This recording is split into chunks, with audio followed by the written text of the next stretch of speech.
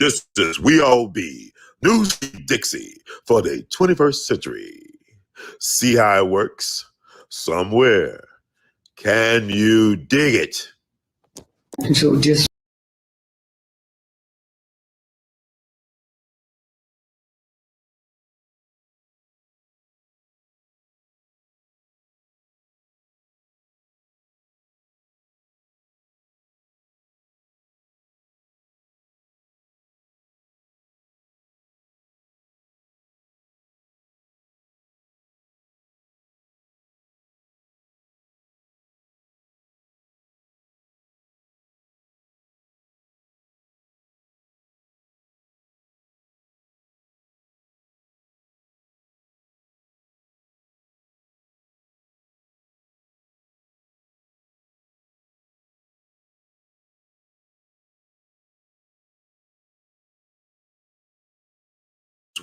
We All Be News-Free Dixie for the 21st century. See how it works? Somewhere. Can you dig it? and so just want you to know. Man, I looked at that smile on your face just now. And the first time I ever wished I was a photographer to take that picture and let the world see that honesty and that integrity. And know some of the things I know, how you drive all over the country to chase us down. Chase us down. Okay? We move so fast. I don't know if you're married. I don't know if you're a family. I don't know if you're a wife. Okay? But when we get on here, we bosom friends. Anytime I see you, I stop whatever I'm doing. Hey, my man, how are you? Hey. Hey, man, what, that's, I owe that to you. It's an obligation that you have. How old are you? Oh, 36. Well, you don't have the right to do what 36 people do. You don't have the right to go to the dance or go to the party. You don't have a right to take that trip to Europe when I might need that plane fare to fly somebody else to feed my people that love me. Mm-hmm. You feed them. Oh, it's one thing being hungry from food. Right. There's another thing being hungry for information. That's right. And that's you to feed her. You got to be the farmer. You got to grow the crop. Huh? You got to till the grain. And at nighttime, when you hear something that sounds like water, you got to go see if the crop's going to be flooded. That's your job, man.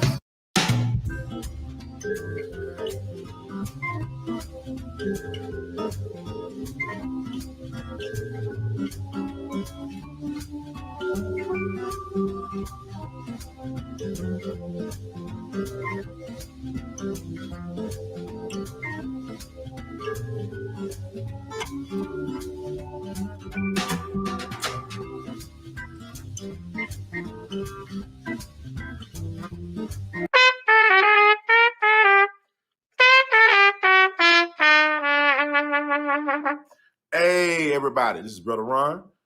I am asking you all to do me a big favor. Think about supporting the We All Be movement. Your donation is tax deductible. The We All Be Group Incorporated is a recognized 501c3. And I'm just asking you all because I want to keep on bringing y'all quality work through the way that I know how to do best. And I'm going to sing my praises and toot my horn. A lot of y'all were not hip to Dick Gregory until Brother Ron brought him on the We All Be platform, until that jingle review we did. Y'all seen another side of Judge Joe Brown, and Judge Joe Brown's message has been amplified. But it was We All Be that brought Judge Joe Brown to y'all back in 2014. And so many others. And we covered so many things. So help us out so we can help you all. Peace.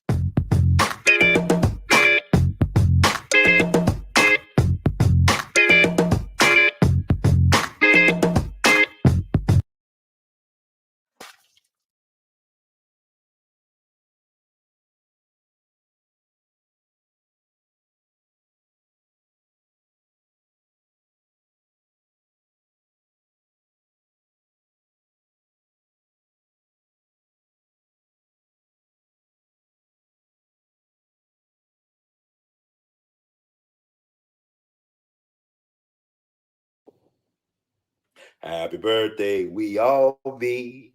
Happy birthday, we all be. Happy birthday, we all be. News, radio, and TV. News free Dixie for the 21st century.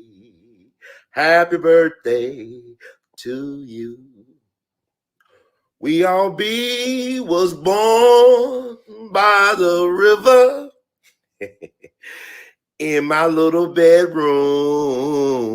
And oh, just like the river, it's been running ever since. It's been a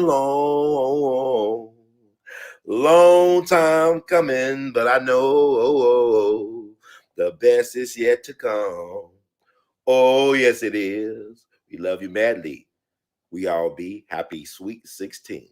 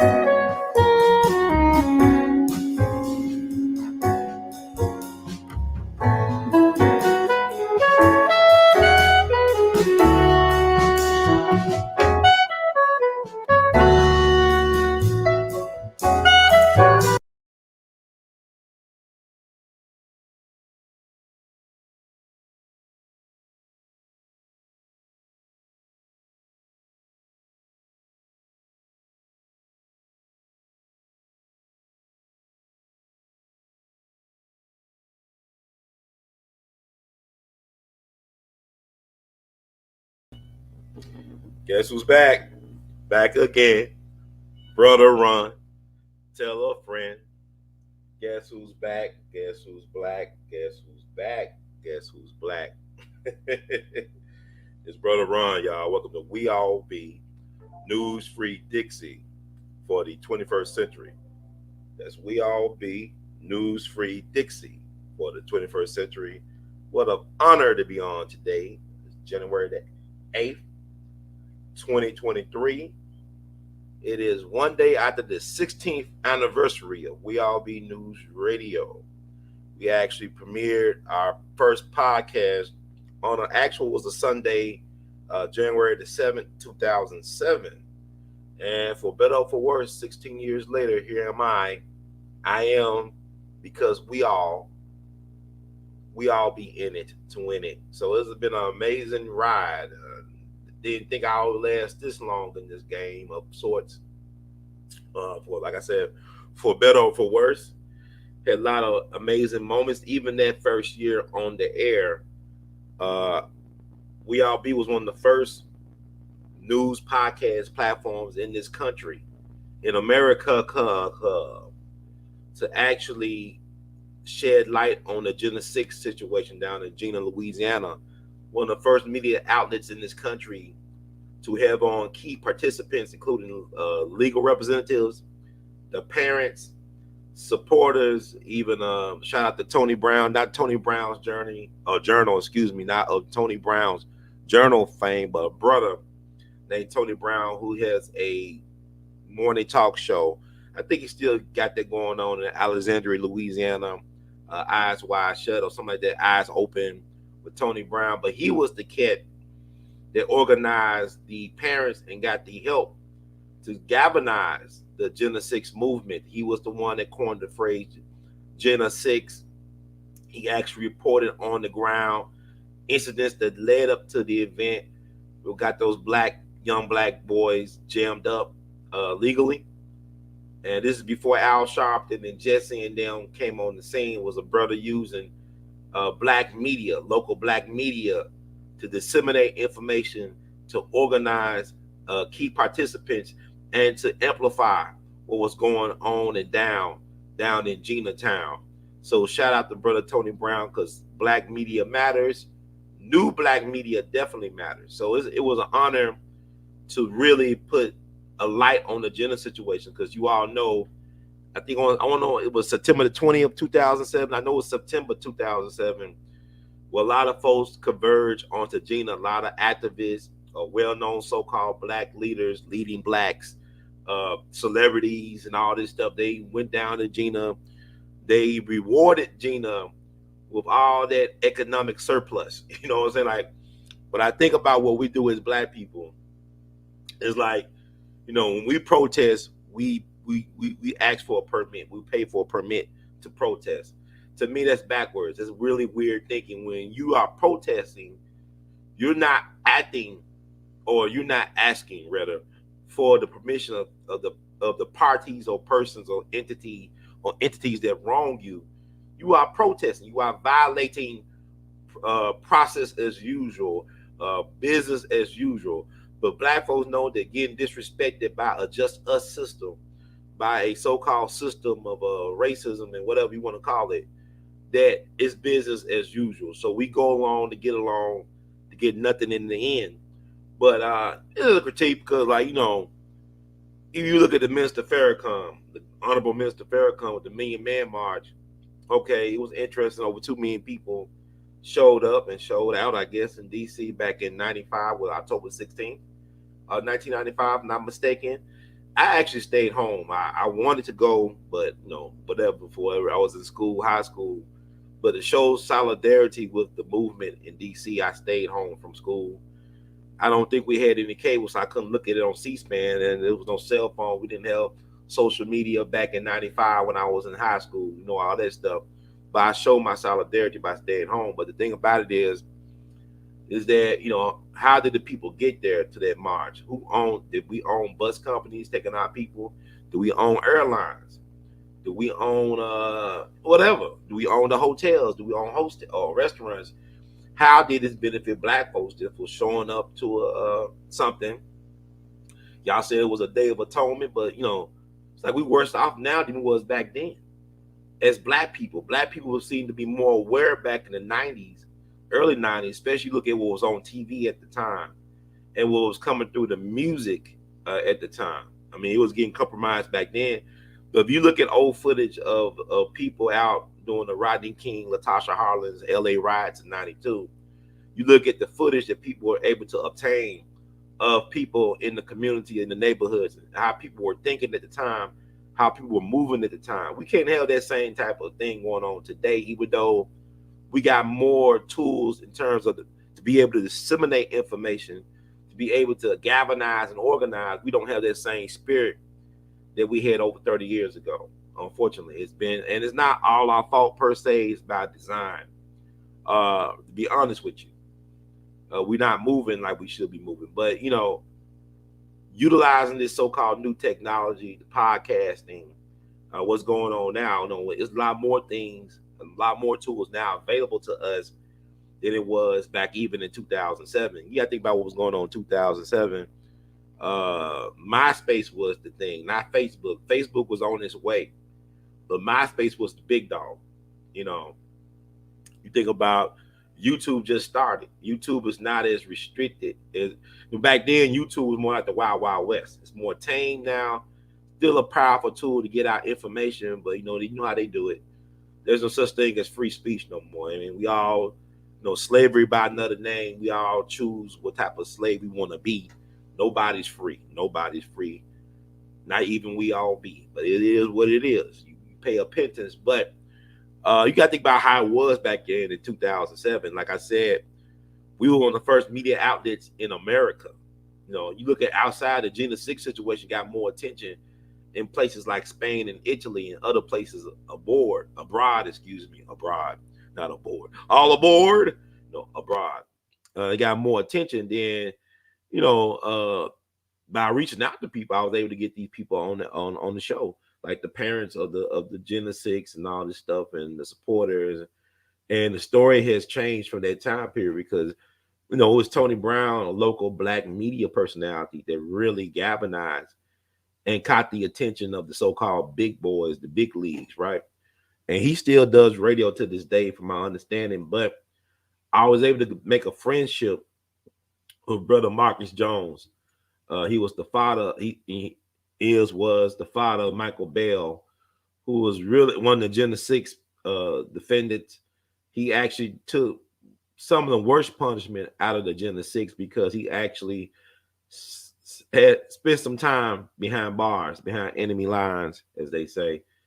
But his father was such a staunch advocate for his son and for his people. When I saw Tory Lanez' father after the verdict, after the trial, whatever, and now he got before the cameras, before the world to support his son.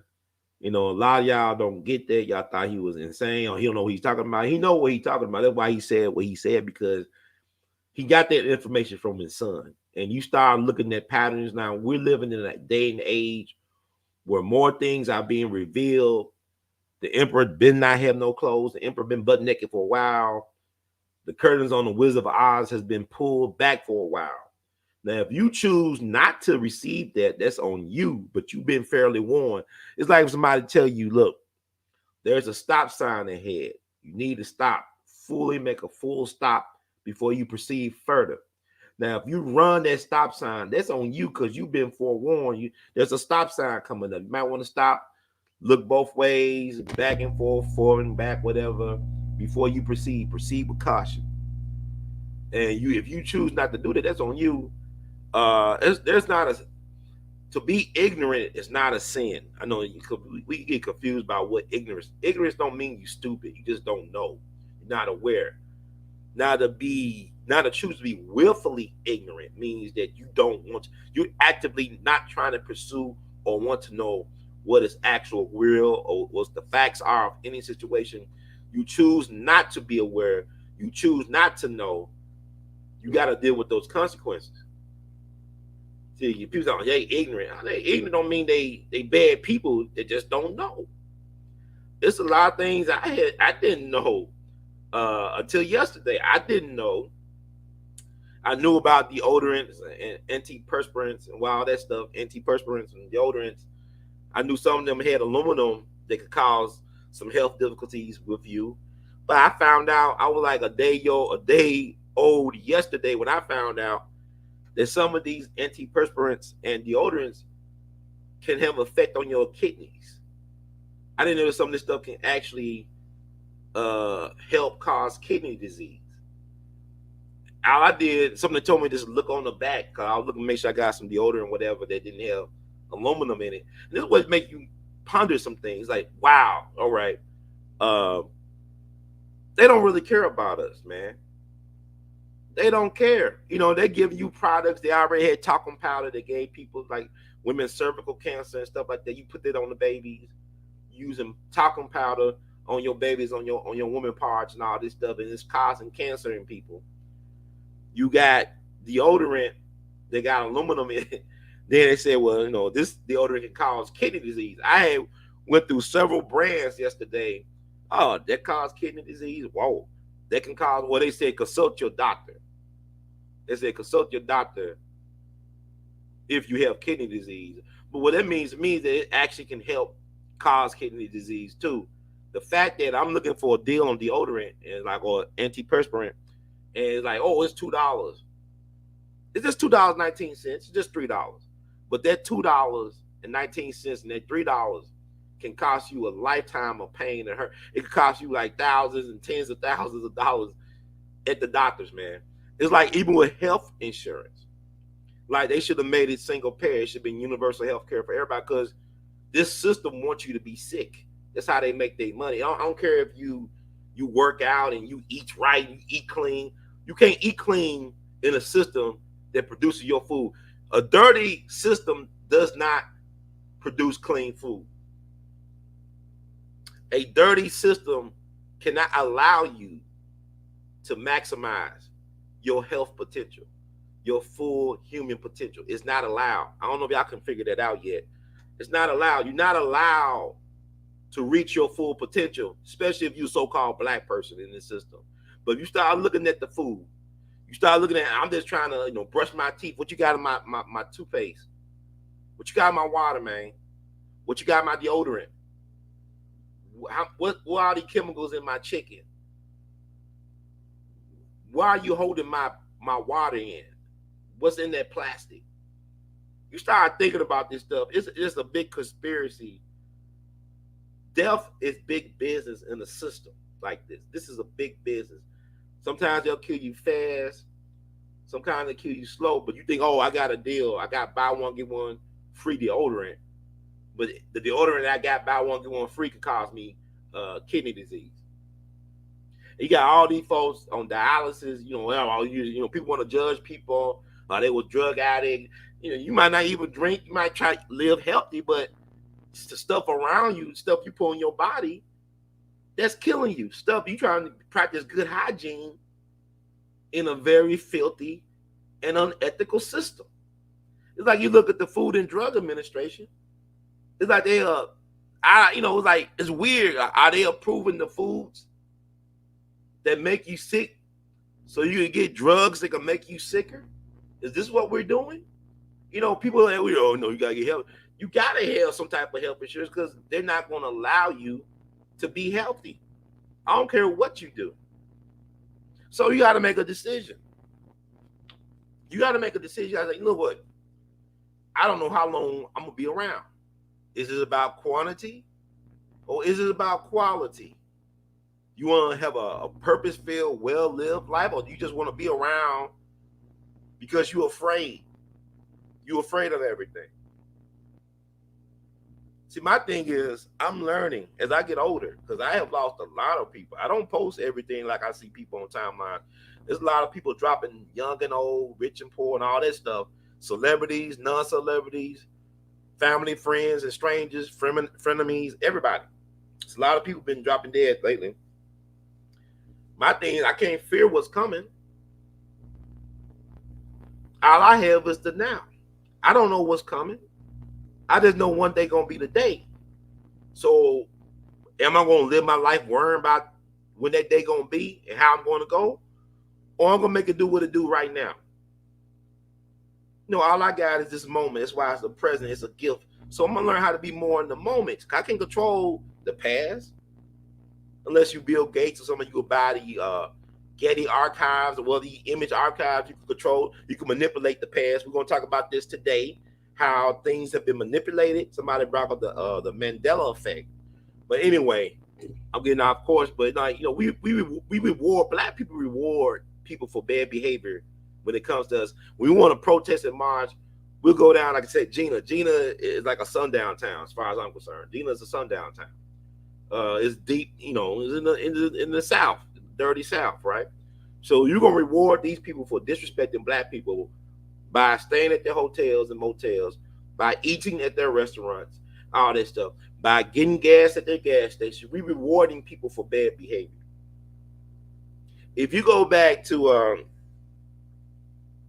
even the Montgomery bus boycott, probably the greatest thing after the civil rights movement was the Montgomery bus boycott. It had its flaws and shortcomings, but it shows what's happening when black man, woman, and child are on the same page. They had a successful bus boycott for 381 straight days. That's a year and some change, right? They brought Montgomery to their knees. Black folks brought Montgomery to its knees, right? And the thing about it was, you had you wealthy black man, A.G. Gaston, who was the wealthiest black man in Alabama. He owned construction companies, different businesses and stuff like that. Dr. King and them would stay at his hotels, and he would bail these men out of prison and stuff like that. He lived to be over 100 years old. A.G. Gaston was a brilliant man. Then you had S.B. Fuller, who was in hair care products and all that stuff. Look up, we don't even know who this guy is. We don't know. We don't even talk about A.G. Gaston, who was a black businessman, prosperous black businessman who believed in giving back and investing in his people. We don't talk about S.B. Fuller, who was arguably the wealthiest black man in America, or the wealthiest black person in America, who actually sold, I believe, hair care products to white people. When they found out it was a black man they'll give them their money to, they kind of shut them down. They cut them down to size.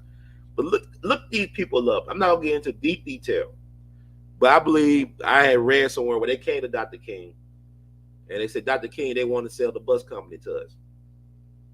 And I love Dr. King. His birthday coming up. His day is coming up. But Dr. King was no businessman. Dr. King should be the last person to be consulted on when it came doing business. And he said, no, we don't want to take their offer. And that, years later, Dr. King He spoke at Mason Temple, his last speech, the so-called mountaintop speech. And what he was talking about at the end that got him killed was economics. It wasn't sitting at the front of the bus. It wasn't sitting at the restaurant at Woolworths. It was like invest in black banks, invest in black insurance companies, boycott Coca-Cola, boycott Wonder Bread, boycott Heart's Bread, boycott anybody that'll take your money but won't give you a job. What good is it to sit in a hamburger restaurant and can't afford to buy the hamburger? That what got him killed. It was not about we shall overcome. It's about, we demand. Power concedes nothing without a demand. And Dr. King and some people were demanding things that power was not ready to concede, so they got rid of them. Our own government did that. Dr. King said the greatest purveyor on violence, the greatest purveyor of violence on the planet is my own government, to paraphrase Dr. King. This is where we at. Our government is violent towards us. They don't care about killing its citizens in their sleep, like Fred Hampton and Mark Clark. Only threat that Fred Hampton and Mark Clark was they was feeding kids before school. They had the breakfast program. They was testing black folks with sickle cell, having a healthcare clinics free of charge for the black community, teaching black folks civics and political education. This is the crimes. They were being humane in an inhumane, insane system. So this is where we at. And when we don't be honest about these things, this is why we can't get nowhere. You keep on telling me we got to be going in circles every generation because we're not actually being honest about what's going on, and we don't want to accept that as what it is. We too concerned about football players and toy drives. No disrespect to Damar Hamlin, but you got black folks getting killed. You got black folks victims of environmental racism as we speak in my city and in cities and even rural areas around the country. Yeah, we got people suffering from illnesses and they're being blamed for getting sick in a system that's sick. You're being blamed for your health crisis when the system made you like this. And this is not to say we don't have some type of accountability and responsibility, but practice that saying, hold the government accountable like they tell us to hold ourselves accountable. Hold them accountable too. Because what y'all don't understand when it comes to politics, I don't have time to vote. I don't want to deal with this mess. It's too much. They ask for too many times to vote. They're not delivering on what we need. The people that you say are the leaders are not leaders. The representatives, the senators at every level, the representatives, they represent the interests or the entities of the things or people that put them there. They are not the leaders. They take marching orders from some entity or someone. Whoever signed them checks and don't bounce, that's who they answer to. They take their marching orders. They're not leaders. Your representative, your state representative, your state senator, your U.S. representative, your U.S. senator, they're not real leaders. They're puppets. Every single last one of them. I look at, I've been doing podcasts and this stuff on and off for 16 years. I never made no Joe Rogan money. I never made nobody money. I ain't made no Tariq Nasheed money. I ain't made nothing. I don't know why I'm doing this. It's therapeutic to a certain extent. Give me a chance to share what I know with people that I'll probably never meet. A lot of times I have met some of you, even talked to some of you from time to time. But it'll give me a chance to do some good while I'm here and try to, pass it forward, so to speak. So I've been doing this a long time. Not always with a lot of fanfare, a lot more criticism than praise, and rightfully so in some instances. I fell short, but I still keep on going. Like a Jegna of mine once told me, the only way you can fail at anything is if you stop trying to do something. If you stop trying to do the thing that you do, that's the only way you fail. No matter what people say, the only way you fail is when you quit. When you give up, give in, and give out. My thing is that I'm at a point now, I'm interested to see how this plays out. You know what I'm saying? I'm more interested in how my hand plays out in this situation, and how much I can go. Because I'm a bad guy. I'm a bad man. I realize that now. Because Dick Gregory, you say you can't be a Bentley in the hood, right? I've been a Bentley all this time, didn't even know it. And it's things that I'm not gonna put up with as I get older. I can't afford to. Because time is moving fast. I can't believe it's January the 8th, 2023. It's like still should be September 2022 right now. It still should be September 2022. Or probably even January of 2022. The stuff is moving so fast. But I got things to do. And I gotta do it at my speed. I gotta give myself a chance to succeed. I'm not interested in having the kumbaya. I'm not interested in get along gang type of mentality, group think. I ain't the group think mafia. Not interested in none of that. The group think mafia. I'm not interested. Not interested in being Mr. Popular. Most times the things are the most popular things are probably the most wrong things to be popular. Sometimes the most popular things, sometimes the most wrong thing to do. Even the most popular people are not the people that should get all the acclaim and recognition. But we live in a filthy, unethical system. So you got to have your own moral code. That's very important. Very important. It's crazy out here. But thank you, X33, for the donation. We love you madly. Thank you so much. And happy birthday, We All Be. Yes, We All Be. Actually started the We All Be movement like April Fool's 2006. I actually had the epiphany. Thank you for the crazy 8, man. I had an epiphany while I was in New Orleans. We were protesting early voting. The year before 2006 was Katrina catastrophe, right? Hurricane FEMA and Katrina had a baby. And so I went down with a church group. We had a charter bus. We're down to New Orleans for a day to protest early voting for mayor, because a lot of folks that used to live in New Orleans, they were not in New Orleans in April of 2006. They've been relocated throughout the whole country. You got to think about what happened in Katrina. Very traumatic, right? We're almost 20 years after Katrina, almost. About this year will be the 18th anniversary of what happened. And we didn't have no social media back then. We didn't have no on MySpace, was YouTube. I don't know what YouTube is in infancy, if it was around. Social media is not what it was. No, it was no social media really. We had email. We didn't have we didn't have Black Planet. But you had a lot of folks that were relocated really against their will. Why are they sending Black folks that never been outside of New Orleans to Utah or to Oregon and places like that? When you used to be in a predominantly Black environment, they got you in the whitest of white places like Utah, Oregon, or Idaho. And how you supposed to get back home? So that's all by design, man, because a lot of people attest that they heard them levees got blown up. Because really, the eye of the hurricane didn't hit New Orleans from out. It hit like on the Mississippi coast, the Gulf Coast, right, of Mississippi, whatever. Biloxi got hit real bad.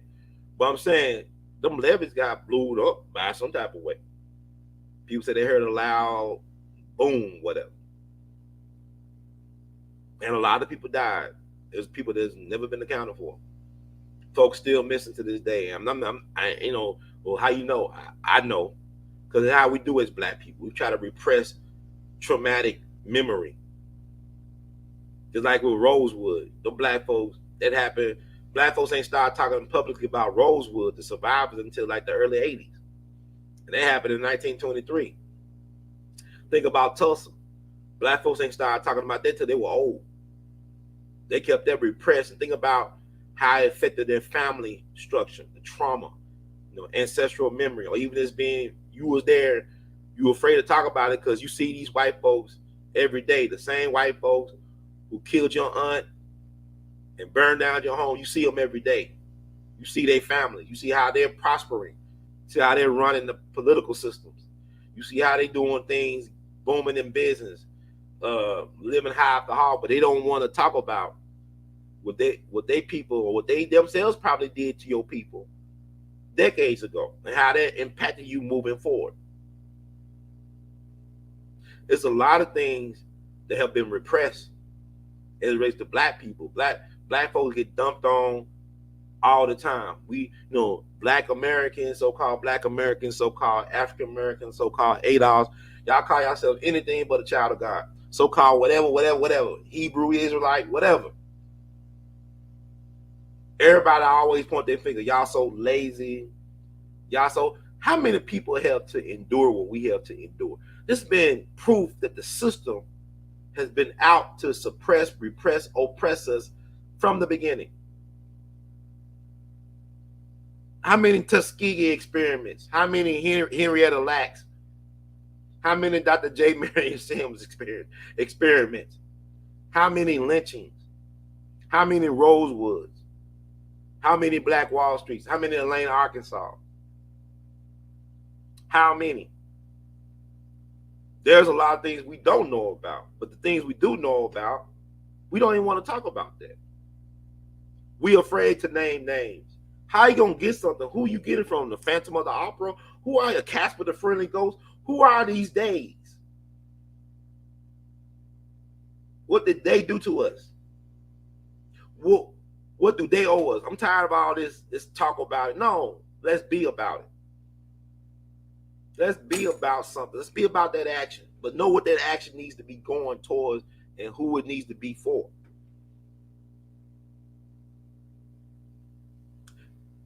This is serious stuff here. But the thing about it is, I can't take us seriously because we still worry about foosball. I ain't worried about no football. Dallas Cowboys, I don't know. They were losing when I saw it. I don't care. Don't affect me. No, I don't really care about the basketball. Y'all talking about Luka. Luka ain't no Larry Bird. Larry Bird, the greatest white boy who ever played basketball. Larry Bird is the greatest white basketball player of all time. Luka can't touch Larry Bird. Basketball today is not what it was back in the day. It's like with football. They're going to have women playing football. The same football you saw that player went down for a heart attack. They're going to start having women playing football. Watch. It's going to be women playing professional NFL football. You think that can happen? Look how we doing. Pronoun mafia. They want you to believe that a man could have a baby. Okay, maybe. I don't know. You got people here got 5,000 degrees. Yeah, why not? Okay. Whatever. Okay, whatever. Y'all elevate people that ain't. Y'all make anybody get killed by police. Malcolm X, or Medgar Evers, or Dr. King. Yeah, I said it. Y'all make anybody. I don't know these people. Track record. I never heard of these people. I mean, it's unfortunate, but I know. Don't go there. Do not tell me that these folks. Y'all don't even pay. Fred Hampton was a victim of police brutality. Where are all the murals and all the stuff that Fred Hampton singing? Why he's not talked about like y'all talk about George Floyd or Breonna Taylor? The government actually targeted him because of the work he was doing to try to empower people. No disrespect to the dead, but I just wonder, like, the low vibrational as a collective. You also think about the low vibrations of the music. You got to think about what's going on with Fred Hampton with the music. When Fred Hampton was walking the earth, what type of music was out there? What type of soul music? You had Curtis Mayfield. He had civil rights anthems, Say It Loud with James Brown. You had Aretha Franklin. You had Nina Simone. You had all this Marvin. You had Marvelous Marvin Gaye. You had all these people. Hell, even Bob Dylan making protest songs. He even made a song about Emmett Till. Yeah, Bob Dylan. And Bob Dylan loved him some chocolate women. He loved him some black women. He wanted to marry Mavis Staples, excuse me. But also he was interested in a friend of mine who was one of Medgar Evers' workers. He used to work with Medgar Evers. He actually wrote a song about her. She's a black woman from Mississippi, good woman. He actually wrote a song about her. He used to visit her down in Mississippi back during the Jim Crow days. Bob Dylan used to go down. I'm gonna go down there, man. I'm gonna go down there. Now eat some hot chocolate. You know. But anyway, getting back to I did Agenda 6 the first year we all be. We did several podcasts about the Agenda 6 movement. I was a freelancer for the Memphis Tri-State Defender, and I will write stories based on my interviews with key participants in the agenda movement. And so I was like baptized by fire that first year, like just going in, and because like the first show really, like my purpose for starting We All Be Radio was just to really just record these amazing conversations out here with friends and family for posterity. So like every Sunday, just about for several weeks, I'll have some of my friends on. We'll be talking about this different things, what's on our minds, and current events and stuff like that. And one by one, they started falling off. They couldn't do it every Sunday. So what I started doing was I started looking at MySpace. I started reaching out to all types of different people, and emailing people. Actually had the chance to access the Civil Rights Movement Veterans website. Got a lot of my early guests from that website for the Civil Rights Movement. Made some lifelong friends. Some of them no longer here. They righteous ancestors now. But I had a chance to befriend some of these people and to get their stories for posterity. So I'm grateful for that. And I guess I need to back it up. I'm getting really deep into that first year of We All Be radio, but I need to give props where props are due. And this is We All Be, News Free Dixie for the 21st century. That's We All Be, News Free Dixie for the 21st century. So I got to give props, man. I got to back it up to 2006. Like I said, I had an epiphany to start the We All Be movement back in April 2006. We were protesting the early voting for the residents of New Orleans because a lot of people had not made it back to New Orleans after Katrina. So they were trying to do a land grab, bamboozle, land grab, justification move, which has happened, of course. And we was walking. They're going, I don't know, it was the Danziger Bridge, whatever that bridge that our people was walking. They were trying to get to another parish, to escape New Orleans, and they got turned around at gunpoint by white people. So they went back into New Orleans. So we actually walking across that bridge to get to that parish to make a point. And it's no telling how many black folks were victims of white terrorism during Katrina, because Cynthia McKinney, the Honorable U.S. Representative Cynthia McKinney, they character assassinated her several times. Our people don't even rally behind or around people like Dr. Cynthia McKinney now, like we should have. And she talked about how they were white people going around hunting black folks down in New Orleans post-Katrina. They were in groups of posses and stuff, hunting black folks like we were deer. And folks thought she was over-exaggerating. But I remember footage coming out a little bit after the time when they showed white people, like all white groups, like militia groups with guns, saying racially insensitive stuff about black folk and wearing their army fatigue, and camouflage and all this stuff. But anyway, you got them type of white folks everywhere, whether it be the Ozarks or the Appalachians or whatever, or Louisiana. They're everywhere. But the point is that I had an epiphany on that bridge. I said, we don't really have, this is back in April 2006. I said, we don't really have a lot of media outlets that put black folks' needs and troubles and agenda first. So I said, I'm going to start We All Be. And We All Be stand for World Enriching, Activating, Liberating, Love, Beautification Experience. And I was a big fan of Sun Ra. Sun Ra really saved my life in college, which is interesting because years later, I ended up helping bring the Sun Ra Orchestra to Memphis with the help of Mike Curb Institute at Rhodes College. We brought them here back in the fall of 2018. And the members told me it was the first time they played in Memphis. I said, even when Sun Ra was in the flesh, I never played Memphis, and not to our knowledge. So very historic event. But We All Be was inspired by the philosophy of Sun Ra, one of my favorite musicians and visionaries of all time. And so I came back home, and what I did was I registered me a blog spot. You know, you're a blogger, blogspot.com. I started me a blog. So I would just take, our articles I seen on the web and repost them there.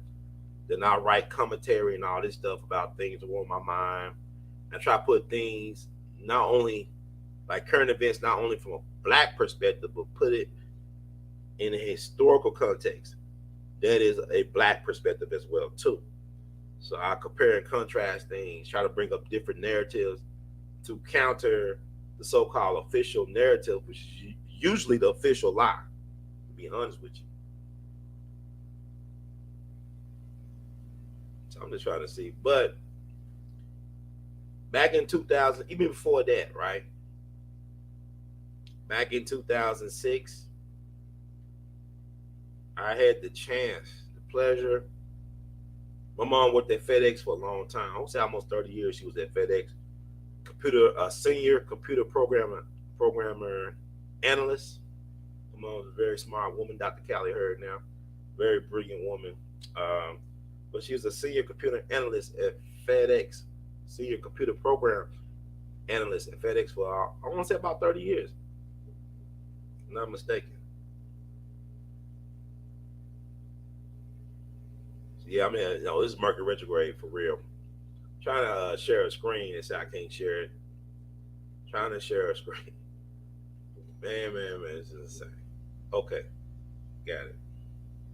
So I was at FedEx for their Black History Month celebration at their world headquarters. At the corporate world headquarters. FedEx is headquartered in Memphis. People get this bad rip about Memphis. A lot of great organizations and brands, household names were started in Memphis. You think about FedEx was started here by Fred Smith. Holiday Inn was started here back in August of 1952 on Summer Avenue. The first Holiday Inn was on Summer Avenue in Memphis. I want to say that was maybe August 4th, 1952, something like that. They had their keynote for the Black History program. That's Juan Williams. He used to be an NPR commentator, host, whatever. Y'all might know him from like being on Fox News and stuff like that. He's a well-known talking head and also historian. Did a lot of work on the American Civil Rights Movement. Got books on that. Pretty decent guy. I mean, you might not like his politics and points of views, but he's not a dummy. He got his reasons for being who he is. He was the keynote at FedEx corporate headquarters for their Black History program. So I met him afterwards. I gave him one of my prints of my artwork. That's St. Charles with Charlie Parker. I'm a big Charlie Parker fan, whose dad was from Memphis. My great uncles actually grew up with Charlie Parker in Kansas City. He used to play at my uncle's venues like restaurants and whatnot. But anyway, one second he was impressed with me and what I was trying to do. I was 20. How old I was at? 25. Still had me some hair on my head. Used to have a widow's peak. Life is funny. If I had a time machine. So, still a young guy, just not, maybe 25, because it's February 2006. So he gave me his personal phone number. So I kept that number. So towards the end of 2006, after I started We All Be, I called Juan Williams up. He said he could give me about 10 minutes of his time. I told him, look, I said, I'm very troubled on how Black people are portrayed by so-called mainstream and traditional media. I don't feel like there's enough outlets out there that talks about things from an African-American perspective. I think we're being shortchanged a lot in terms of how we're being represented in media. And basically what he told me, he said, look, you get with some like-minded group of people and y'all start something. I don't care if it's like a newspaper or a radio show or you do community TV. Just find a way to get your message out there. Find a way to get the message out about what you're trying to convey and stuff like that. Just find a way. He didn't tell me how to do it. He just told me watch. He just basically, let's find an outlet, get with some like-minded group of people and make it happen. So that was like the first, and that's the last time. That's the last time I spoke. That was old man. It's back in 2006. So what is that? That's 17 years ago. So my mom is a big advocate for community service and educational empowerment for our young people. Our organization has hosted several different events throughout the years that talk about why community service and college preparation. We sponsored like several ACT workshops at different venues at UT in Memphis, at the Urban League, at the National Urban League Memphis location offices, different places throughout the city, churches, whatnot. We sponsor ACT workshop preparation programs and college preparation programs and community service programs. So my mom had a name. Her name was ringing out there. There was a lady that contacted her in December 2006. She wanted to interview my mom on her Blog Talk radio platform.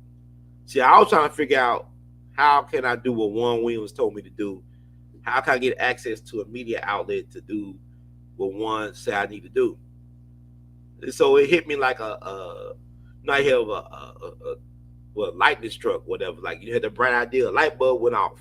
Like I had like a light bulb above my head, not literally or physically, but oh, eureka! It was a eureka moment for me. So I could sign up for Blog Talk Radio and start doing podcasts.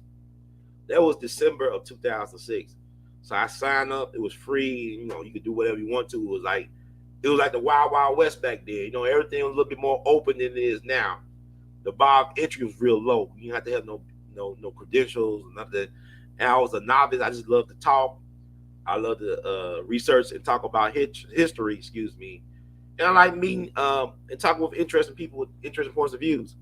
So I signed up for Blog Talk Radio in December of 2006. Did my first show January the 7th, 2007. I need to upload that show. This was posterity for historical reasons, because like all my Blog Talk Radio podcasts I took down. I got them saved and backed up. That's another thing. We need to start taking ourselves seriously to save and protect our intellectual property, our God work for future generations. And also, one day that could be a form of revenue. People want to pay for license rights to certain things. You have a guest on, and it might be the person that they might need their sound bite for a documentary or whatever. You can license out the your intellectual property, and it could be a form of revenue to help you build generational wealth. Not saying that people are interested in what I got to offer, but we got to take ourselves seriously enough to do and preserve our work. So, one of my first big guests on the platform that year, 2007, was Dr. John Hope Franklin. And Dr. John Hope Franklin was one of our greatest historians of all time. He's a survivor of Black Wall Street, of the Tulsa Race Massacre. His father was a prominent figure in the Black Wall Street Tulsa Race Massacre. He survived too. They put his father was a lawyer. He wrote an autobiography about his life. It's an interesting life. His father survived the Tulsa Race Massacre, was put in a concentration camp, but he was the guy. Dr. John Hope Franklin's father was one of the men. He was a lawyer, a very good lawyer. He made sure that Black folks were able to come back and rebuild Black Wall Street. Like he fought it in the courts. They were trying to get rid of Black people, but y'all don't understand the Black Wall Street thing. People lost their livelihoods. They lost their lives, their businesses, their homes, their way of life. Their family was traumatized. They lost family members. But not one insurance company paid one red cent to any of the victims of the race massacre. Black folks had insurance policies. They didn't even want them to rebuild Black Wall Street. But it was Dr. John Hope Franklin's father that fought for the rights of Black folks to rebuild. And rebuild they did. Because really, Black Wall Street came back bigger, blacker, and better after the race massacre. See, this is who we are. We are the alchemists. We are amazing, resilient, resourceful, brilliant people.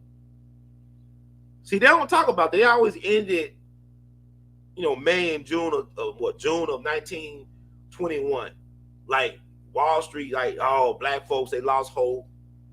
Some black folks left. They did leave Tulsa. They left Oklahoma, but a lot of black folks stayed and rebuilt, and they came back bigger and stronger than ever. What took out Black Wall Street was them destroying Jim Crow. Killing Jim Crow destroyed Black Wall Street.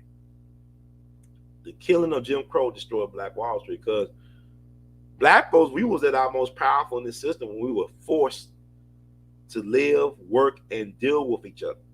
So why we can't, black folks, when the system forced us to work, deal, and live with each other, we had a stronger community. You look at, some of the best educational institutions. Now you have exceptions. We never got our fair share in terms of economic resources to help really support and empower our educational institutions among other institutions. But some of the best, schools in the country were all black schools. I can even talk about Memphis. We had a place like Manassas High School where Jimmy Lunsford started. Booker T. Washington High School where Maurice White, the founder of Earth, Wind, and Fire, he's from Memphis. I know they always talk about Chicago. Yeah, it's people from Chicago too. But Maurice White was born and raised in Memphis. He went to Booker T. Washington High School. Not that far from where I'm doing this podcast. But you had, people going to not only just HBCUs, they were going to the white universities and dominate. A lot of black folks came out these schools brilliant, well prepared, because you had teachers that cared about people looking like them succeeding in a hell-bent world, hell-bent on destroying them. You had prominent educators, brilliant educators. Like when I talk about Booker T. Washington High School, where Maurice White went to, right down the street, not that far from me, you got to understand, you had Lucille Campbell. Lucille Campbell is the mother of gospel music. She taught and trained people like Marian Anderson, like Mahalia Jackson. She discovered and trained Dr. King's favorite singer, a black dude from Memphis, not Mahalia Jackson. Now, he loved him Mahalia, but black dude from South Memphis named J. Robert Bradley, who was one of Lucille Campbell's proteges. That's his favorite singer, Mr. Baptist from South Memphis. She taught at Booker T. Washington for decades. Then you had the late, great historian Nat D. Williams. He was a teacher at Booker T. Washington for a long time. He also held the distinction of being one of the first black radio DJs in the country, because you got to understand that black radio was invented in Memphis. It wasn't invented in Los Angeles. It was not invented in Chicago. It was not invented in New York. It was invented in Memphis, Tennessee, back in October of 1948 when WDIA premiered the first black radio format, all black radio formats in the country. So black talk, black radio was invented in the same city that gave you Ida B. Wells Barnett, the investigative journalist, who started out as a school teacher. Well, I want people to understand Memphis is one of the places where we cultivate master teachers. Like I said, Memphis had produced its fair share of preachers, pimps, and lawyers. We have produced our fair share of preachers, pimps, and lawyers, sometimes 3 in 1. You get all 3 of those in one person.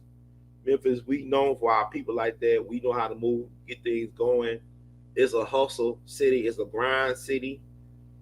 It's a tough city. It's a small little tough city. But if you can make it here, you can make it anywhere. And like, Memphis cats, we go all over the place. We go all over the globe.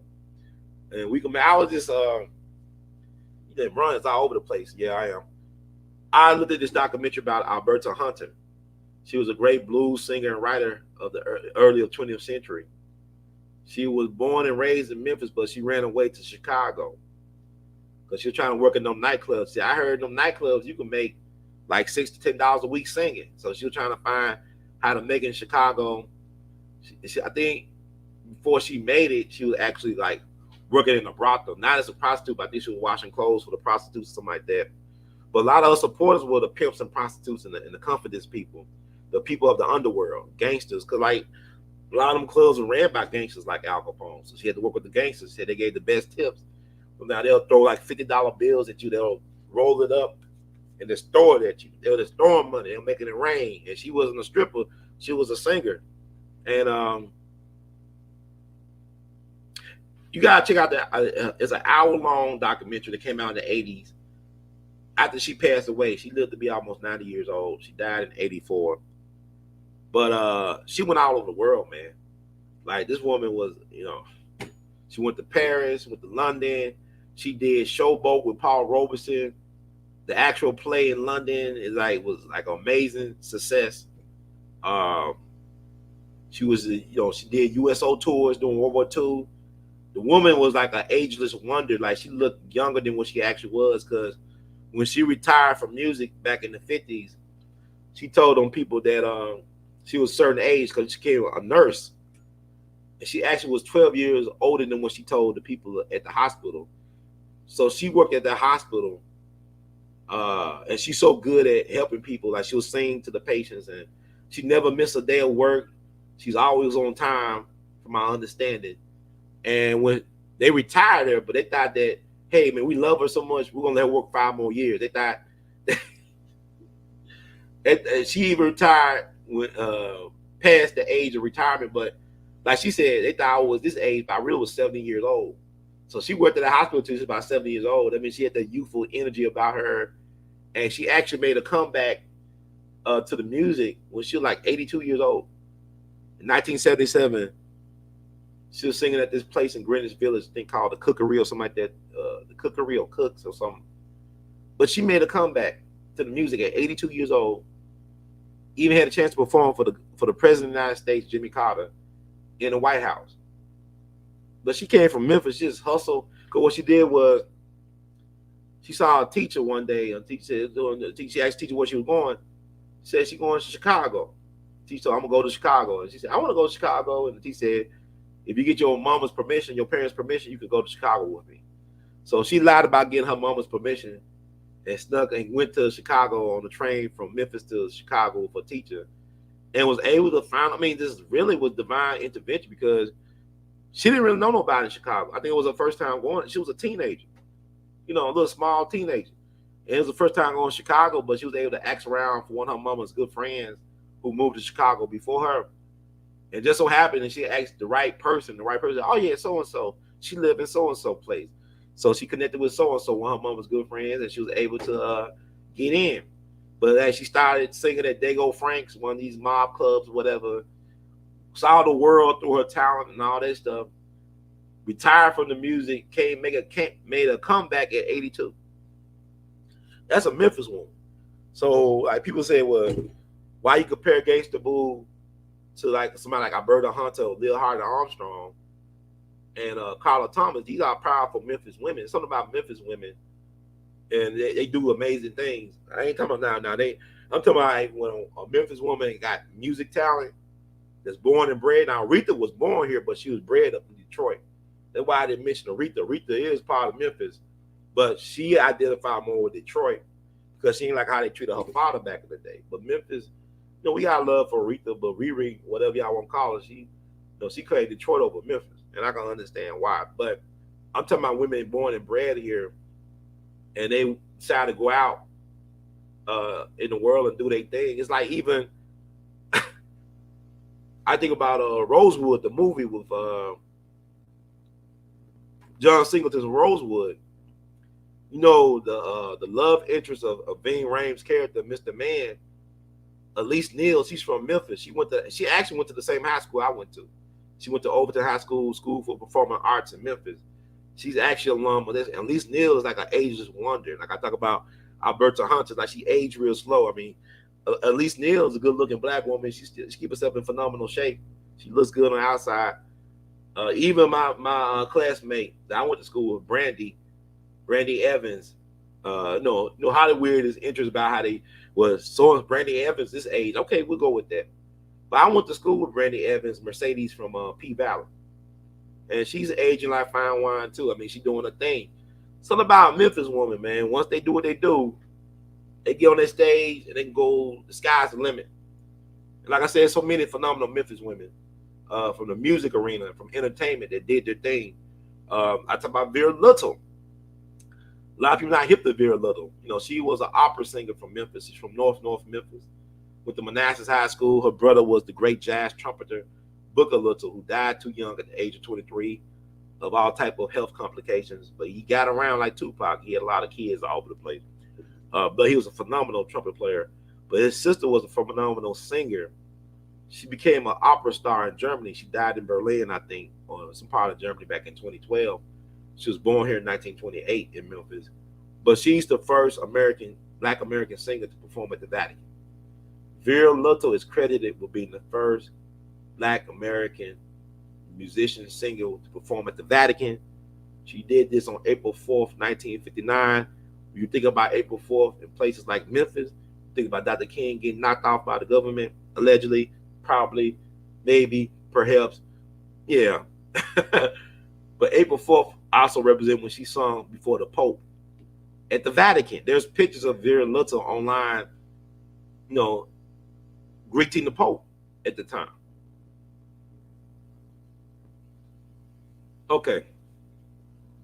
So, thank you, Juan D. Williams, for the encouragement. Also, Marcus Jones, the father of Michael Bell of Genesis 6, he's passed on. He's a righteous ancestor. But he was my connection to Dick Gregory. He encouraged me to start interviewing Dick Gregory. He gave me Dick Gregory's home phone number. It was interesting. I called it. It was a maid that picked it up. I think it was Lil, because Lil is known to be shy. From my understanding, she was sometimes act like she was the help, but it was her answering the phone. So the woman on the other end of the phone told me, gave me a fax number to fax my request. But I actually postponed that. I didn't follow through right away. I think, I don't know, it was like a year or so later. I first interviewed Baba, I want to say March of 2011. So maybe like a year or so later that I actually follow up on trying to get Dick Gregory on my show, and the rest is history. But I want to thank our brother Marcus Jones for encouraging me to reach out to Baba Dick Gregory. And both of them no longer here. Marcus got killed in a questionable, tragic, unfortunate car accident outside of Gina back in December 2014, just not that long after he saw his son graduated with honors from Southern University. He was dead in his early 40s. And I miss brother Marcus, but I had a chance to talk to his mom. I don't know if his mom's still around, because she was an older woman back then. She had Marcus late. I think he was the last of her kids to really be around. And he was late. I think she had him in her 40s or something like that, but she loved her Marcus. So I want to thank their brother for really encouraging me to pursue Baba Dick Gregory and get him on it. It benefits you all, y'all. But I think about Marcus from time to time. And okay. Thank you so much for the donation, Duran the Observer. Thank you so much. Black over everything. Yeah, black, all black everything, man. Thank you so much for that donation. And the time just fly by. You know, I know today is Elvis's and R. Kelly's birthday. I may do another show tonight about R. Kelly and Elvis, because it's like some things I think people are weird about Elvis. Black folks know they love them some Elvis, man. We gotta stop lying to ourselves and to the people. Black folks love them some Elvis, man. I'm a fan of Elvis. I don't listen to his music a lot. My favorite Elvis song is actually Suspicious Minds. Not the one he did in Vegas or live in concert, but the one he did in American Studios with Chip's Moment. I think he did several takes of Suspicious Minds. I want to say version 7 or 8 are my favorite. No real call there, no trap. Okay, listen to Suspicious Minds. It's a good song. Elvis had some stuff to him. But we're going to talk about that maybe. I want to do another show after this. But I'm talking about the hoodwinking of Rosewood. It's just interesting how, you know, I can remember going to the Tulsa stuff. We went to Tulsa in May, me and my sister, Melissa, Mo Cindy. Shout out to my sister, Molisa Esquire. She's a lawyer. Shout out to her. And Hattie B, her fur baby. But we actually went to Tulsa back in early May of 2021. And Tulsa is weird. It's a weird place, man. Like, I don't know if people be honest with nobody, but them white folks are off. Like, you know, I'm from the South. I've been to Portland, right? I've been to Oregon. You can tell they don't see a lot of black folks up in Oregon, but Oregon is so beautiful, man. I don't know. If y'all need to go check out the Pacific Northwest, it's gorgeous out there, especially during the summertime. Oregon was an amazing place. I went on the coast of Oregon as well as to like Portland. Nice. There's not a lot of us up. There's not a lot of black people up there, but Tulsa's like weird. The energy is off. The white folks are strange. People are strange in general, but them white folks are interesting out in Tulsa, man. I tell you, they're an interesting bunch. And I did have my fair share of dealing with interesting white people. And we went to Tulsa. But Tulsa is cool too. It's like weird and cool. A lot of interesting, like it's like kind of like quirky. If y'all haven't seen the Tulsa King with Sylvester Stallone, check out the Tulsa King. It's interesting. I like the Tulsa King. I think one of Sly Stallone's best works, man. I really enjoyed it. But Tulsa got a lot of interesting historic landmarks in it. Like, you know, you go to Oral Roberts University, they got them big old giant prayer hands, man. Like Oral Roberts, you know, big prayer hands, man. Like amazing. Then they got all type of different landmarks, unique, quirky place. It's a place where you get a lot of good postcard pictures of. You know, they got a lot of great images that will make for great postcards, and they do make for great postcards. But they were doing their thing. They make sure that you know about Black Wall Street. We went to the heart of so-called Black Wall Street. Me and my sister went to a black-owned coffee shop. Pretty good coffee, but they don't own the building. They lease it. So we went from owning to renting. Black folks don't own anything down there, I don't think. I could be wrong. But like I said, Black Wall Street came back after 21. But Jim Crow and urban renewal, or what James Baldwin, I think, said Negro removal, that killed Black Wall Street. It wasn't even the white terrorism of 21 that killed Black Wall Street. The system that sponsored the white terrorism killed Black Wall Street. Because they knocked down, they made sure that, you know, they put the expressway, whatever, right through the heart of Black Wall Street. You go out to places like L.A., how they use expressways to divide the city, to divide the community, the so-called black sections. So they couldn't even build buildings above certain level because of that expressway running through what used to be known as Black Wall Street. They know exactly what they're doing. But if you go there now, you got black businesses, but they don't own the buildings.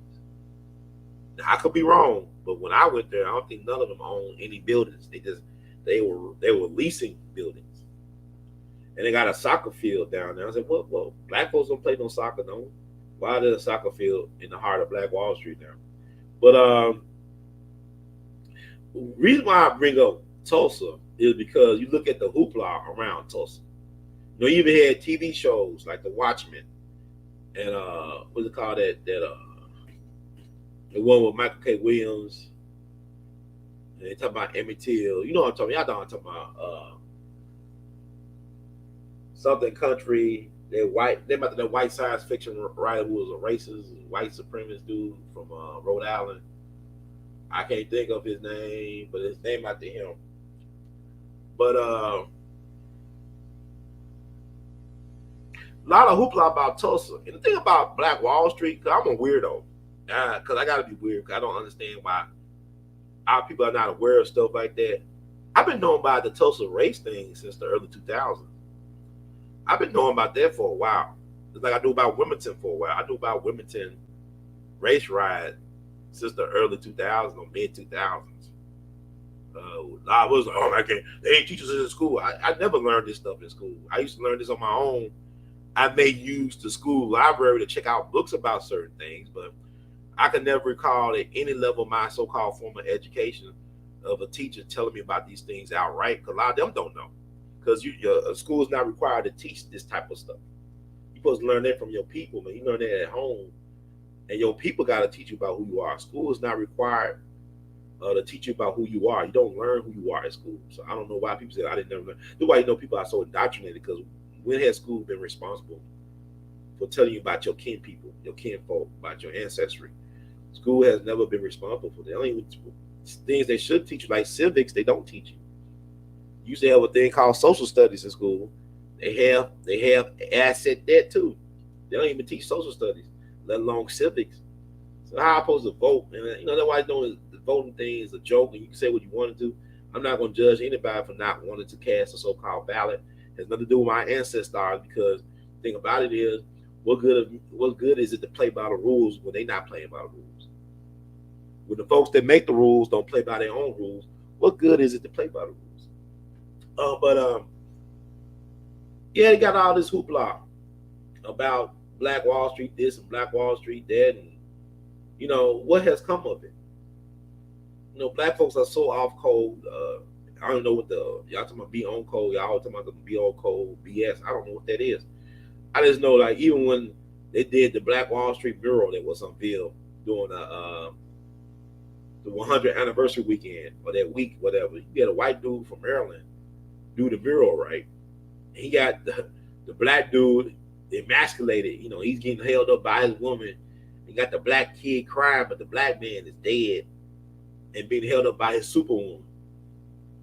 That is a joke to me. I mean, now the dude has talent. I mean, y'all couldn't find. I met black artists in Tulsa that month. They could have did that in-house. They could have hired a black artist to do that. It's like even with the Dr. King Memorial in DC, you don't get a Chinese communist artist to do Dr. King's likeness. You got Ed Dwight, one of the greatest living American sculptors, still around. He wanted to do it. You got a lot of black artists that could have did that in this country. We talked about that on the show. 2007 on We All Be Radio, on Blog Talk Radio. We talked about, I think Gilbert Young, a well-known prolific black American artist. I had Judge DeArmie Bailey, who's a friend of mine. He's a righteous ancestor now. But he's a co-founder of the National Civil Rights Museum. He was in the movie. He was in The Preacher. He was the preacher in How Stella Got a Groove Back. He was the judge in The People versus Larry Flint, when Woody Harrelson was throwing citrus fruit at his head. He was the one dodging it. That's my friend, righteous ancestor now. He was on the program talking about it too as well.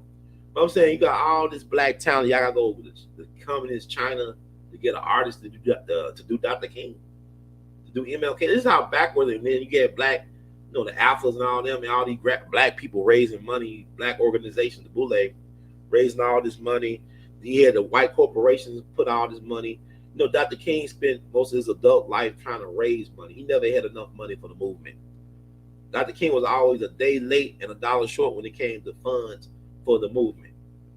But yeah, all these corporations open out their checkbook with a blank check. You write as much you want to, and we'll build this monument to Dr. King in DC. Now they're trying to destroy Dr. King again. We're gonna release these national files, the files of National Archives. We're gonna bring King down. Folks that lived off his carcass, vultures that have been pecking at his carcass for decades.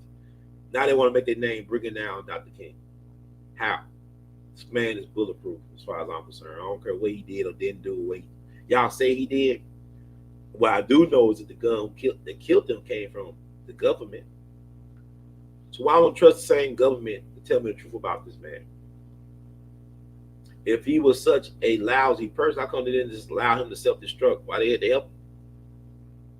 I mean, William Sullivan, who was like one of the top goons at the FBI, he was the one writing them poison pen letters to different leaders. Like, he was the one that wrote the letter to encourage Dr. King, you know what to do, kill yourself.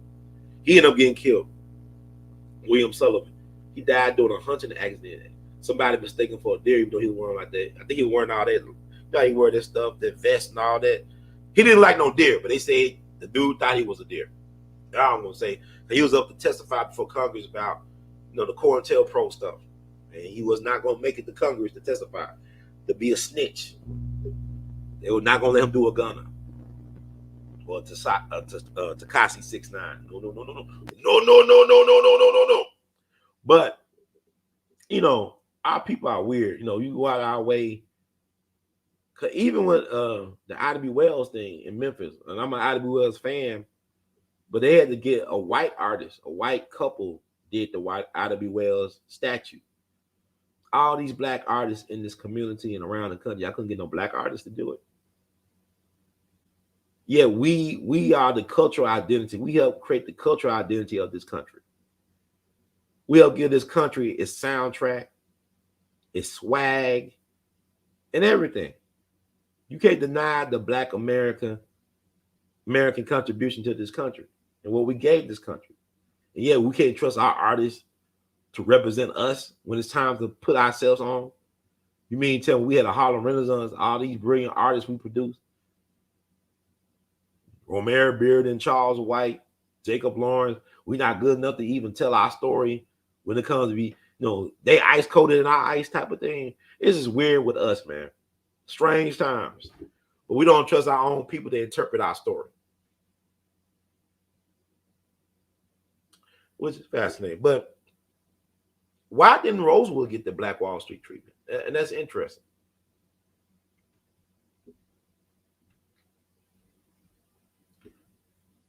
I don't know. I might do the Elvis R. Kelly show tomorrow. I don't know, man. I'll be tired, man. I ain't gonna lie to you. There's a lot going on with me. I'm trying to get my mind right. There's so much stuff going on. But I'm gonna show you how they do these trickery, the sorcery. You see that? Check that out, right? Rosewood. I remember seeing Rosewood, the John Singleton movie back in the day. That was a powerful piece of propaganda. I love that movie. That movie was amazing. John Singleton, whatever faults or whatever he had, like I agree with him about the Tupac thing when he want to show Tupac getting violated in prison. I want to give John Singleton, I wish I could have gave him his flowers in person, but I think he has a wonderful legacy he has left behind in terms of portrayal of the black story of black people on screen. Like Boys in the Hood, he should have won the best Oscar for director for that. It was a masterpiece. A lot of his movies he did, even like Hustle and Flow, he helped produce. Like he said it, he thought he had more juice than he did. He realized with Hustle and Flow, he didn't have the juice he thought he had in Hollywood. But nonetheless, 3 6 Mafia did win the best Oscar for original song. So that's a win for John Singleton too. Then the Four Brothers movie. John Singleton did a lot of great. The First Shaft with Samuel Jackson. He did a lot of great movies and contributed a lot of great things to our people's cultural legacy. But the Rosewood movie was pretty good. Now, it's Hollywood, so they had to put the great white savior in the movie. And he actually had a white dude, Mr. Wright, who owned a grocery store in Rosewood, who helped hide a lot of the black women and children. He's like the black version of Schindler's List. So he helped hide a lot of black women and children in his house, in his home, on his property.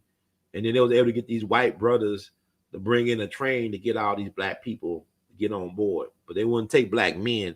But they did take some black male teenagers on the train from understanding of reading survivors' testimony and stuff like that. But the Vin Rames character was a World War I veteran named Mr. Man.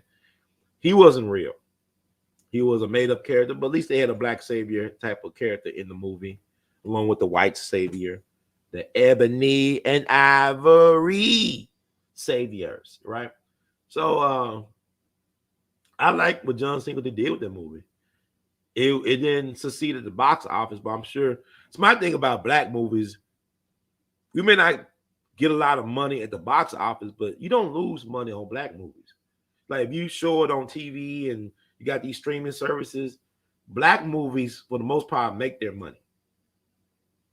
You're not going to lose them because they don't put a lot of money into black movies. My understanding, I think the budget for this movie was like $11 million because they had to rebuild Rosewood. It was filming on location in Florida, not in Rosewood, but near Rosewood. I want to say near like because Rosewood ain't that far from Gainesville.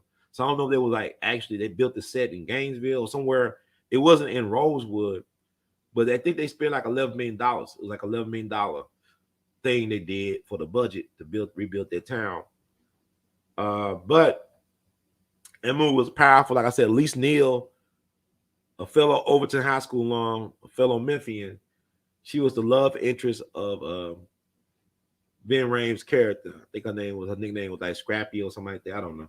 But anyway, you fast forward to, okay, that's 1997 when that movie came out, Rosewood. And now in 2017, you had a TV show on Fox called Rosewood. You see how they do that? Like, what's going on, man? What's going on? Like, you see how they flip that, right? You see how they do that? You see how they do that? The Jedi mind tricks.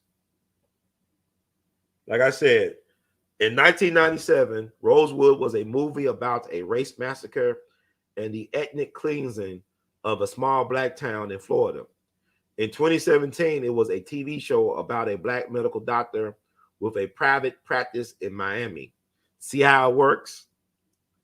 Some of us are so woke, we sleepwalking, man. The games, man. Okay. Hollywood, Holly dead, Holly weird. See how it works. So, and Morris Chestnut played in John Singleton's first movie, his magnum opus, Boys in the Hood, as Ricky. So Ricky is now Dr. Rosewood, but his former boss did a movie actually about the race massacre where he is like, when people Google Rosewood, they probably get this Rosewood before they get the actual Rosewood, or they get something about some lumber with pink or reddish insides called Rosewood. They'll get anything but the race massacre. See, they hid this from history because it was hidden when it happened. You know, like I said, the people didn't start talking about, survivors didn't start talking about Rosewood openly until the 80s when Ed Bradley went down to Florida with 60 Minutes. He not only interviewed the survivors, he also interviewed the white folks who was living back then, like white folks who were teenagers when that happened. And I'm surprised they were candid and open and honest about what happened. So all them people dead now, but that's amazing. You think about this stuff. Like, this is what they do. Is like when you know, back in the 60s, I talked about the 60s earlier. This was white author named William Styron, something like that, something like that. He wrote a book called The Confessions of Nat Turner. It was a New York Times, I want to say, this is a New York Times bestseller, right? I'm going to say it was a big commercial success back in the 60s. James Baldwin, I believe, encouraged William Styron, whatever his name is, to write The Confessions of Nat Turner. But here's the thing. When black radical, black free thinking black folks, you know, militant black people back in the day, when they go to the black bookstore, they would request Confessions of Nat Turner, right? The Confessions of Nat Turner. Instead of them getting the original Confessions of Nat Turner that came out during the 19th century, you had the original Confessions of Nat Turner that came out in the 1960s. They got William Styron's, whatever his name is, version of Confessions of Nat Turner. And the original one is totally different from the one that came out in the 60s. The one in the 60s portrayed Nat Turner as a dude who loved white women and was gay at the same time. So they had them gay. They had Nat Turner being gay, and also he loved white women at the same time. This is the one from the. You see how confusing it is? Because William Styron was, I think he was homosexual, and James Baldwin allegedly was homosexual. Now Dick Gregory told me James Baldwin was running gang. I don't know, but Dick Gregory said a lot of things to me off camera. And I said, okay, I'll let you ride with that, Dick. I don't know, but yeah. So it was a hoodwink, bamboozle operation.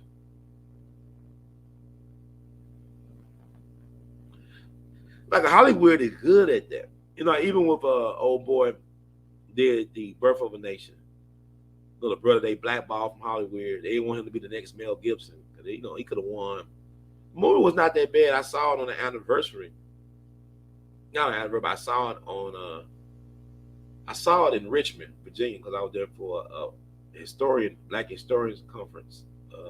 Dr. Kyle G. Wilson's A.L.L Association for Study of African American Life and History. They had their national conference in Richmond back in 2016. So I went to the movie theater when it first came out, Birth of a Nation. It was not bad at all, but they destroyed that brother. They Me Too'd him before they were Me Too'ing people. They Me Too'd the hell out of him. And so, like what he did with, the original Birth of a Nation with D.W. Griffiths, that came out in 1915, which led to the reemergence of the Klan. But I just thought it's interesting what they did with Rosewood, where it made him to like a playboy doctor who chased after women in Miami versus the actual massacre that happened in Florida back in the first week of January of 23. Our people, we are in trouble. This is what they call the Mandela effect, I guess, because you thought it was about a massacre when it's about a TV show about a black doctor in Miami. It's not about a race holocaust. But I'm gonna tell you something. Living in this time right now, it's freeing in a way, it's liberating, and it's dangerous. Because now we know that we have options. Now we know that you can never say nobody try to tell you what is really going on because you don't want to know. And that's own at the fact that you don't want to know. And that's okay too, because to know it is a burden. But to share what you know can really be a relief in a way. Bobby Dick Gregory said, you don't believe in keeping secrets. You say, well, somebody tell me a secret, I just tell everybody. Because like when they try to kill you, you say, what's the point of killing me? It's already out there. When you try to kill a person after they tell the truth, you only validate what they said. You only validate. Like the way Ye was naming names, y'all, he should name names. He lost the bed. Y'all fools don't understand. I just talked about Rosewood. Them black folks were minding their black business. They got lied on by a white woman who was having an affair with a white man, but she told everybody that a black man raped her. And everybody knew there was a lie. They didn't care. They wanted an excuse to destroy black town, black independence, black wealth, black self-determination, black generational wealth. They just wanted an excuse to destroy black people. They didn't care about if it was true or not. It's like Tulsa. They, the incident with the boy, the elevator drum, he accidentally touched the white girl, whatever. White folks got mad about it, and the black people came to the courthouse to try to defend his brother. They just wanted an excuse to burn down Black Wall Street, to rape and pillage and destroy and kill. So when I say this, your reality, dear black people, your reality is Wakanda, but you wish your fantasy is Wakanda, but your reality is Rosewood. That's not a stretch of the imagination. That's the actual real deal nuts and bolts of the situation. This is what we're living through. Wakanda is what you dream about. Rosewood is what you're living through. Wakanda is what you dream about, but Rosewood is what you're living through. So this is where we at. So, Rosewood, I can't even call it a ghost town. The only structure that is still standing in Rosewood is the white man's house, his home. They destroyed the churches, the schools, black folks' homes. The only thing that's left of Rosewood from that time period, from that era, is that white man's John Wright's home. That's the only thing that's left standing. And it's owned, and it's privately owned. That's how weird we are as a people. That building should be a historic landmark. It should be controlled by the descendants, as far as I'm concerned. The descendants should have access to that property. They should control it. It should be like a museum, a monument to what happened back in January 1923, but it's actually owned by a family. Somebody's living in that home. And it's like it's in the middle of nowhere, man. It's like you got the Rosewood historic marker, and then you got that house. It's be owned by the white dude that help hide out on black people.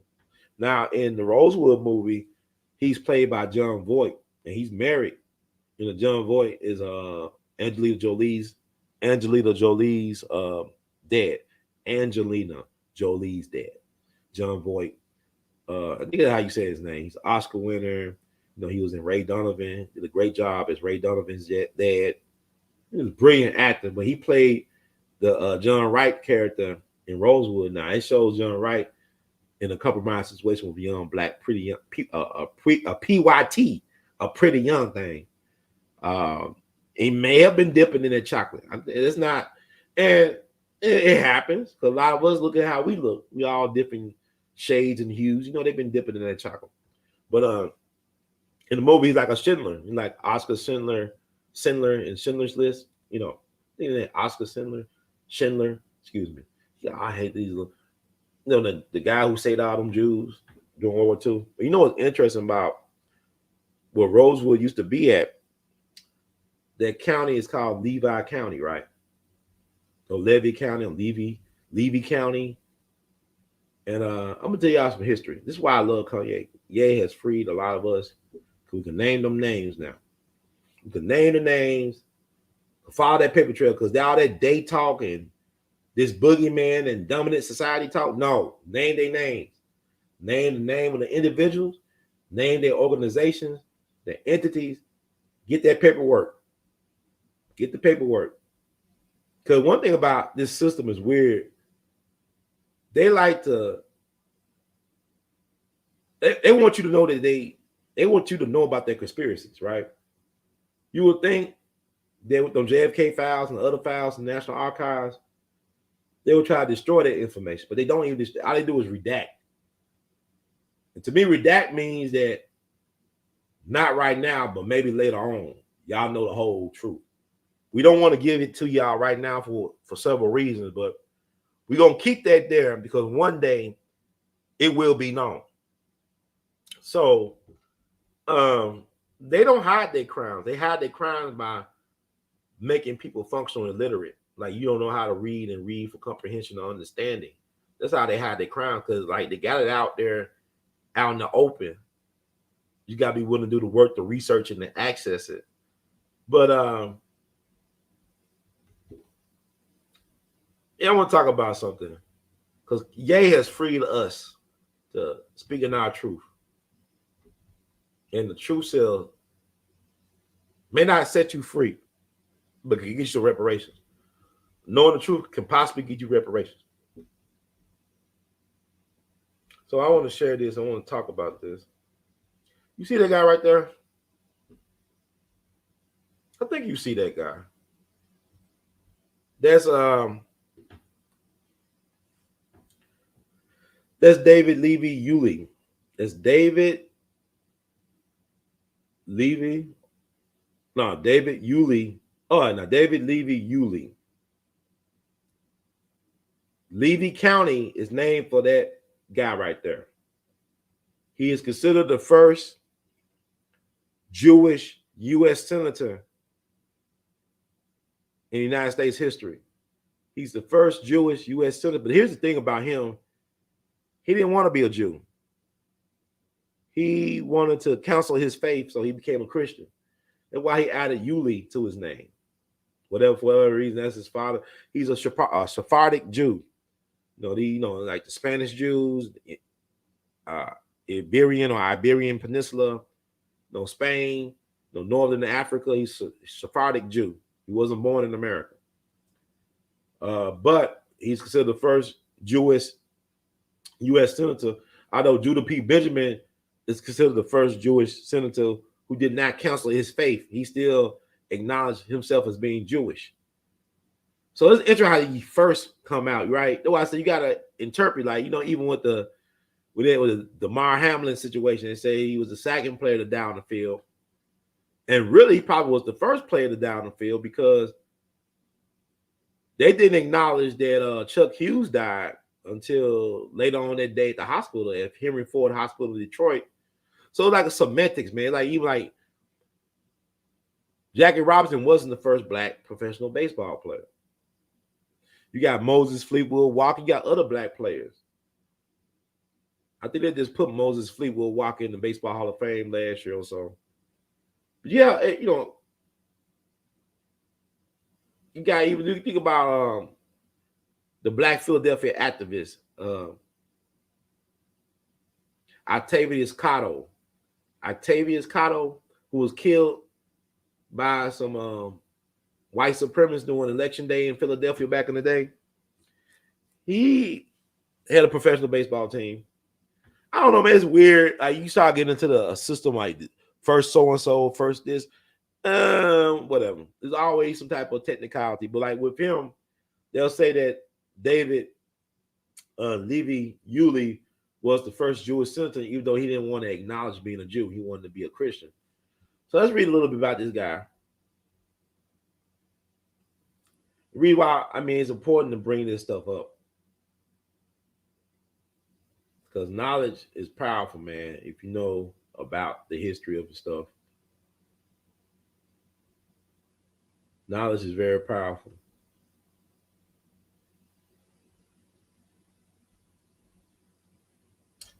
David Levy Yulee, born David Levy, June 12, 1810, October 10th, 1886, was an American politician and attorney.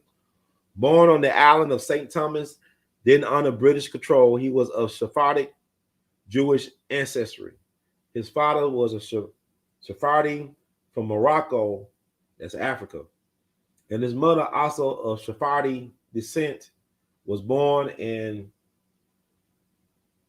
St. Eustatius, St. Eustatius, and raised in St. Thomas. The family moved to Florida when he was a child, and he grew up there on their extensive lands. He later served as Florida's territorial delegate to Congress.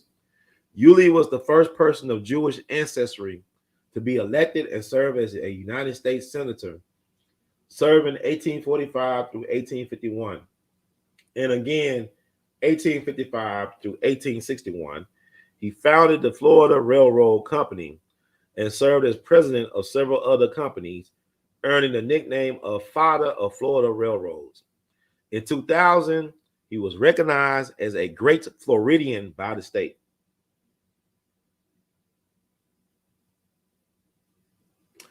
Levy added Yulee, the name of one of his Moroccan ancestors, to his name soon after the 1846 marriage to Nancy Christian Whitcliffe, daughter of ex-governor Charles A. Whitcliffe of Kentucky. Though Yulee converted to Christianity, Episcopalian, and raised their children as Christian, he encountered anti-Semitism throughout his career. Yulee was in favor of slavery and the secession of Florida. After the Civil War, he was imprisoned at Fort Pulaski for 9 months for having aided the escape of Confederate President Jefferson Davis. After being pardoned by President Andrew Johnson, he returned to his Florida Railroad interests and other business ventures. Now, that's a Jewish guy. He didn't want to be a Jew, but he was a Jew. He was born Jewish. Now, what's interesting about this guy, his father was an abolitionist, which is interesting. Like, his son was an advocate for slavery, for enslaving black people, but his father was an abolitionist. His father did not believe in enslaving people, especially black people. So, I mean, and also, he was a businessman. He was a slave owner and a slave profiteer. In 1851, Yulee founded a 5,000-acre sugarcane plantation built and maintained by enslaved African Americans along the Homosassa River.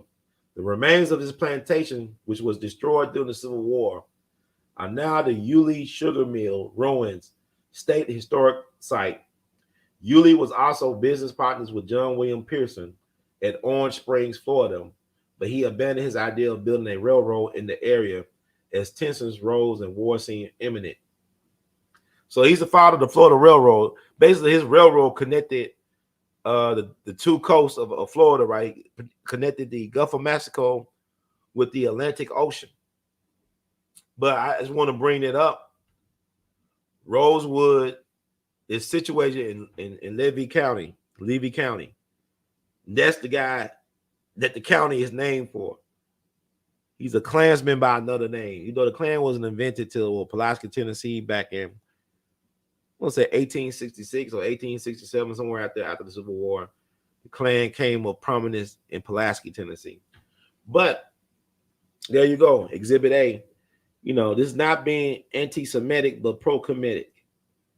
Pro-Kemetic, not anti-Semitic. So this is why it's important to name the names. So there's gonna say, well, you know, they do this, like name their name, name their sin, name their gains. Name their name, name their sins, and name their gains. So there you go, folks. Happy researching. So this is what Rosewood was. Rosewood didn't have a chance, y'all. So now, unlike Black Wall Street in Tulsa, Rosewood never came back from what happened in January 1923. And you can find like a lot of good stuff on Rosewood. Let me see. This is We All Be. News Free Dixie for the 21st century. We all be News Free Dixie for the 21st century.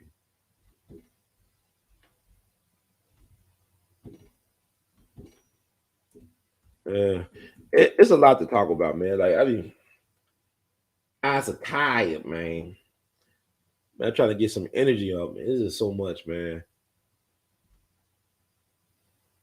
Like, when you really care, that's why you become tired. For me, I can only speak for me. Because I really care about what happened to us. It's tiresome. Because a lot of us don't care about us.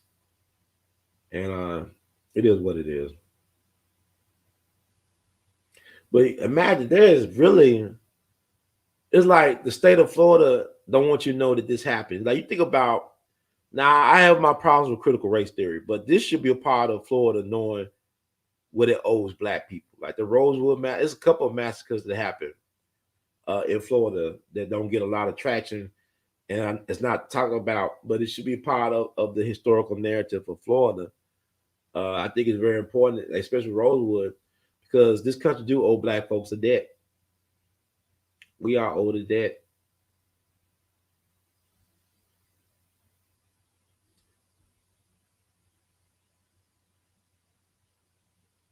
It's so much, but I want to encourage y'all to read up on Rosewood. There's a lot of good information out there about the Rosewood situation, and I'm just trying to right now. I'm trying to curate some stuff in terms of like I'm trying to give y'all some stuff that will pique your interest about Rosewood. That's worth talking about. This is We All Be News Free Dixie for the 21st century. Yeah, I mean, you owe it to your kids, man. Cause I look at a lot of us, we limit ourselves by white folks' lack of expectation for who we can be. And I want to encourage people to invest in themselves, to invest in their imagination, and don't be afraid, man, because life is so short. Whether you live to be only 1 day old or 100 years old, you still don't have enough time to do all the things you can do or want to do. And that's important. So I want to encourage people to have no fear, but don't let fear be your guide. Believe in yourself and accomplish what you will. And that's a very important note. But I'm just right now, I'm just looking, I got these tabs open. I'm trying to figure out. Man. It's like we are in some interesting time. And I see, like I said, there's a lot of people checking out of here. We try to hold on and keep the faith and do what it do, man. Because bad times can't last forever. Good times can't last forever. But life is life, and life goes on, man. It was a piece of artwork. I think it fits the mood. It's a piece of artwork I did over 20 years ago, dealing with martial law. I think I did this around 2000, like after the Bush Gore thing, the Bush Gore mess. And speaking of Florida, Florida was the deciding factor, right? Florida, Jeb Bush was the governor of Florida. George W. was running for United States president. That's Jeb's brother. And like George said, just because you get all the most votes don't mean you're gonna win. Just because you got the most votes don't mean you're gonna win. And it's quite possible Al Gore had more votes than George Bush in Florida, but his brother is the governor of Florida. It's like if you the Secretary of State, whatever, running for governor of your state, why are you the Secretary of State? That happened a couple of times recently, in recent memory. Whether it be in Arizona or in Georgia. So I'm saying, like, what good is it to play by the rules where they don't respect their own rules? They don't even respect their own rules. So I want to talk about Rosewood because we on a state of martial law. And a lot of times the movies and the TV shows are telling us what's going to happen. A phenomenon known as predictive programming. But a lot of times we think that's going to happen like it happens in the TV show or movie. There's going to be very, very dramatic. Now, you do have your incidents like, what happened 2 Januaries ago or whatever, 3, whatever. Man, has it been 2 years? Going on 3 years? Okay, man, time is flying. But anyway, let's talk about Rosewood. Let's talk about Rosewood. I think I'm so much information.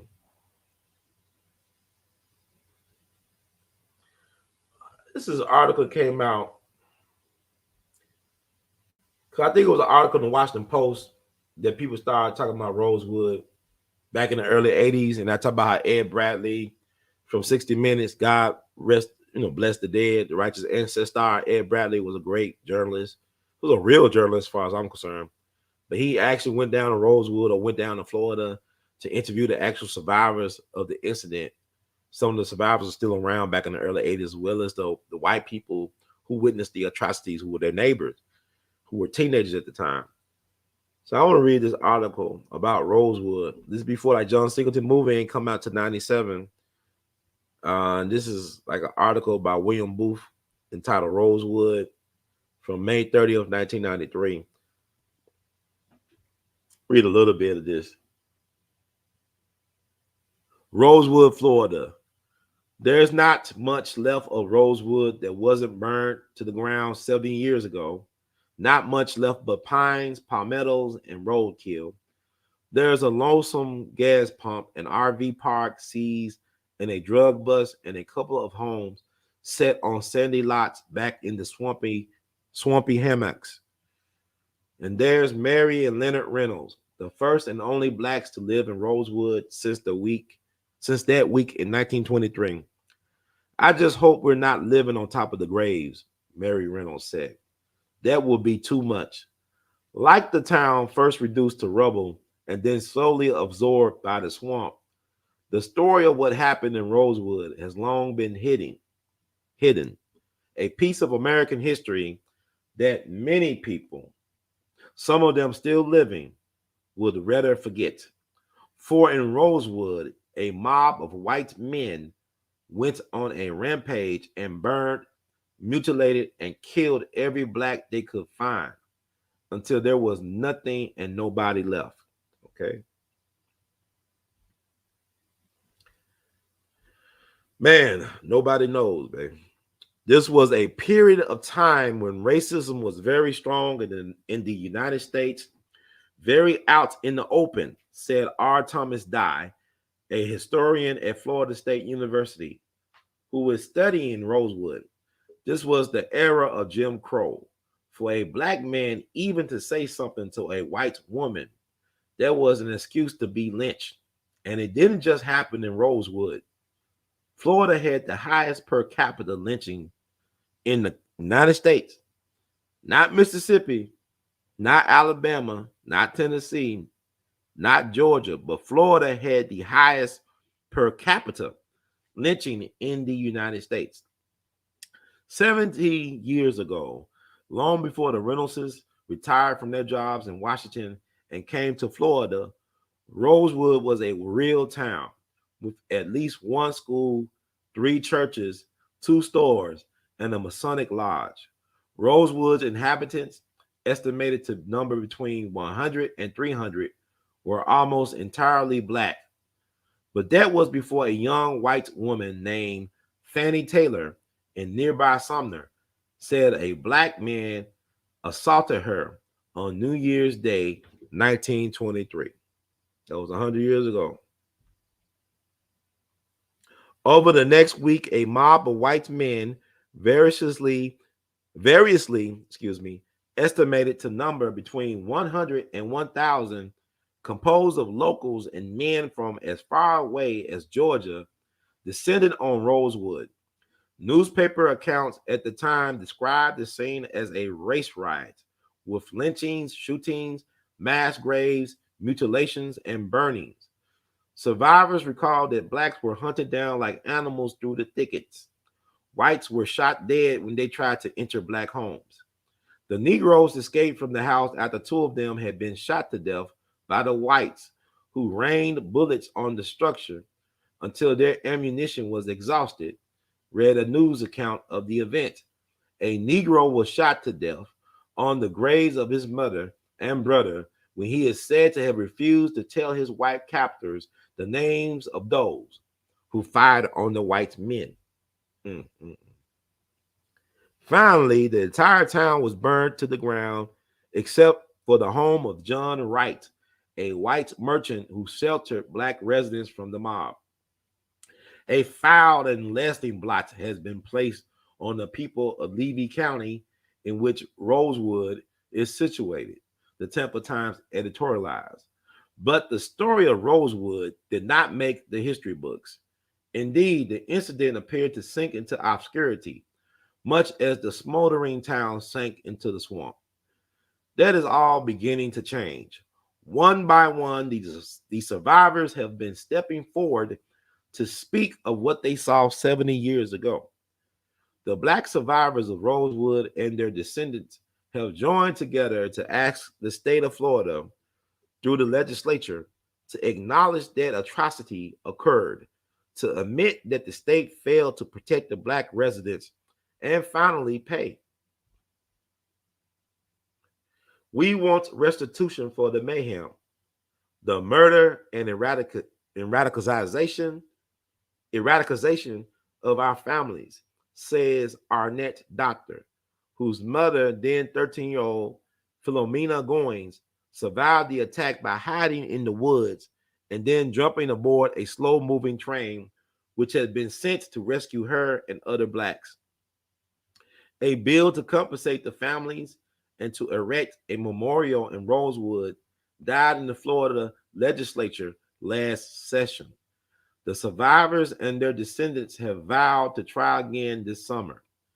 The heads of the Cuban and black delegations are the bill's sponsors.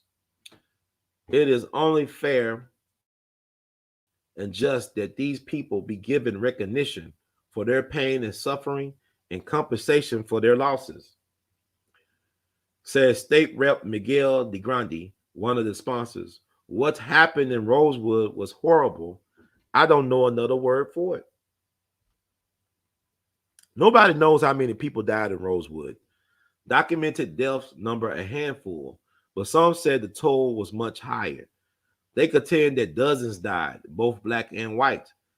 Doctor says he has located 13 survivors and about 400 of their descendants. Some of the surviving family members have been holding reunions since 1985. This year's gathering is scheduled for Washington in July. Doctor says the group wants compensation for the loss of property and life. He will not say how much. The new bill also requires that Florida pay for the college education of all descendants of the Rosewood victims. This is important, Doctor says. This is not something that happened 200 years ago. This was 1923. There were laws on the books to stop this from happening. The state was on notice. The federal government was on notice, but no one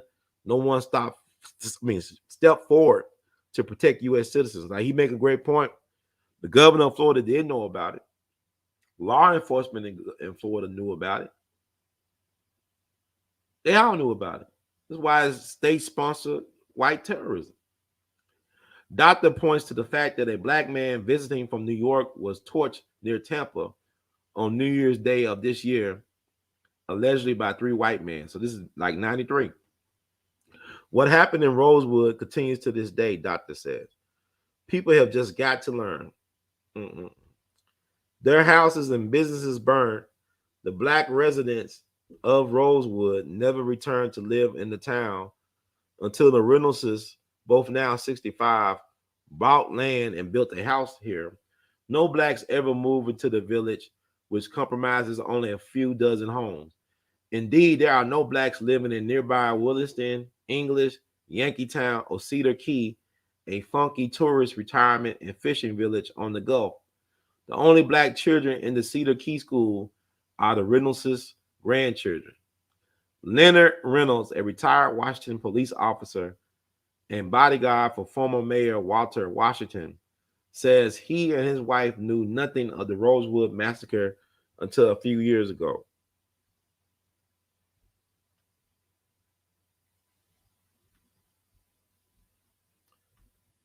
So think about that, y'all. I don't know. I'm having Smirker retrograde trying to get this page back. But think about what he's saying. And this is back in 1993. I'm reading an article from 1993. I think the Reynolds probably moved on to glory. I don't know. But he had grandchildren going to the local school there. Ain't no black people there. That means there was ethnic cleansing that happened. It was not just a massacre, but they were exterminating black people they were trying to keep black folks from living in the area. And who owns that land? Now who took that land? Like, no, them black folks owned that property back in the day. They own that land. So you trying to tell me who owns the land now? How are they able to sell the land?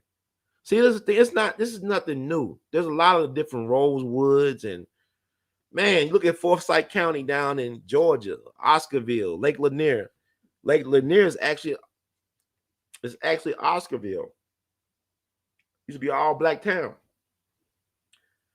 Rosewood was started by white people, but it ended up becoming a black town. You had that one white resident, the grocery store guy, John Wright, and his house is the only one that stands from the original Rosewood before the race massacre.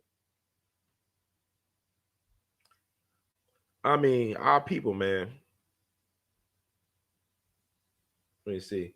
There's so much to digest here.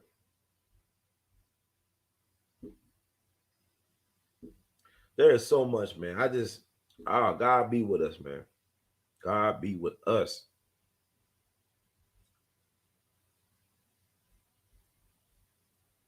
Let me see. Just trying to get this.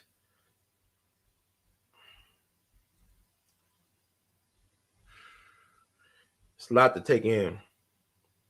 Okay, Mary Reynolds, a retired drug counselor, says, when we used to have black friends down from Chiefland, they always wanted to leave before it got dark. They didn't want to be in Rosewood after dark. We always asked, but folks wouldn't say why.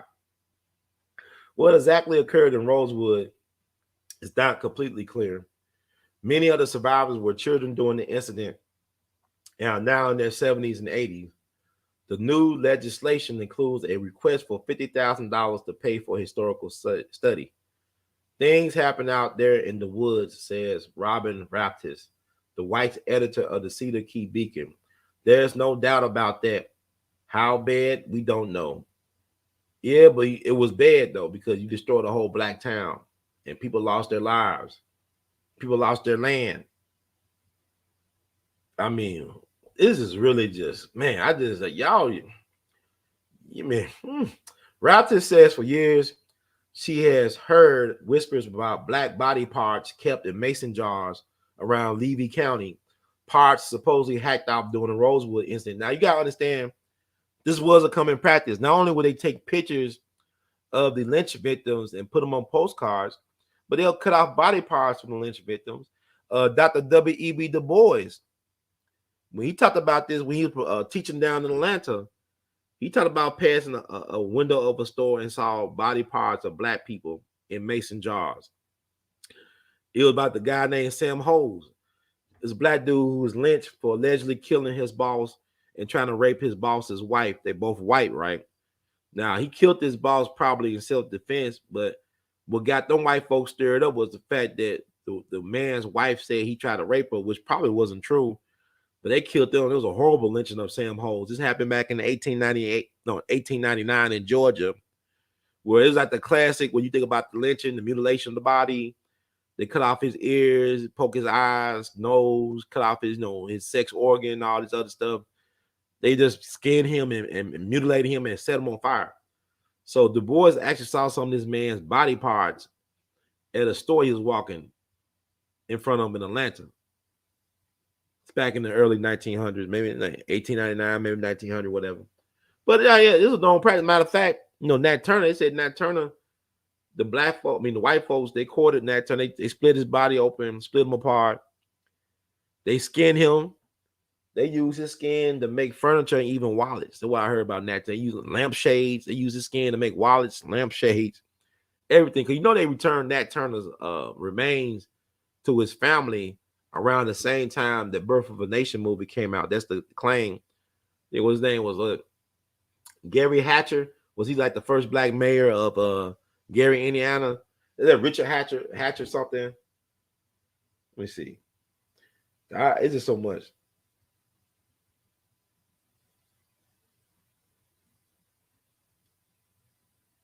Gary, Indiana. I know it's a Hatcher, right? Yeah, Richard Hatcher. He actually had the remains in his possession. He returned it to the descendants of Nat Turner so they could give a proper burial. And I went down to what call it Southampton, Virginia. That place is weird. I be going to these weird places. I don't know what that. Like I stayed there. People say, "You stayed there overnight?" I said, "Yeah."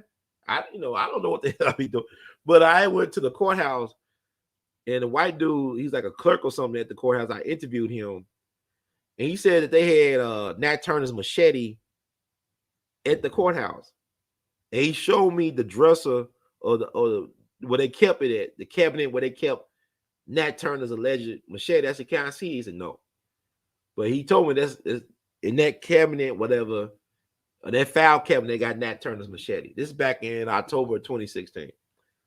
So I could believe they kept body parts as family heirlooms to pass on. White folks be doing some sick stuff, and we sick because we think it's okay. We still trying to beg for equality and all this crap. Trying to make excuses for not giving us nothing. Ukraine get everything. Illegals get everything. Black folks get nothing. And yet you don't have America without black people. You don't have it.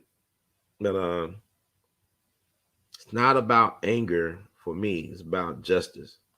But you realize it's just us. So there, this is, oh my God. Man, this blow my mind. This is a white lady telling other white people. So you know it's true. For years, people have known I've been collecting stories, Raptor says.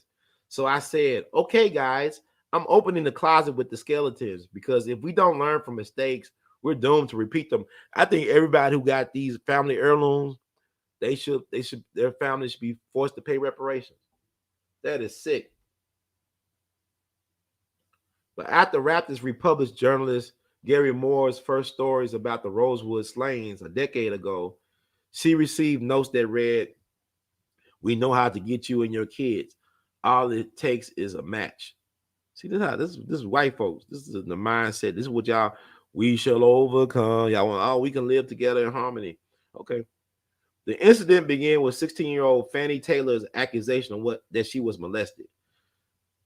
That's interesting because Fannie Taylor, I didn't know she was 16, but she was married too, I think. Her husband worked at the sawmill in Sumner, from my understanding. So she was 16 years old. The incident began with 16-year-old Fannie Taylor's accusation that she was molested. Some say raped by a black man, an assault that some survivors have said was actually carried out by her white lover. Yet it didn't take long for a posse of white men from the sawmill camp in nearby Sumner to take matters into their own hands, nearby Sumner. The posse, using dogs, headed for Rosewood, searching for the alleged assailant, a black convict named Jesse Hunter, who had escaped from a road crew. Did they ever find Jesse? Jesse's girl. Okay. Peter Gallagher and Charles Flowers, two reporters for the Seminole Tribune, who have spent years researching the events, dug up the January 2nd, 1923 issue of the Gainesville Sun, which stated the Negro believed by many to be guilty was making for Gulf Hammock, one of the most dense forests in Florida. The entire county is aroused and virtually every able-bodied man has joined in the search. The white men killed a black man named Sam Carter, who the vigilantes believe had helped Hunter escape. Died a young historian from Florida State University who is researching the Rosewood incident, says that Carter was probably first tortured, then shot, and finally lynched. His body was hung out for all to see in Rosewood. They strung him up in Rosewood as a symbol, a warning, Di said. I don't know exactly what they did to him, probably tortured him. I've heard rumors they mutilated him and that there are body parts of Sam Carter all over Levy County. I don't know, but the shooting and the lynching were pretty much standard operating procedure at the time. On January 4th, 1923, more whites arrived. At one home, the Carrier household, the men decided to defend themselves. Arnett Doctor relates the tale told to him by his mother, who died 2 years ago. She told her son the Carter house was a large dwelling with, the Carrier house, was a large dwelling with 9 bedrooms. Wow. At night, the vigilantes came. A mad white mob, Doctor says. They fired a shot that killed Philomena's grandmother.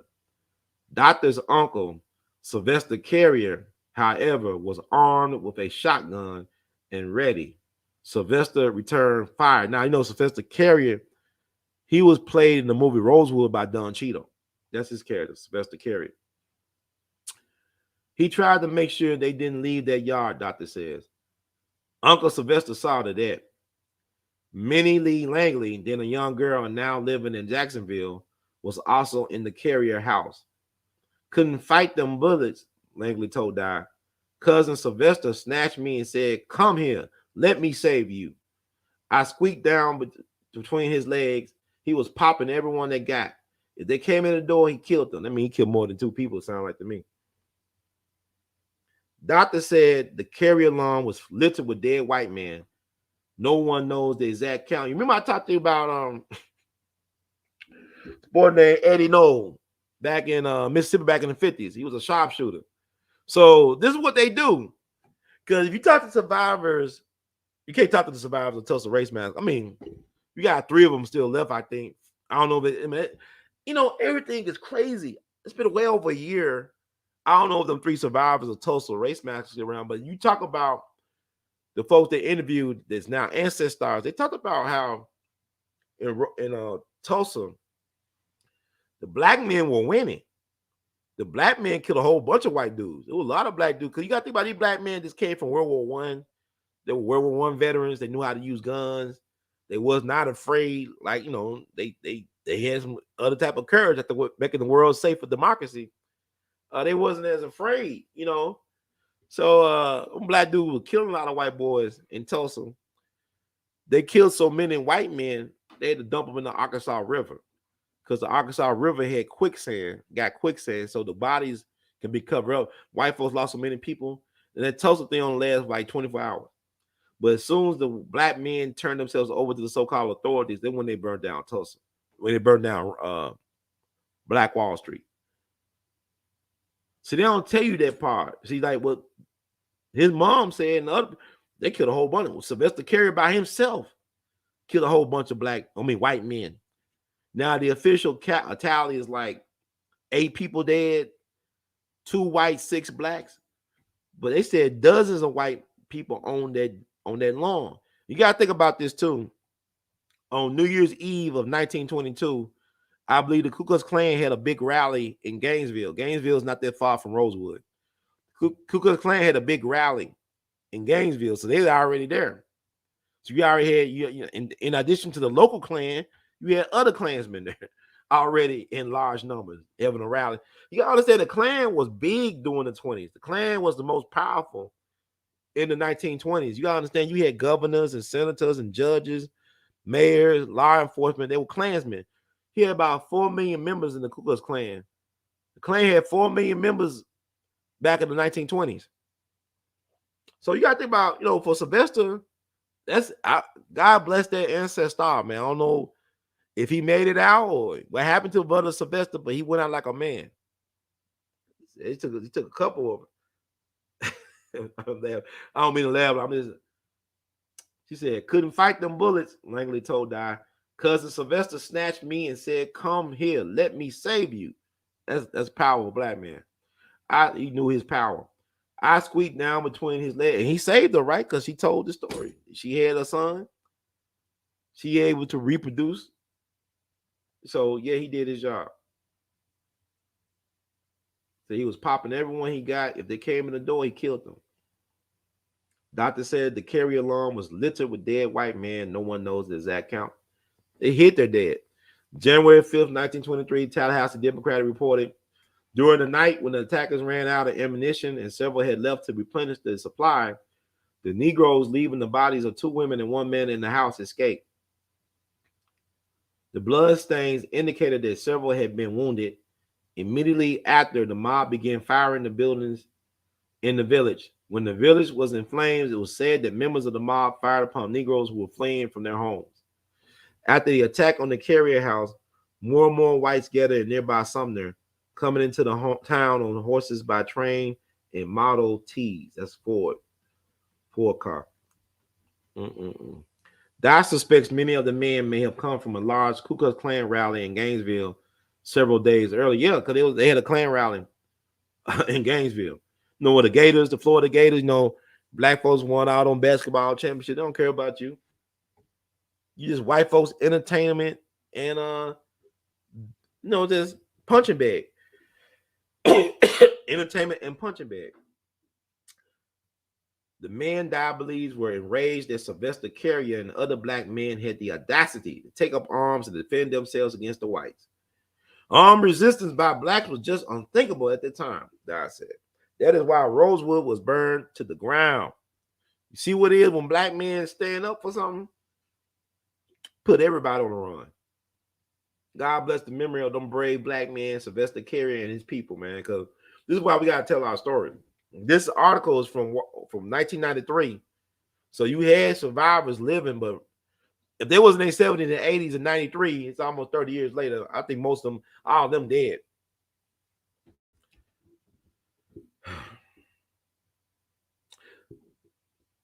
Lee Ruth Davis, now living at a nursing home in Miami, was 9 years old when she saw her home torched. She fled to the woods. We got down on our bellies and crawled, she told Dye. She and others were later saved by John Wright, a local white merchant and a man many call a hero. Other heroes may be John and William Bryce, 2 wealthy white northerners, carpetbaggers as I call them, who sent a slow-moving train through Rosewood and the surrounding hammocks to pick up terrified women and children and take them to Gainesville. Over the next 2 days, every house in Rosewood, with the exception of Wright's, was apparently burned by a mob that Dye estimate reached several hundred men. News of the Rosewood massacre spread across the country. A magazine called the Literary Journal ran a piece titled Brisk Start of the 1923 Lynchings. These shocking outbreaks of atavism reveal how astonishingly little cultural progress has been made in some parts of the world. Read the socialist New York Call. Such events explain the industrial backwardness and political reaction of the South. You know, never forget the New York mayor during the time of the Civil War. He wanted to secede with the South because they were making too much money off of slavery, off of cotton. So never forget that New York ain't no better than the South. And like Malcolm said, anything south of Canada is the South, is Mississippi. Wall Street was built on the trading of black folk. So Central Park was Seneca Village, right? Where black folks live, they got evicted. Come on now. Now, you can't point this all to the South. The whole United States is South. Certainly, this latest calamity in Florida is a serious reflection upon the state and its people, said the Utica Press. The utter breakdown of the law is omitted. Read the New York World. A grand jury was impaneled. The Rosewood riot investigated, and insufficient evidence found to indict anyone. What are you talking about? A whole town disappeared. Insufficient evidence?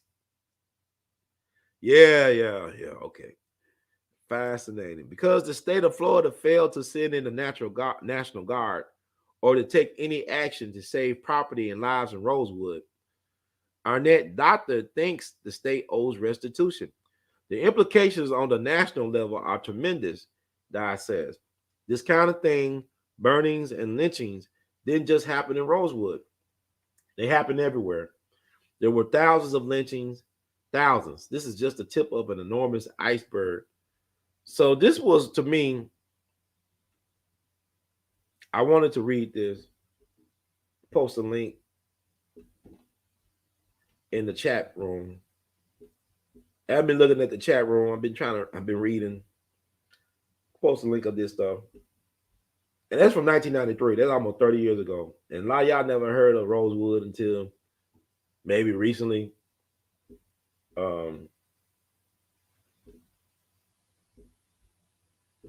This stuff is just disturbing, man. I process this stuff. I'm reading it to y'all. I'm processing. It's really disturbing.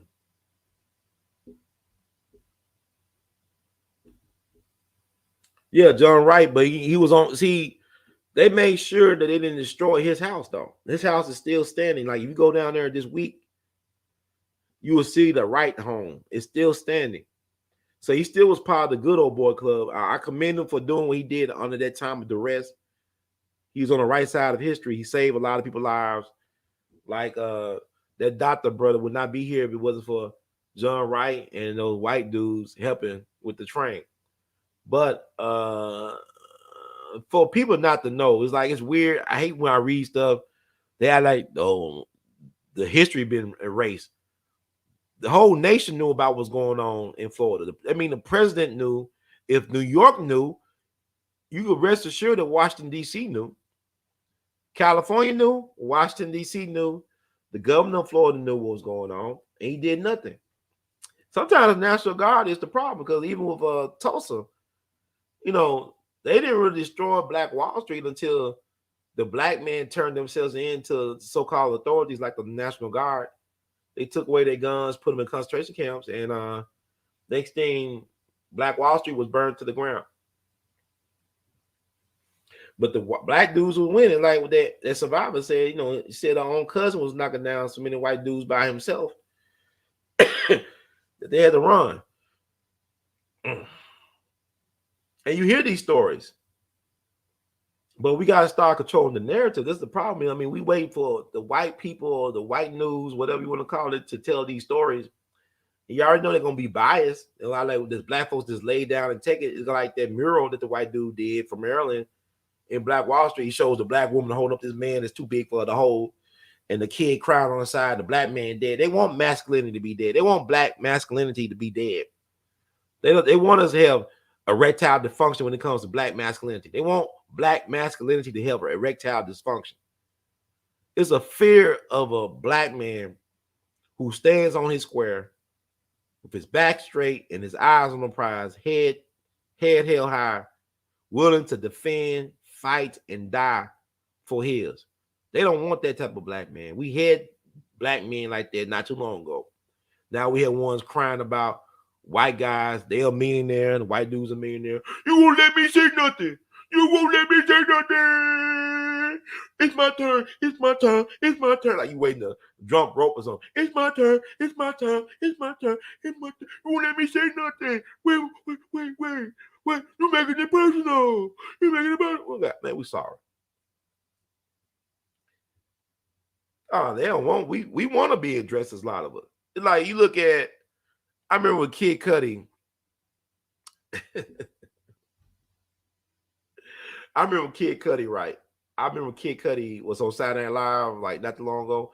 I like Kid Cudi, a lot of his earlier stuff. He got some decent stuff I like. But he got on a dang dress that was like tailor-made for him. He said, I was summoning my inner Kurt Cobain. You look at what Kurt Cobain had on, it looked nothing like what Kid Cudi had on. Kid Cudi had on a dress. Kurt Cobain, you could make an argument that it was something else he had on. Well, Kid Cudi, that was a dress. And he was okay with that. And my thing is this. It's like, I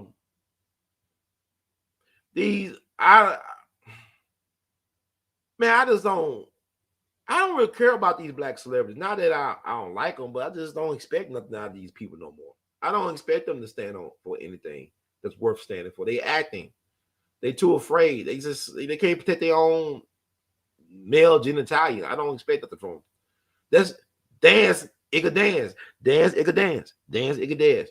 Just act. Just tell your jokes. Don't be something that you ain't ready to put your life on the line for. Don't stay in your lane, court jester. That's what I want. But I think everybody should look at that Rosewood movie and do the research. Like I said, that was a great article That was 1993. Now we almost 30 years removed from that article being out. And black folks just started talking about what happened to them in Rosewood in the early 80s. So all that been suppressed for decades. So how you don't think they're going to have history books about it when people are afraid to tell the history or what happened? You know, it's a time and place for everything. But I'm saying, like, we all don't get tired of saying, well, they didn't have it in the history books. A lot of y'all can't even read. They didn't have it in the history books. It ain't no disrespect. There's a lot of people don't know how to read. And then we don't, it's like a lot of us, we just a nation full of triggered. We easily triggered by things. The way y'all get mad at Skip Bayless about saying stuff he say on Twitter should be the same way you get mad about them not giving you your reparations, not acknowledging your hurt, your atrocity. They put everybody's, you know, like you look at what Joe Biden doing with the Haitians and stuff like that. Why is the press secretary down? Ain't she Haitian American? Why is she not saying nothing about what her boss Joe doing? Don't expect nothing from people, man.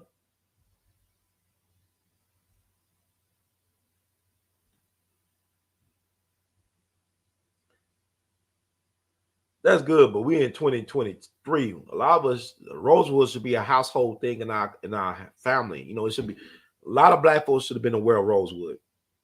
You know, a lot of people.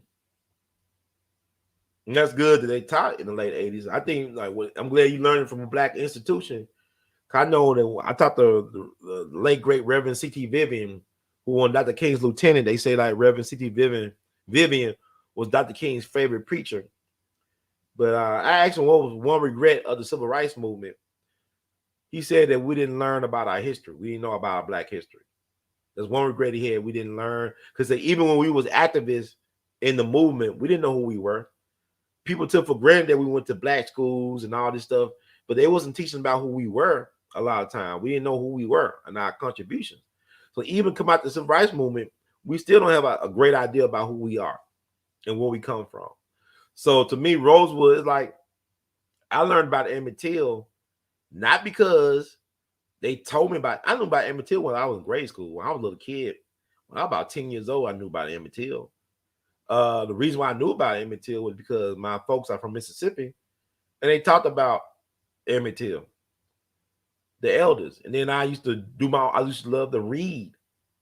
And my grandma had this World Book Encyclopedia Black History edition from the 70s. So I would sit on her floor in the living room and just go through that book for hours. That's how I learned about the Fort Pillow Massacre. That's how I learned about Medgar Evers and Paul Robeson. I knew about this in elementary because really I had an intellectual curiosity to know.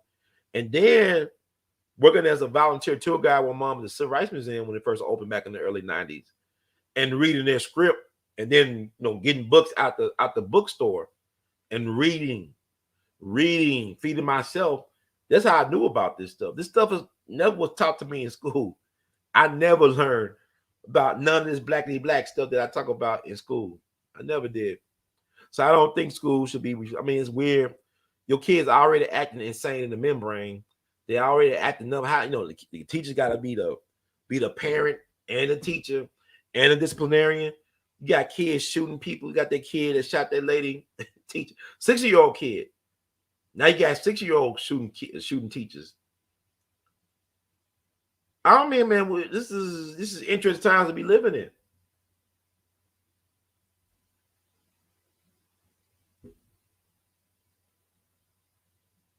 Yeah, there's a lot of effeminate men.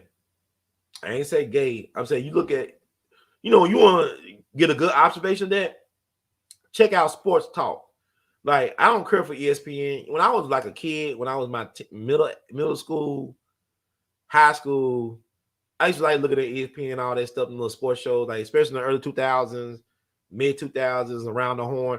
I don't look at that stuff no more. It's just garbage because you got a lot of emotional black men. It's hard for me, like, when I saw the Skip and the Shannon thing, and people like, oh, Shannon, man, he just, yeah. Shannon like a scorned housewife. It was weird to hear a man with that many muscles scream a high pitch that only dogs can hear. The scream like a banshee, because this old white man said some things you didn't like.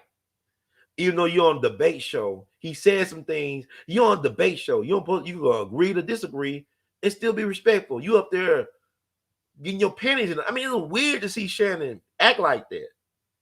Like he was possessed or something. It was weird. You let that white man, you a Hall of Fame, one of the greatest football players. You were about Tom Brady. Look, you one of the greatest football players of all time. I think your first ballot Hall of Fame. You won the greatest tight ends to ever play. But let this white man get you all, and I'm hoping that it was just, I don't know, man. I just didn't have to show up to work the next day because Skip tweet, and the tweet was not that bad to me.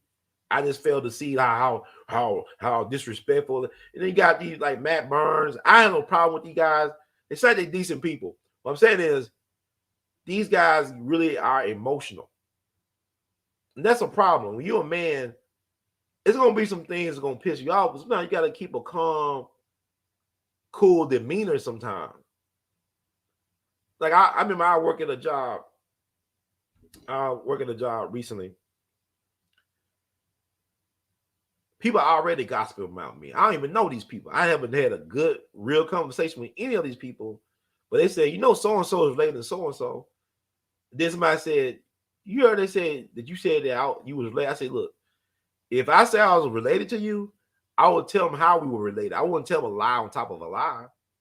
I mean, like, I don't even talk to you. I mean, like, you got dudes run out like women that's gossiping about other guys, acting like female. They're supposed to be men. So I look at these sports shows, a lot of these dudes like women. They get all hurt and emotional and be emoting. And it's weird to see people with that many muscles act like that. It's like Shannon's almost like Terry Crews. Worse than Terry Crews. But that's my thing. I like Shannon. I don't have a problem with Terry, but I ain't gonna never mistake these guys for like a Jim Brown. Raquel Welch said something that was very interesting. Like Spike Lee did a documentary about Jim Brown. She said the reason why Jim Brown could never be a great actor is because he's too much of a man. He's too much of a real man. Like he's not sensitive enough. I like Jim Brown. But I'm saying I see what she's saying. Like, and you got to think about Jim Brown, he came up hard, man. He from the Gullah Geechee or something like that, right? He from the Georgia Islands. Jim Brown. Him and Michael Jordan got the same birthday. February 17th. February 17th. I think Michael Jordan, Jim Brown, and Huey P. Newton both born. All three born on February 17th. But Jim Brown, yeah, he was a man. Like, even like you look at how he handled himself with Art Modell. When Art Modell said, you got to stop doing this Hollywood stuff and got to report the training camp. What did Jim Brown do? He said, you disrespect me as a man, I'm going to resign. This man retired from football in his prime. Jim Brown was so cold that he's still in the top 10, 20 of a lot of these categories. When Franco Harris, we just lost Franco Harris. Franco! When he thought Franco Harris was going to break his rushing record, Jim Brown was trying to come back out of retirement to make sure that Franco Harris wouldn't break his record. And Jim Brown probably still was in good shape. I think it was back in the 80s. But Jim Brown, I'm coming out of retirement. I don't want that dude to break my record. I think in football back in the day, when they were playing 12 games, Jim Brown was able to set all type of records and within like playing with 12 games or 14 games of football, retired before he was 30 years old. That's a bad dude. Don't tell me about no Tom Brady. I'm looking at Jim Brown. But she said he was too much of a man to be a great actor because he's not sensitive enough. He's not sensitive. But you look at all these guys, Skip. It's personal, Skip. You hit below the belt, Skip. I want an apology, Skip. I want an apology. Okay. I ain't forget about no Fred Williamson. I heard some stories about guys that played with him in Kansas City. I heard about him. I know who Fred Williamson is. Jim Brown, a different breed. Don't put Fred Williamson, no disrespect to Fred, he's not in the same category as Jim Brown. Jim Brown was a different animal.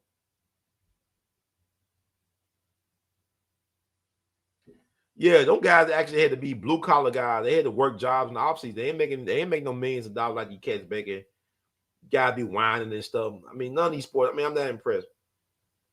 I know about the hammer, Fred Williamson. I know Fred can actually act though. Black Caesar and all that stuff. I know about Fred, but Fred is not Jim. Jim is different. I'm telling you what Raquel Welch said. She said he's too much of a man. Too much of a man to be a great actor. So, but anyway, I talk on a lot. Let me find out. Yeah, I don't see a lot of so-called pro-black people talking about Rosewood. I really want to go down there. Nah, I ain't gonna go down there at nighttime. I know that much. I don't even go to Mississippi in nighttime. I don't like mess around with certain places like Arkansas, Mississippi at night. People talking about Memphis. Memphis all right to me. I can deal with Memphis. I ain't dealing with them backwoods too much. Because if you start, there's so many of these stories. There's more Rosewoods than you think. And y'all, and this is stuff that probably be the well-known ones. There's more to that where that came from. But I'm trying to find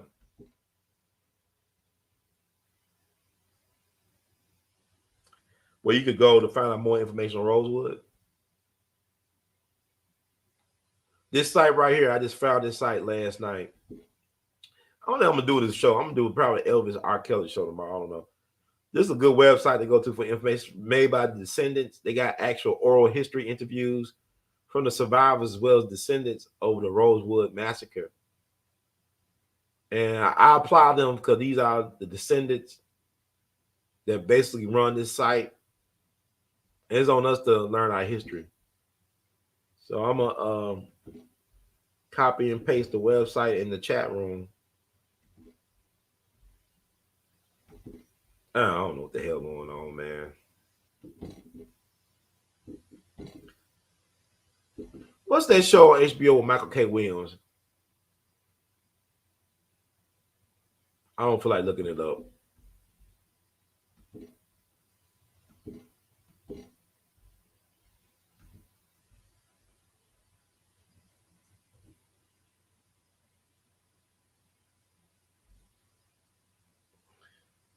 Okay, the hammer ain't knocking Fred Williams. I know cats that actually played with him. I know guys that played on Kansas City Chiefs. Or one guy in particular who told me things about Fred Williamson. I mean, they said, they had some stories about Fred. I ain't knocking Fred. I like Fred Williamson for what he is, but Jim Brown a different breed, man. You keep on Fred Williamson ain't no Jim Brown. It's like you got Michael Jordan and you got Horace Grant. Okay. That's all I'm saying, man. What's that show?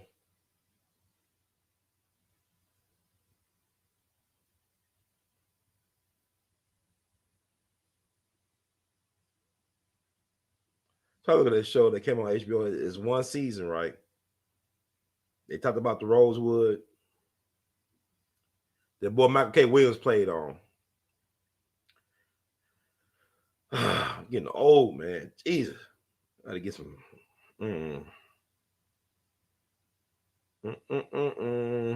But no,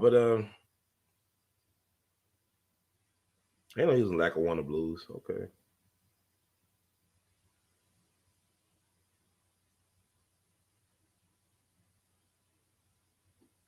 Love Proud Country. Yeah, Love Proud Country. That's what I was thinking about. And that was like, I think it was a white boy that wrote the book that's based on the TV show Love Proud Country. I mean, like, y'all be y'all just wait for white folks to tell our stories, man. Y'all like the Watchmen. It took them to put that in the HBO about y'all learn about Tulsa. I knew about Tulsa since the 2000s. I think Bill Cosby actually did a documentary through HBO, and Johnny Cochran was trying to sue for reparations for the people of Tulsa. But I think Rosewood was the first time that they actually paid any type of reparations. See, there's like these are the actual descendants that run this site. Let me see. I know I spent all this time on this Rosewood stuff, man. Got the scholarship, say hidden history. Okay, they got actual grave site. They got the grave on Find a Grave. The Sylvester Carrier, unsung hero. Okay. See, I think the Rosewood Cemetery is privately owned. The Rosewood Cemetery is privately owned, I think.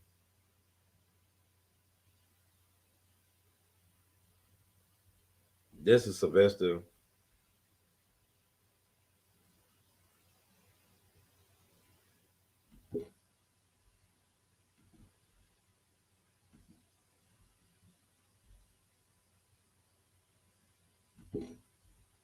See, that's Sylvester right there. That's his mama. The actually was the maid. I think she worked in the household of the Fannie Taylor lady who lied about a black man accosting her. I think she told the rest of the people, the black folks, that hey, there was no black man. That was a white man. She had an affair with a white man.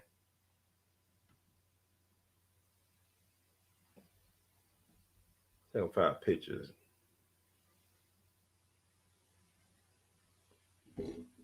Sylvester Carrier right here. That's who Don Cheadle played. I think that's when he was 19 years old in that picture. This is his mom, Sarah Carrier. She actually worked at the household of Fannie Taylor, the lady who said a black man raped her or whatever.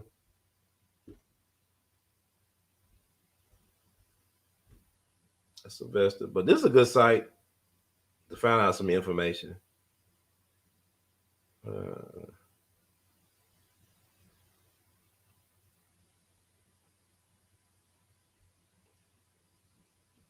Yeah, we got the oral history stuff of some of the survivors and descendants. No, all this stuff on one site.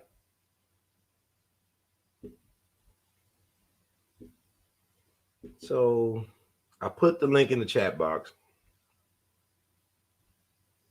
Yeah, chronological order. Okay. A lot of lynchings of black folks in Florida.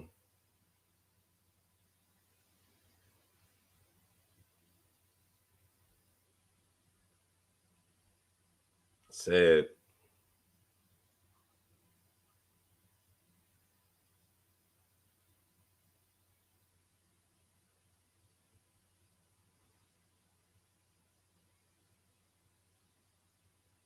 Yeah, the first mention of the Rosewood riot in a religious publication by Nathaniel Scipio and his wife Delia in the Church of God by Faith Handbook, second edition. That's back February 15th, 1937. So, I mean, I guess black people, we care a little bit. Thank you, Sister Stella Brown. We love you, madly, for the donation. Sweet 16.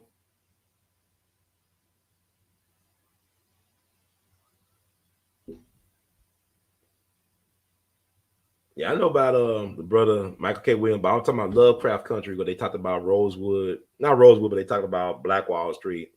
They talked about Emmett Till, but there was like a white author who wrote the book that the show is based on. I mean, we just wait for white folks to tell us what's important. We just run behind. Get in line. Boss man said this is we talk about this today. Boss man said we gotta talk about this. Okay. So this is the road, but it's not telling the whole story. Cause I think the state of Florida. This is why Ron DeSantis really don't want to deal with critical race theory. My thing about critical race theory, you tell the truth about what actually happened. It's not about making people. In my form of critical race theory, it's not about victim shaming or making people like. It ain't about white guilt. It's about telling the truth. And if you're guilty, you're guilty. But let them know why it is the way it is. So when black folks talk about their grievance, you say, you know what? I'm from Florida. I love my state. I love Florida, but Florida ain't been right to black people. And this is why when black folks need special things and treatment and stuff like that, it won't be no problems. And we understand. You know, like I'm right across from Arkansas. You got Marion, Arkansas, Crittenden County. Well, a black man named Isidore Banks lost his life because he owned too much land. Man had like 3,000 acres of land. White folks took everything. Now you go over there, got I-55 on there.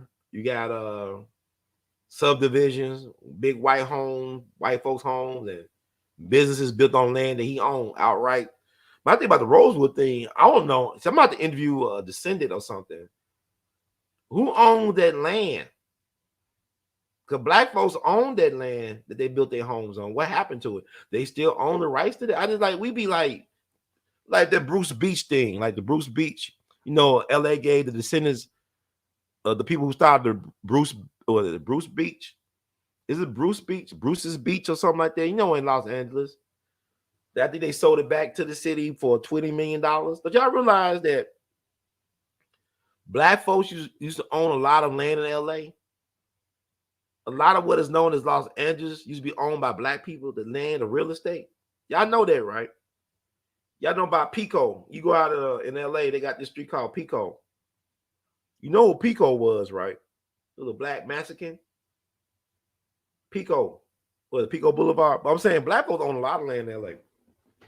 And, you know, and they had Bruce Beach, whatever. And they got it back, but they gave it back to the city after they sold for 20. I ain't judging nobody because I don't know the situation, but yeah, H.P. Lovecraft, he was known suspect white supremacist, if not outright. I ain't talking about racism. Racism, you could be a racist, not be a hater, man. You know what I'm saying? Racism is about power and leverage and access. To be a white supremacist is to believe in the BS. And black folks could be white supremacists too. So stop sharing that. But it is so much, man. I just I didn't expect to be on this long. I thought I'd be doing a show about Elvis and them. I don't know if I feel like doing it tonight. These shows take a lot out of you, especially if you care about like representing and researching this information. Let me see. I ain't gonna hold y'all too long.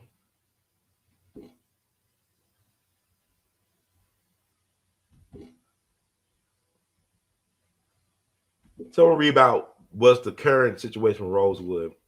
Cause like I just want to get y'all, pal, because I think it's a shame that we didn't do the same type of never forget for Rosewood that we did for Black Wall Street in 2021. I was certain that black folks would help things. I think they are doing things. They're actually going to do a whole week of activities starting this week. They did some things in the Rosewood area this past week. The anniversary, 100th anniversary. I think they have a week-long thing they're doing this week. My thing is, like, where is Roland Martin? No disrespect to Roland. Like, he was everywhere down this Tulsa thing. And I don't know. Even us, so-called new black media, I don't see a lot of us talking about it. Now, I've seen some white people on YouTube. They did a decent job in talking about it over the last year or so. They've got millions of views off of the Rosewood thing. It's a woman. She does makeup and talk about dark history, white girl.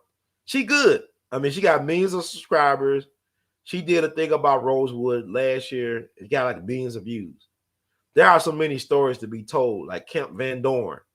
I talk about Camp Van Dorn. They said over 1,000 black GIs were murdered by military police down in Mississippi and put in a mass grave in a man-made lake. You talk about sundown towns and we call it, you know, about Lake Lanier. It used to be Oscarville, right? Lake Lanier down in Georgia in Forsyth County, a sundown county. It is so much stuff. I just, man, it boggles the mind. Yeah, she got some good stuff on there, man. She got some good stuff.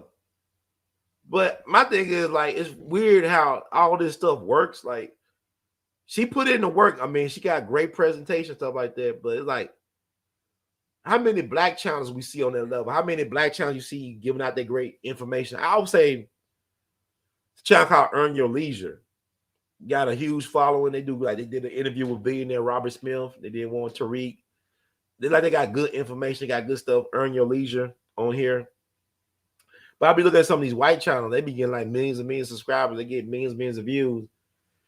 And I'll be honest with you, the game is rigged because algorithms and who they choose to empower, like the Logan brothers and stuff like that. But information. Like I feel like a lot of black creators, like social media creators and stuff like that, we're kind of like Gangsta Boo. They treat us like Gangsta Boo. The reason why I say Gangsta Boo because Gangsta Boo was such an influential figure in rap. I mean, she's really the most known unknown.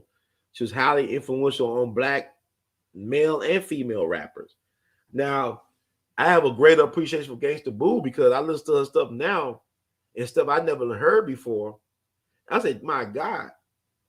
I mean, she's great. Even if she's whether she's a female or a male, man or woman, she holds her own on that microphone, man. She's a real MC.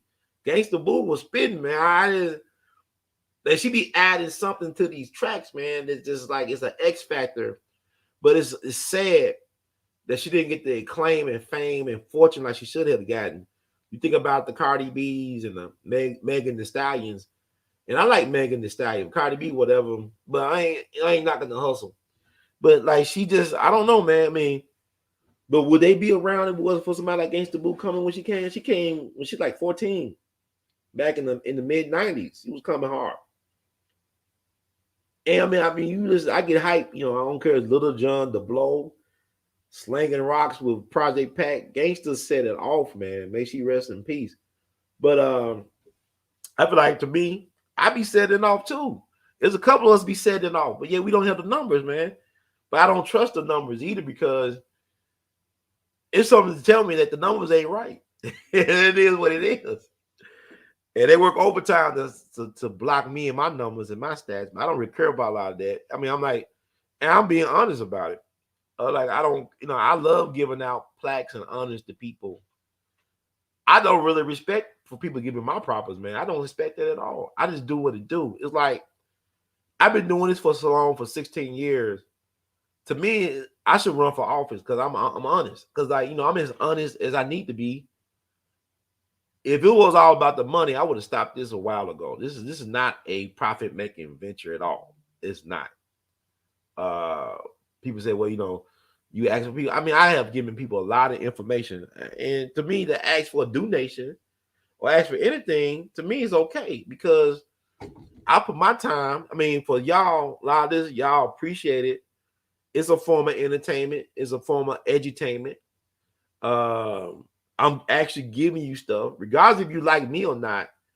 I'm giving you some food for thought. I'm giving you things to consider. And I have people that write me every so blue moon about how they use my videos to create their curriculums.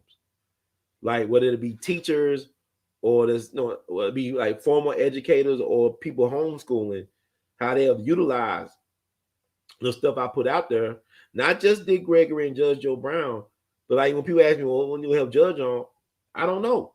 But he on Dana with the data. I mean, you can check, he got a lot of good stuff on there.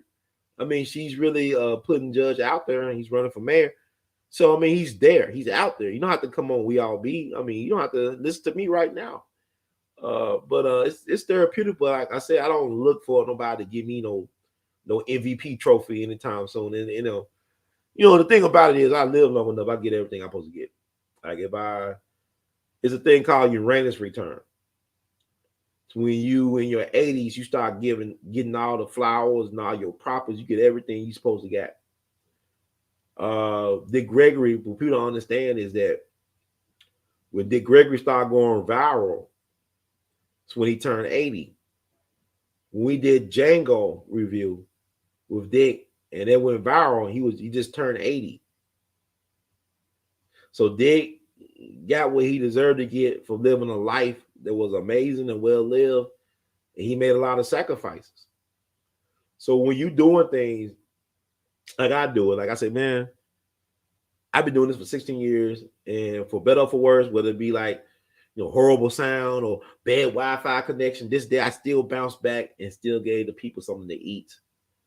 And I said I could do anything. If I could do this, I could take getting cursed out by Dick Gregory and all this crap. I'm basically I'm hard to kill. That's what I'm saying. I can actually do this. Actually be honest. Like I don't have to live on that much. I'm a man.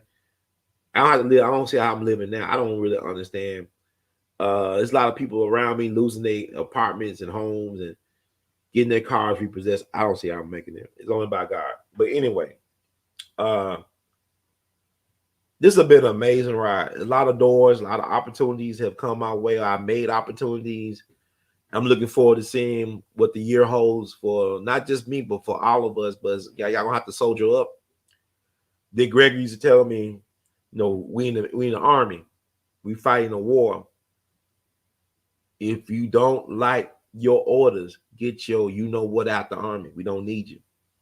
When I talk to veterans, we said we don't need no weak, no soft, no pullover, no pushover. We need some strong people. And like,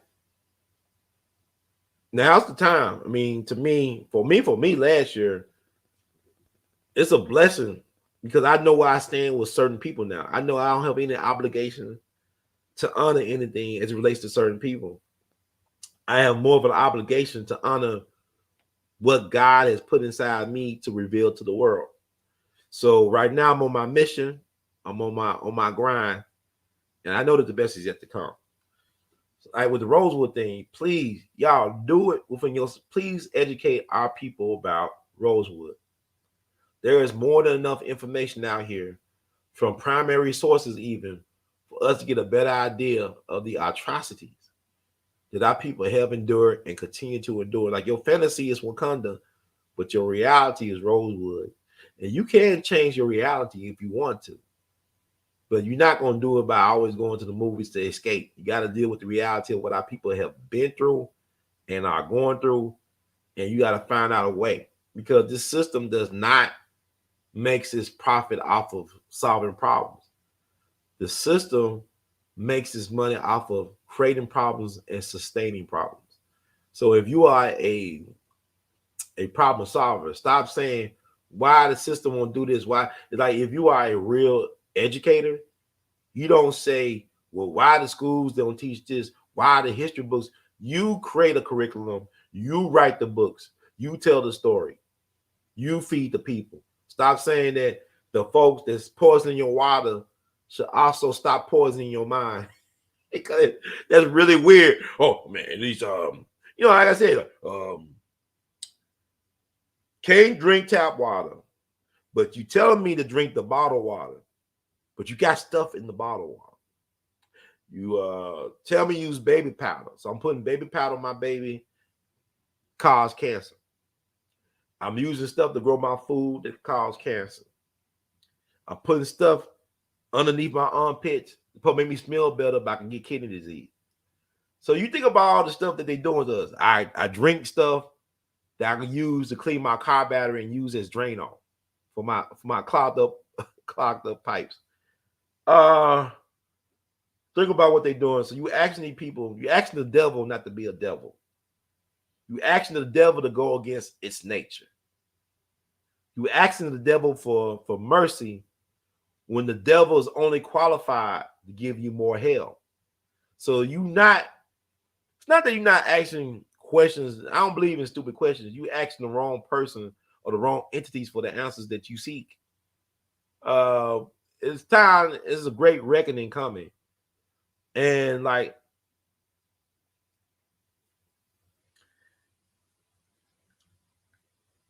our people,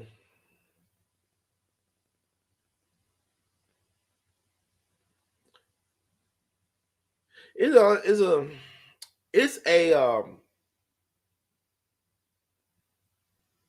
really something else, man. Because like what I just thought about was Dr. Frances Cress Welsing. Now, Dr. Frances Cress Welsing, we had on the show one time. I gave her a Lifetime Achievement Award. She was grateful. She wrote me a handwritten letter. But I had no idea after she passed all the hell she was going through at a residence. I think she was living next to a Jewish school. And I believe they wanted to acquire her property and she didn't want to sell. But all the noise that was coming from that school really did not allow her to have peace of mind, from my understanding. And my thing is, I didn't hear nothing real about this until like, I don't even know I heard it while she was alive, let alone until after she died. And I'm saying all these people say they love Dr. Frances Cress Welsing, that she helped a lot of us and all this stuff. Yet all these people that she helped, she could not get any of us to help her in her time of need when she needed peace of mind at home. Our house is not a home. But I'm saying, like, our people, we such a ungrateful people because we demand our so-called leaders to go above and beyond without any support from us. We demand people to stand in the line of fire without us taking our chance to stand alongside said people. And we ask them to be perfect while doing so. We ask them to be the most perfect, the most ethical, the most transparent among us. And that's not reasonable because really we are deceiving ourselves to think that the stuff we have been doing for the past, I don't know how long, is going to get us where we need to go. And the way you can understand where we need to go is by studying where we have been.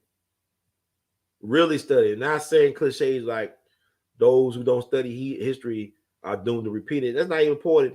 Or saying stuff like those who do the same things over and over again and expect different results as insanity. Now it's called practice. Muscle memory. You know, you training. You got to keep your eyes on the prize. You got to know what the prize is. So with that said, I'm going to close it out. Thank you all for being with Brother Herd and rocking We All Be. 16 years, we all in. Know that the best is yet to come. Thank you all.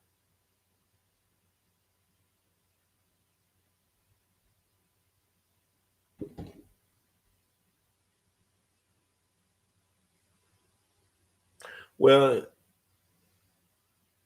yes, they probably can't tell you, but also I'm living through it. This is like the powers of observation in my own little personal hell I go through, dealing with the health and all this other stuff. This is like, you know, just live life, be more observant of what's going on around you. Sometimes even hard for me, be quiet, listen more, be quiet more, but listen. Speak less, watch, look, observe, so you know where you at.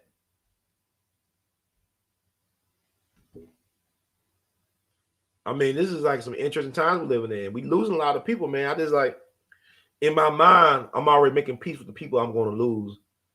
In my mind, I'm already making peace with the fact I may not make it out this year. I don't know. But I'm okay. Like people say, well, what? Something happened to you, Brother Ron.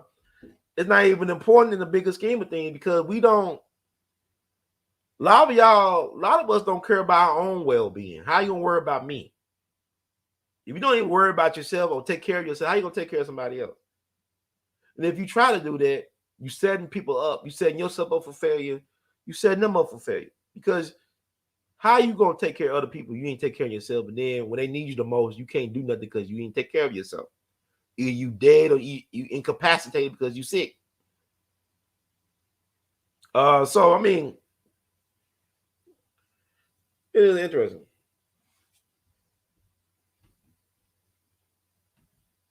I received that. Thank you so much. Thank you for coming in. I received that. Thank you so much for tuning in or tune out to tune in again when you fit in.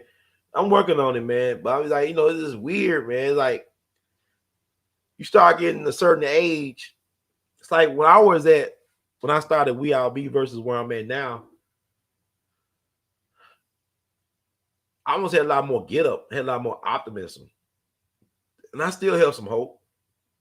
But now I realize the game because, like, you know, I started We All Be, and then I you know, it's things I went through, setbacks, and it had some seasons of discouragement, and you know, you start really trying to do the God work, and you get out here in the streets, not just on the podcast or the video, but you get out here and engage the community, engage the people.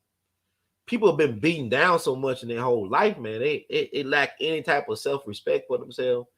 They lack any type of courage. And I can understand that better now after going through what I've been through over the last 16 plus years. But I'm still standing. So that says something about my determination, about my stamina, about my integrity. Because like I said, there's not a bag in this game. I don't got no Joe Rogan bag for me. I'm still like a marginalized character in their story. But in my story, I won't be the invisible man. I refuse to be the invisible man in my story because I will get my glory. I will get my receipts. I will tell my story. And I will do it from a winner's point of view because I'm going to win. I'm winning now. I'm still here. I'm winning.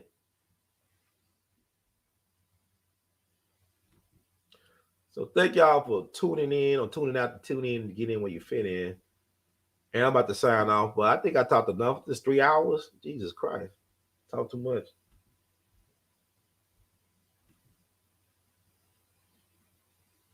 It's good that we are here to be able to dialogue and to connect. That's what's good. We all be good. We all be in it to win it, man. So I'm gonna sign on off. It's a lot more I want to talk about, but I'll talk about it later date. Thank you so much, Brother Dupree. We love you madly. For Brother Ron to help keep your pimp hand strong, man. Yeah, man, I got it strong. It's gonna be more to come, but like I said, like, I talked to people. I said, man, save yourself, because when you could save yourself, you can be an inspiration. You could be a blueprint for somebody else to learn how to save themselves. Black folks never had a cavalry that came for our aid. We never. Sylvester Carey and them should never had to went through what they went through in Rosewood. We don't got no friends, man. But we always bailing everybody else out, but nobody want to bail us out. Bail us out. Time for us to put ourselves first. Put yourself first in 2023, so you can help others later. Put yourself first now to help others later. That's how we got to play this game. So thank you, all the donations, the moderators. Love you madly. The best is yet to come. Taking time out your schedule. You could be looking at a foosball game. Y'all chose to stay with me. Thank you, sis. I received it. Sweet 16. Yes, yes, indeed. I'm not Sweet 16, but we all be radio. This radio news TV thing. Sweet 16.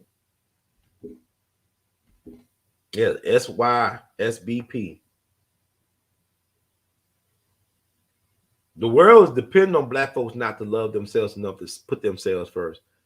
The reason why Biden can do what he's doing, because he know that Black folks as a collective don't love ourselves enough to put our needs first. If we stop going along to get along and stop trying to be nice, and people already show who they were for decades. I don't know why. If a person show you who they are for decades, how they treat you through their policies, how they talk about you in conversation, you should believe that person. There is no good reason. There is none. Why we keep on doing what we're doing and expecting different results. It's like Miss Chalet say, Democrat, Republican. She said, well, they all in the same game. I'm saying how she said it. Not about Democrats, Republicans. They don't mean you know no good. It's like with Ron DeSantis. The reason why he don't want critical race theory is not because of the reason why I might have problems with critical race theory. It's because once you start looking at the history of Florida, you see how they disrespected and murdered Black people. And not just George Zimmerman.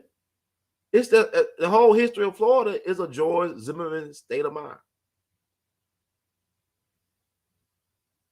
A George Zimmerman state of mind. I will. The marathon continues. I just want to see you laugh. I love it. There he is. Hey, how you doing? So thank y'all. Let me read. The Rosewood thing is interesting, man. I'm gonna go to Rosewood. I'm not gonna go there at nighttime. I'm gonna go there at daytime. Might have some backup with me. I like going on type of places. I remember I went to was in Natchez, Mississippi for my birthday weekend back in 2021. I had a hole in my foot. You know, I was managing the hole in my foot like an idiot. And we went to the Devil's Punch Bowl. And I got footage of the Devil's Punch Bowl down in Natchez. This is where the Union Army during the Civil War, they put tens of thousands of Black folks in this hole, let them die. They had like, I think malaria or yellow fever or something like that. And they was begging to get out of the hole. They wouldn't let them out the hole. They let them die. And they died where they at. It's like a big old hole, big deep valley, whatever you want to call it, right by the Mississippi River. And legend has it has peach orchids down there. And the reason why the peaches grow the way it grow because the fertilizer is black people. Like I told y'all before, if you love catfish and you eat catfish in Mississippi, probably the reason why they taste so good because they eat black people. I'm laughing, but I'm not joking. You know, catfish, they eat anything, they scavengers. They probably been feasting on black folks for generations. That's why they taste so good. So my thing is, I want to go down there in the Devil's Punch Bowl and give me some of those peaches. I want to eat them because they my ancestors. People like Jeffrey Dahmer. He said, he hate black people. I think he loved black people. He loved dark meat. He loved dark meat. I mean, that's weird, but you think about it. But anyway, this is one of my thoughts. But yeah, I went to the Devil's Punch Bowl. Thank you so much, Brother Sean Fenty. We love you madly for all that you do. I received this. Thank y'all for the donations and the future donations. But yeah, I like going to places like that. I'm the type of dude. I like going to cemeteries to eat lunch and to play my horn and just to talk. I go to certain people's graveside just to have a conversation with myself, and it helps me. Sometimes I'm dealing with a financial issue or some type of big plan. I'll go to the church mausoleum in Elmwood Cemetery in Memphis. I'll eat some chicken where Robert Church, the first black millionaire of the South, is buried, and I'll meditate. Or if I'm sick, I might go to the grave of Sister Thea Bowman, who's on her way to becoming a saint in the Catholic Church. She should have been a saint a long time ago, but she had worked some miracles in my life just by praying at her grave. It was interesting. Now other people are acknowledging Sister Thea Bowman, like the cemetery. They now doing things to honor her. Just like Jimmy Lunsford is buried in the same cemetery. And since I've been doing stuff to honor Jimmy Lunsford, now the cemetery, they see money in honoring Jimmy Lunsford. Now they see the dollar sign. They see, oh, man, we got to promote Jimmy Lunsford and Sister Thea Bowman and stuff like that. Oh, that's good. I'm glad. And may the righteous ancestors be pleased, but let's use their life as an example for the living. Like how they lived their life, how they were serving our people with the best of their talents and abilities. Let us use that as a guide for us to be better people and treat each other better with love, respect, kindness, forgiveness, and patience. Let black folks practice that on other black people and practice that on yourself as well. That's very important. So let me get out of here.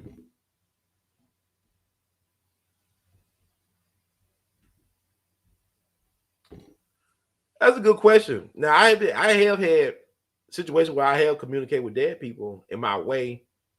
I had a near-death experience over 10 years ago, and I heard this voice.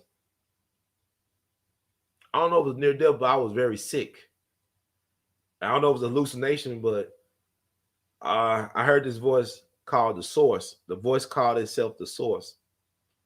And I saw my mama's mama, my dead grandma. She died my senior year of high school back in May of 98. This happened in the summer of 2010, this experience. I saw my dead uncle, her son, who died at 40. He died from complications from HIV/AIDS.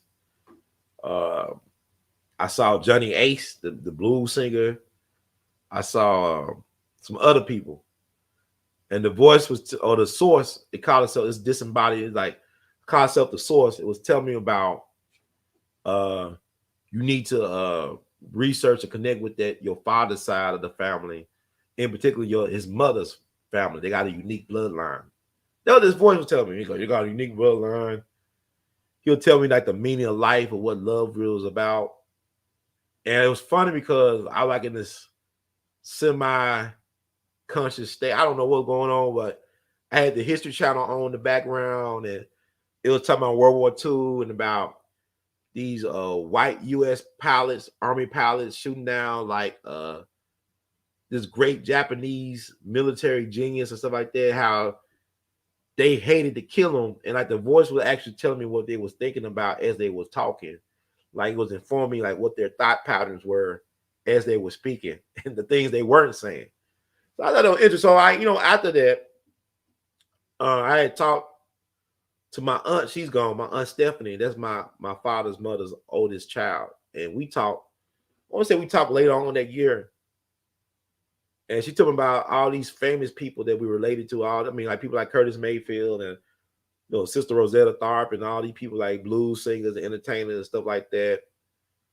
Then I talked to my grandma, and she told me about growing up in Kansas City, and she performed for Jimmy Lunsford in high school while she was in high school, and her brothers knew Charlie Parker. Charlie Parker actually played at their venues in Kansas City and stuff. And about my Aunt Tilly, she was big time, up in Detroit.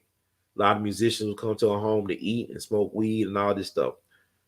I was getting this from other family members. So I do have these unique people in my family, these little characters. And even in the cemetery, they speak in their own way. Like I have epiphany moments. I'll pray at their grave. I'll play my music, play my horn, whatever. I'll just sit there and meditate. And I be having these interesting connections. I be having these moments where, anyway, that's I'm going too long. That's not important.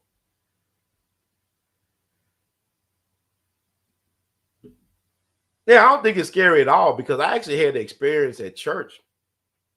And I'm about to get out of here. I had the experience at church about over 20 years ago. I had the experience, like my mom, I went to my mom's church. It was A.L.L. Williams, Bishop A.L.L. Williams. His brother is Jasper Williams. Jasper Williams was the cat who did the eulogies for both Reverend C.L. Franklin and Aretha Franklin, the one that became so controversial. He did. That's his brother. My mom used to go to his church, and he got a mega church, World Overcomers in Memphis. He got a huge statue of liberation through Christ. Is a copy of the Statue of Liberty with a cross in the Statue of Liberty hand instead of a torch. And the Statue of Liberty was made in honor of Black people, right? A lot of people don't know that the Statue of Liberty was a gift from France to America for the ending of slavery. So they don't tell you the truth about who we are. The French made that statue to honor Black people getting liberated in America. It's not about no immigrants. It's about Black people. But one Sunday, the pastor, A.L. Williams, asked people, y'all want to learn how to speak in tongues? And a lot of people say, yeah. He said, okay, if you want to learn how to speak in tongues, come down to the altar. It was so many people that came down to the altar. He said, we can't get everybody down here. Just stand up where you at and repeat after me. And I said in my head, God, if you real, show me you real. That's why I said, God, if you are real, show me that you're real. I don't know what happened. My tongue started tingling, it started buzzing, started vibrating. It's like it started swelling up where I couldn't even close my mouth right. It was like swelling up, started tingling and vibrating. All of a sudden, I started. I said, what the hell? I said, what's going on? Man, I was trying to talk English and all this gibberish stuff will come out. And I'm looking at my mom, my eyes wide. Mom said, oh, praise the Lord. I said, no, stop. And I can't speak English. Everybody, oh, yes, Jesus. I said, no, I want this. I started speaking in tongues. And we went outside. I couldn't stop. I kept on talking this gibberish. I didn't know what I was saying. My tongue wasn't even mine. It's like I was possessed or something. My tongue couldn't even. And like the assistant pastor, he said a prayer over me to calm me down. Also, I knew that the tongue, it slowly stopped. Like got back to normal size. It seemed like it wasn't as well. Didn't feel like it was swollen. It slowly stopped to vibrate. It stopped. And then all of a sudden I could talk without worrying about my tongue start having a life of its own. So the minister was saying, well, he gave me some type of prophecy. It's okay, whatever. And I have people tell me the type of stuff. I have met people on, this is your prophecy, whatever. We'll see.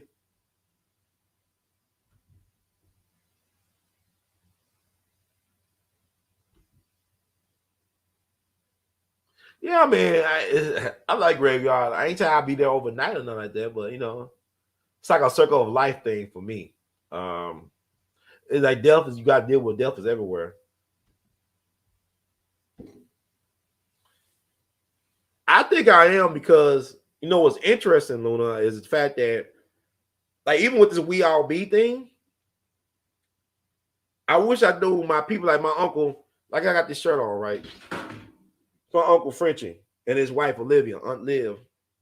My Uncle Frenchie, he just died in 2021, the last day of July 31st, 2021.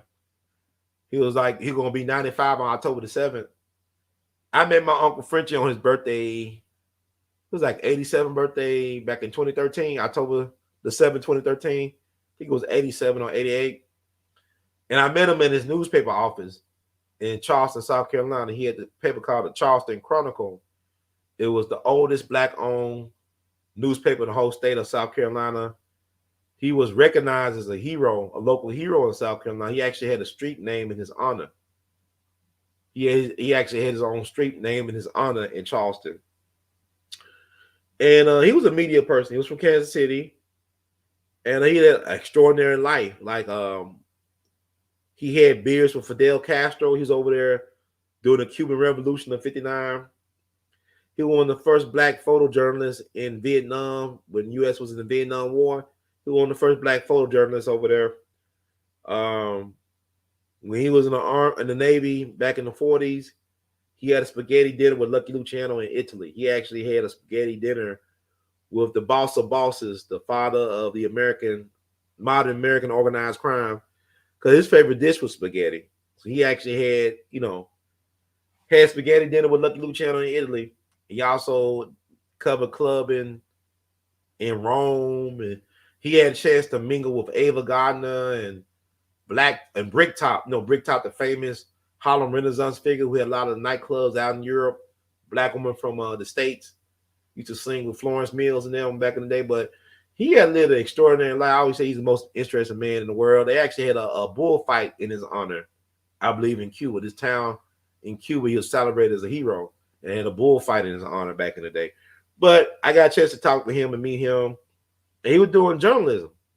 He believed in black media and telling our story and supporting our history. So I didn't get a chance to meet him until he was 87 and I was like 33.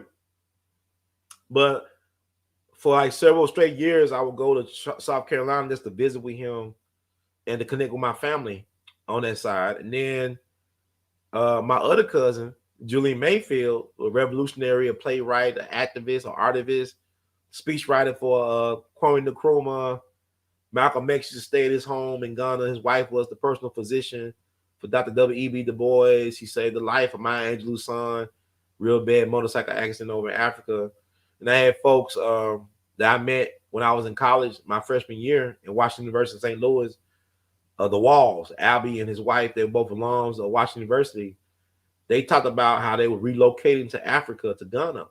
And I used to keep in touch with them, but I don't know what happened to them. I'm sure they're still around, hopefully. But I used to be like email pen pals with Albie. I think we used to write each other, but we lost them. That's over 20 years ago. But my thing is like, my ancestors have provided a blueprint, or recently, righteous ancestor in my Uncle Frenchie, James French Sr., they have already provided a blueprint for my life, ancestral memory. Like you start looking deep into your trees and your roots, you find out that the stuff you're doing now, some of your ancestors was already doing in their own way, in their own time. So you think that you the first person to do this in your family, you might find out, oh no, so-and-so did this, whatever. So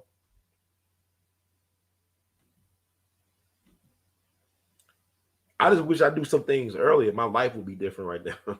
If I knew the information that I know now in the last couple of years about my people, I might have put myself in a different position. That's why it's so important to teach knowledge of self to our kids, so they be rooted in something.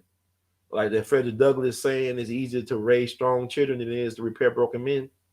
Something like that. So if your kids are rooted in who they are and where they come from, it don't make a difference what a Skip Bayless may say about them or whatever white person may say, because you know who you are. So why would you get offended by somebody who don't know who you are when you know exactly who you are and where you come from and where you're going? So that's why I always talk about history as much as I can and do these type of shows. And I didn't mean to stay on this long, but that Rosewood thing, it just bothers me that a lot of us don't take the time. I'm not waiting for white people news to tell me who I am. I'm going to do the research. And when I find something of use for our people, I'll share it with the people. So that's how I feel.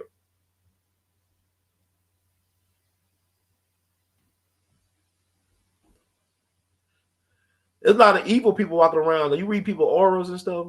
There's a lot of people that's demonic walking around, demonic possessed. I remember I was talking to this great jazz musician, Charles Lloyd.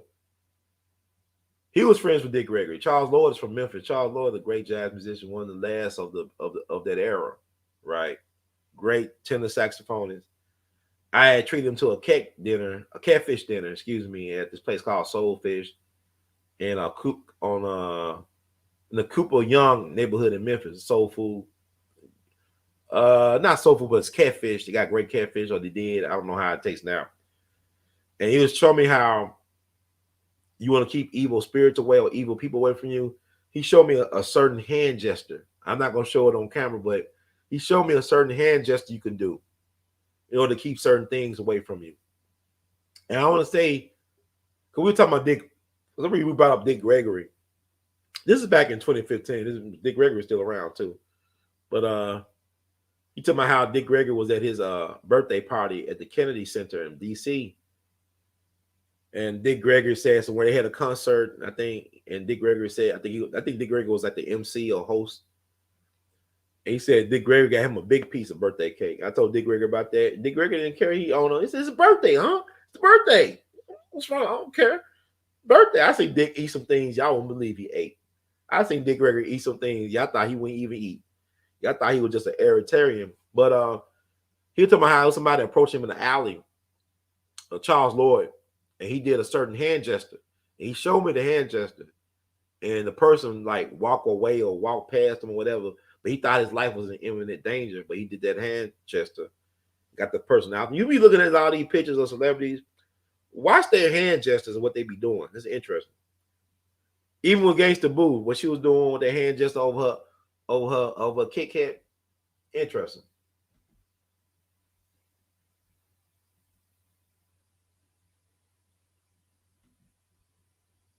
Oh, most definitely. I mean, the dead is never dead. You gonna kill energy, that's true, but it takes a different form. It's like with Dick Gregory. Dick Gregory is very much alive, but he's not in the human form. He's alive in different ways, how he's touching people, how he's moving, man. It's interesting.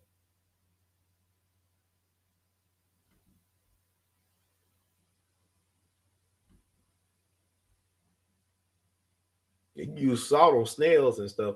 It's some interesting things. Like I said, I had some interesting, some people call supernatural experiences in my life. It's some things that I've been through I can't really explain. I don't know how to explain them. Some of this stuff I have repressed for a long time. I don't know what to say about it. It's weird, but that's life. There are the unknown is more powerful than the known to me. We don't know that much. We think we know, but we don't know. But the unknown is greater than what is known. It's like I know a rocket scientist that works at NASA. And this is a rocket scientist. I know he was telling me that working at NASA, science is not what people think it is. It's not as exact. You always doing educating, guessing, trial and error. Things you once thought was facts become fiction easily once new stuff, information is discovered. So science is not as exact as is promoted to be. It's a bunch of trial and error. And so such as life, people want to think you get wisdom without having certain type of experiences. You got to go through some things to have something to say. And if you survive what you went through and you learn from it, that's how you get wisdom. So,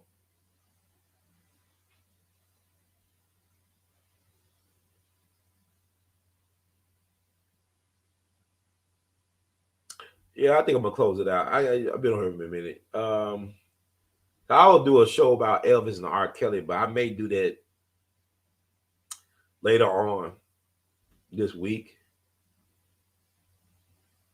because like it's funny with Elvis.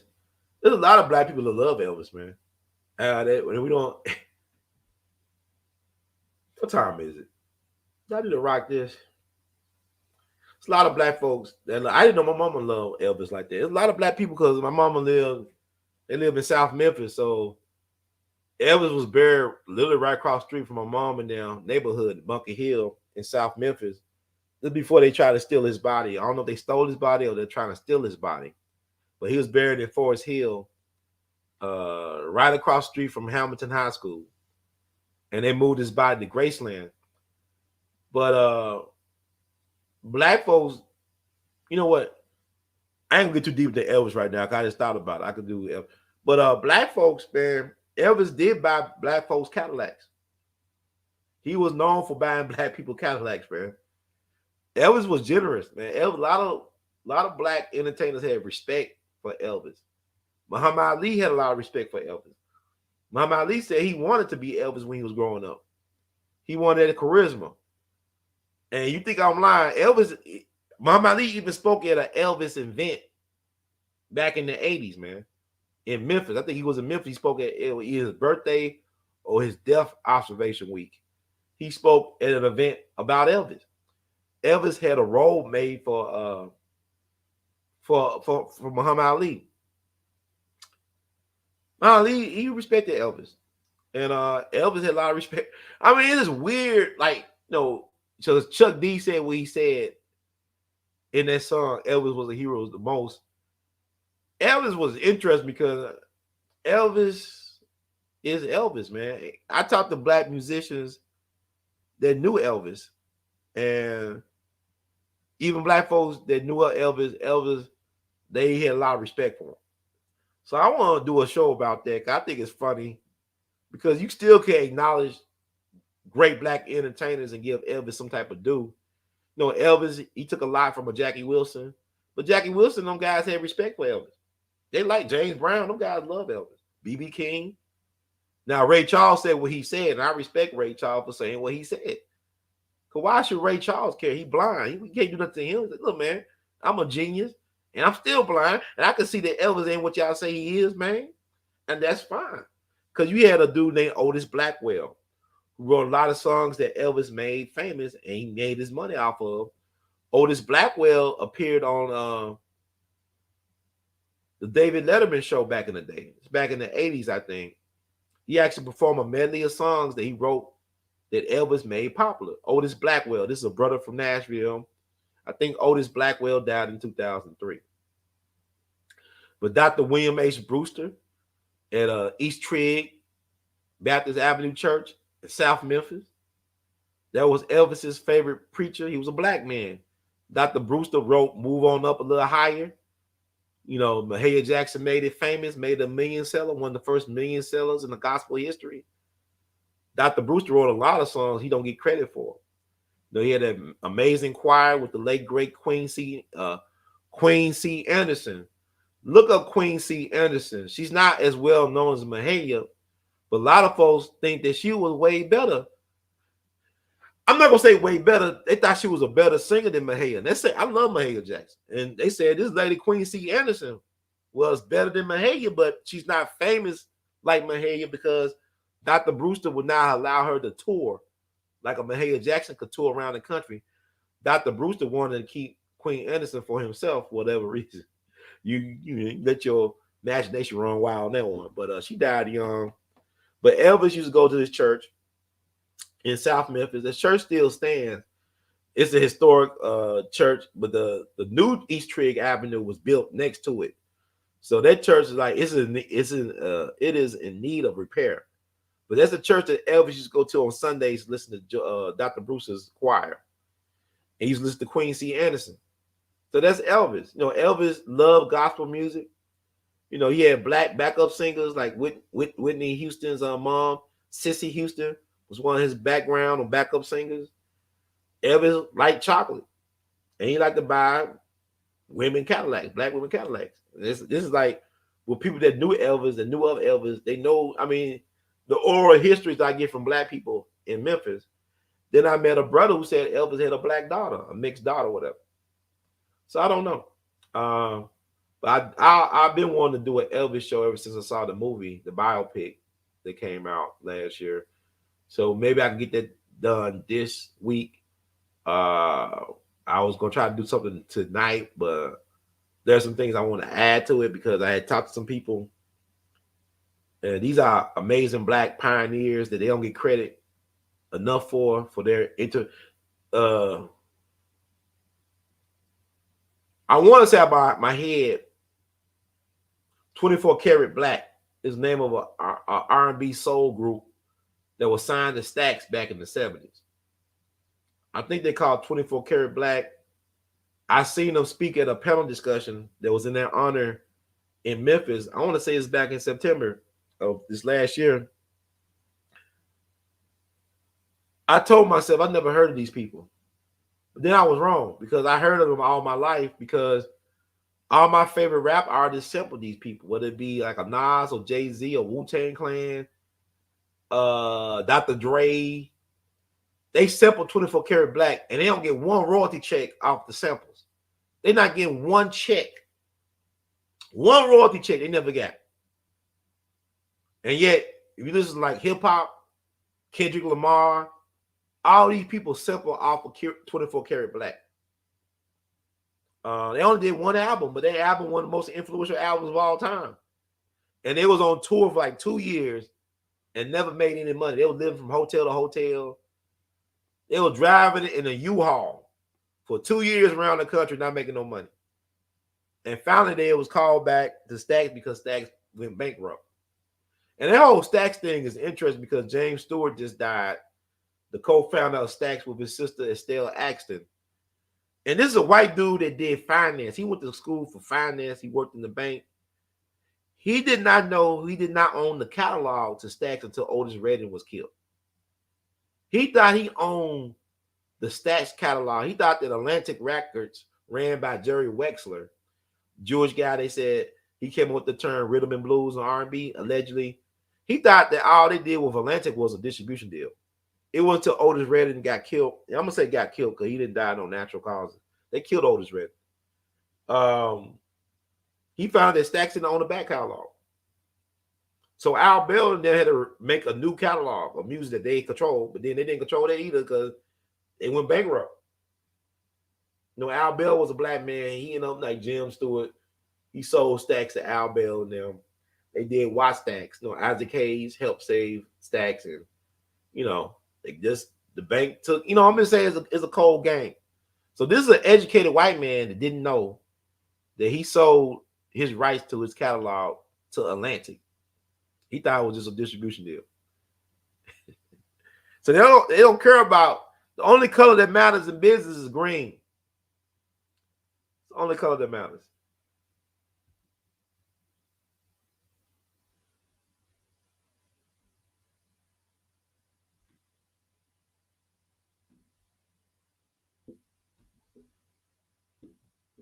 When the dead people come to you, let me see, Stella Brown. Yeah, they always around. That's good. You know, we all have a little bit of protection. Like Dick Rick would tell me, we all got a little bit of protection. You know, I think we shouldn't fear.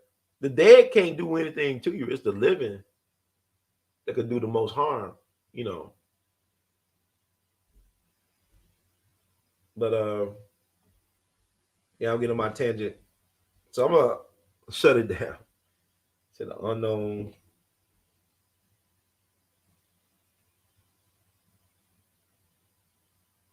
Because people talk about astroplaning. I know I met people that say they travel, they astroplane at night. It's called astroplaning. So like, thank God for the internet. So much information out here. It could be information overload. And yeah. But I'm about to shut it down, folks. It's been a great live, I think. I think I got something out of it. I could have talked more about Rosewood. Let me see. Oh, well, I didn't talk about. Let me talk about this to wrap up Rosewood, man, because I did my part as a responsible citizen. Let me talk about this.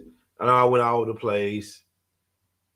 It is what it is, folks. I'm sorry. I'm sorry. I'm sorry. Yeah, I want to wrap it up. I want y'all to understand. Dick Gregory said, I'm gonna feed him, man. I'm gonna feed y'all. Feed me. Feed me. I'm gonna feed y'all. This needs to be known. That's the sign. You go down to Rosewood, that's what you see. I want to read this part. I think it's important. And this is We All Be. News Free Dixie for the 21st century. Thank y'all for rocking with me. Y'all could have been doing anything or be anywhere right now. Y'all rocking with me. It said the state of Florida declared Rosewood a Florida Heritage Landmark in 2004 and subsequently erected a historical marker on State Road 24 that names the victims and describes the community's destruction. Scattered structures remain within the community, including a church, a business, and a few homes, notably John Wright's. So John Wright's the white man, the businessman, played by John Voight in the Rosewood movie. His home is the only one standing. Mary Hall Daniels, the last known survivor of the massacre, at the time of her death, died at the age of 98 in Jacksonville, Florida, on May 2nd, 2018. Vera Goins Hamilton, who had not previously been publicly identified as a survivor of the Rosewood massacre, died at the age of 100 in 2020. That woman lived to be 100 years old. Wow, Vera Goins Hamilton. She almost made it to the centennial. I mean, she was like, what? Wow. I'm sorry, I'm just processing, y'all. I'm sorry. Like 103? It should be like 3 years. What? Anyway. She was just 3 years old when it happened. If that might have just been 2. Rosewood descendants formed the Rosewood Heritage Foundation and the Real Rosewood Foundation Incorporated in order to educate people both in Florida and all over the world about the massacre. The Rosewood Heritage Foundation created a traveling exhibit that tours internationally in order to share the history of Rosewood and the attacks. A permanent display is housed in the library of Bethune-Cookman University in Daytona Beach. The Real Rosewood Foundation presents a variety of humanitarian awards to people in Central Florida who help preserve Rosewood's history. The organization also recognized Rosewood residents who protected Blacks during the attacks by presenting an Unsung Heroes Award to the descendants of Sheriff Robert Walker, John Bryce, and William Bryce. Now, John Bryce and William Bryce were the white brothers from the North who had the train that came for the Black folks. So Lizzie Jenkins, executive director of the Real Rosewood Foundation and niece of the Rosewood school teacher, explained her interest in keeping Rosewood's legacy current. It has been a struggle telling the story over the years because a lot of the people don't want to hear about this kind of history. People don't relate to it or just don't want to hear about it. But Mama told me to keep it alive, so I keep telling it. It's a sad story, but it's one I think everyone needs to hear. The Real Rosewood Foundation Incorporated, under the leadership of Jenkins, is raising funds to move John Wright's house to nearby Archer, Florida, and making a museum. The state of Florida in 2020 established a Rosewood Family Scholarship Program, paying up to $6,100 each to up to 50 students each year who are direct descendants of Rosewood families. I don't know, man. I don't know. I don't agree with them moving the house. They should keep the house where it's at. It's like when they were trying to they were thinking about moving Aretha Franklin's childhood home, her birth home in Memphis, to the Stax Museum location. Now keep it where it's at. Build up where that is. My thing is, like, I'm still trying to figure out who owns that land that used to be Rosewood. Like, how do they can the descendants get the land back? I mean, what's the deal?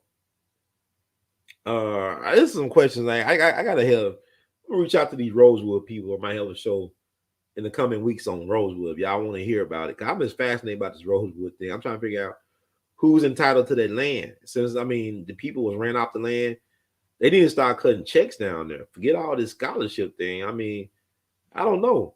Do they help 50 students from descendant families be able to go each year to college? I don't know, man.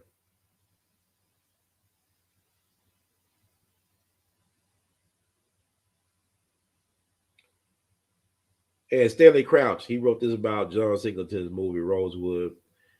I actually had a chance to talk to Stanley Crouch on the phone. He's gone now. He died in 2020. I wanted to meet him and interview him, but he actually did an article for my mom about her educational things she was doing for the community. I applaud him for that. But he said in 2001, Stanley Crouch, the New York Times, described Rosewood as Singleton's finest work, writing, never in the history of American film has Southern racist hysteria been shown so clearly. Color, class, and sex were woven together on a level that Faulkner would have appreciated. That's high praise. And hey, Rosewood is a good movie to watch.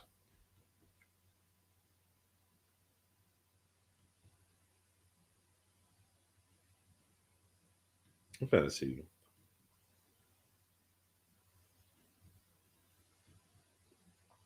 Y'all talk about like, okay, this is the first time Black folks were paid any type of reparations, restitutions for state-sponsored white terrorism. I want to read this part. I think it's important to read this.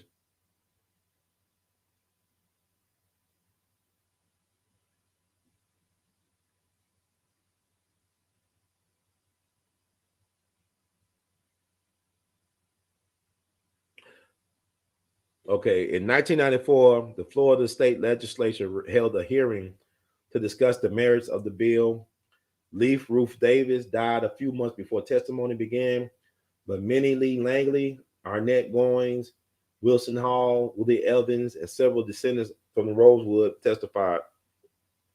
Other witnesses were a clinical psychologist from the University of Florida who testified that survivors had suffered post-traumatic stress and experts who offered testimony about the scale of property damages. Langley spoke first. The hearing room was packed with journalists and onlookers who were reportedly mesmerized by her statement. Ernest Parham also testified about what he saw. When asked specifically when was he contacted by law enforcement regarding the death of Sam Carter, Parham replied that he had been contacted for the first time on Carter's death 2 weeks before testifying. The coroner inquest for Sam Carter had taken place the day after he was shot in January 1923. He concluded that Carter had been killed by an unknown party. After hearing all the evidence, Special Master Richard Hickson, who presided over the testimony for the Florida legislature, declared that the state had a moral obligation to make restitution to the former residents of Rosewood. He said, "I truly don't think they cared about compensation. I think they simply wanted the truth to be known about what happened to them. Whether they got 50 cents or $150 million, it didn't matter. It does matter. I'm tired when it comes to Black folks. It mattered to the Jews. It mattered to the Japanese American. It matters, man. Black and Hispanic legislators in Florida took on the Rosewood compensation bill as a cause and refused to support Governor Lawton Child's health care plan until he put pressure on House Democrats to vote for the bill. Childs was offended as he had supported the compensation bill from his early days, and his legislative caucuses had previously promised their support for his health care plan. Interesting. It's like a Joe Biden to me. The legislature passed the bill, and Governor Childs signed the Rosewood compensation bill, a $2.1 million package to compensate survivors and their descendants. 7 survivors and their family members were present at the signing to hear Childs say, "Because of the strength and commitment of these survivors and their families, the long silence has finally been broken and shadow has been lifted. Instead of being forgotten because of their testimony, the Rosewood story is known across our state and across our nation. The legislation ensures that the tragedy of Rosewood would never be forgotten by generations to come." Originally, the compensation total offered to survivors was $7 million, which aroused controversy. The legislature eventually settled on 1.5 million. This would enable payment of $150,000 to each person who could prove he or she lived in Rosewood during 1923 and provide a $500,000 pool for people who could apply for the funds after demonstrating that they had an ancestor who owned property in Rosewood during the same time. The 4 survivors who testified automatically qualified. 4 others had to apply. More than 400 applications were received from around the world. Robbie Morton came forward as a survivor during this period. She was the only one added to the list who could prove that she had lived in Rosewood in 1923, totaling 9 survivors who were compensated. Gaining compensation changed some families whose members began to fight among themselves. Some descendants refused it, while others went into hiding in order to avoid the press of friends and relatives who asked them for handouts. Some descendants, after dividing the funds among the siblings, received not much more than $100 each. Later, the Florida Department of Education set up the Rosewood Family Scholarship Fund for Rosewood descendants and ethnic minorities. See, I mean, you see how they do it? You know, we can't get what we're supposed to get. They ain't nothing. That was chump change. All that land, generational wealth, family members lost, traumatic stress, that's not nothing. You see how they do that? It's about the family fighting among themselves. And that's human nature, man. It's not just a black thing. That's a human thing. I remember, I mean, people are people, man. But like to act like $7 million was too much. Why not? Y'all destroyed that community, man. State-sponsored white terrorism. $7 million. It should have been more like $700 million. You know, they all should have got $2 million a piece of survivors, as far as I'm concerned. What's the scholarship? Then they say it's open to ethnic minorities. No, forget a scholarship. Give these folks money so they can build their own school. That's ridiculous, man. I mean, I just think it's a joke. That's why you can't take nobody seriously. Like, that's a penance. You know how much? I don't know, man. Like, it was the Bruce Beach thing. It was Bruce Beach or whatever. I mean, I would have said 200 million. Why not 200 million? Tax free.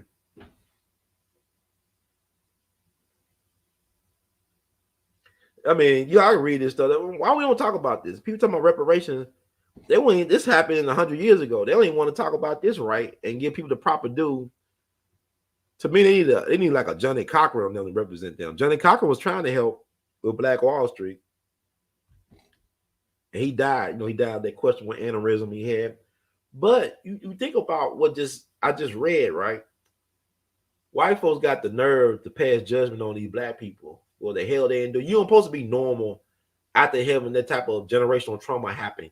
It's like when people complain about the King family. Like, you look at the siblings and they fight among each other over the money and the legacy.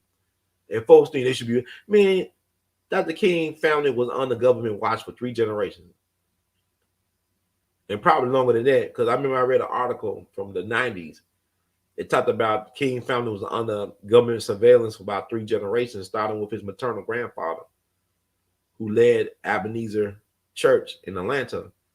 And then, you got to think about who they have at Morehouse watching Dr. King, who was spying on Dr. King at Morehouse, teachers and students and stuff like that. Because Dr. King went to Morehouse when he was 15. Then you look at what happened to the King family, like his brother A.D.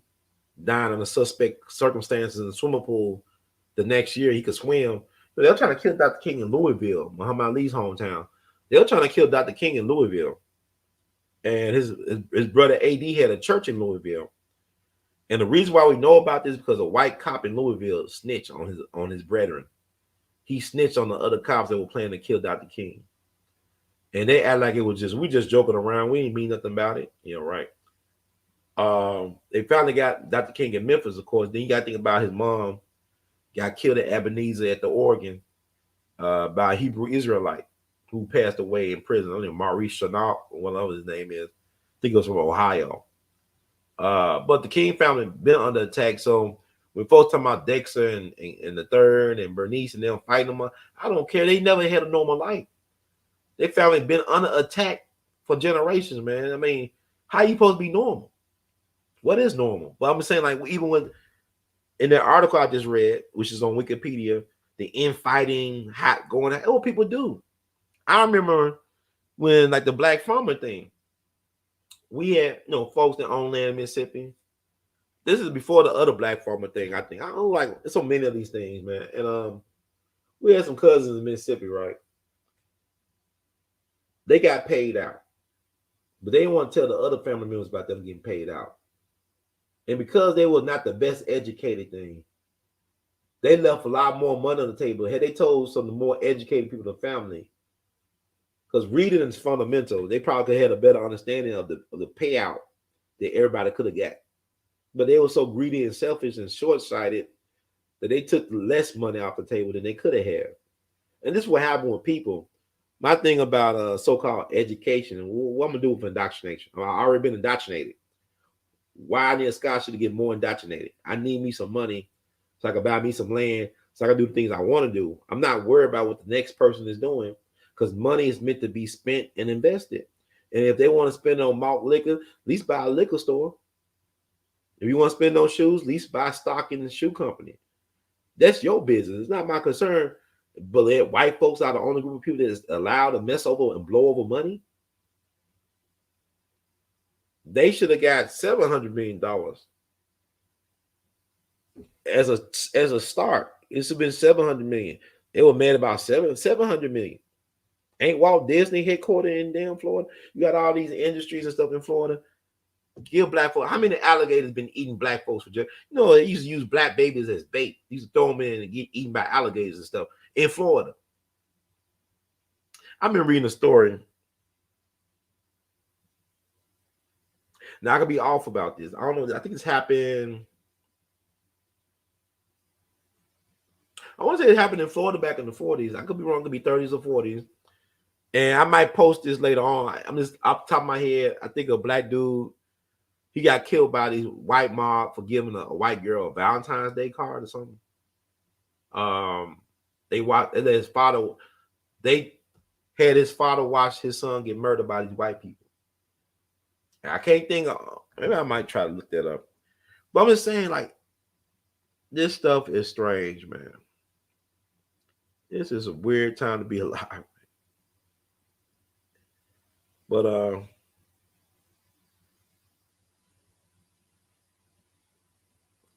mention Florida. I love these smartphones. I'm gonna find this case.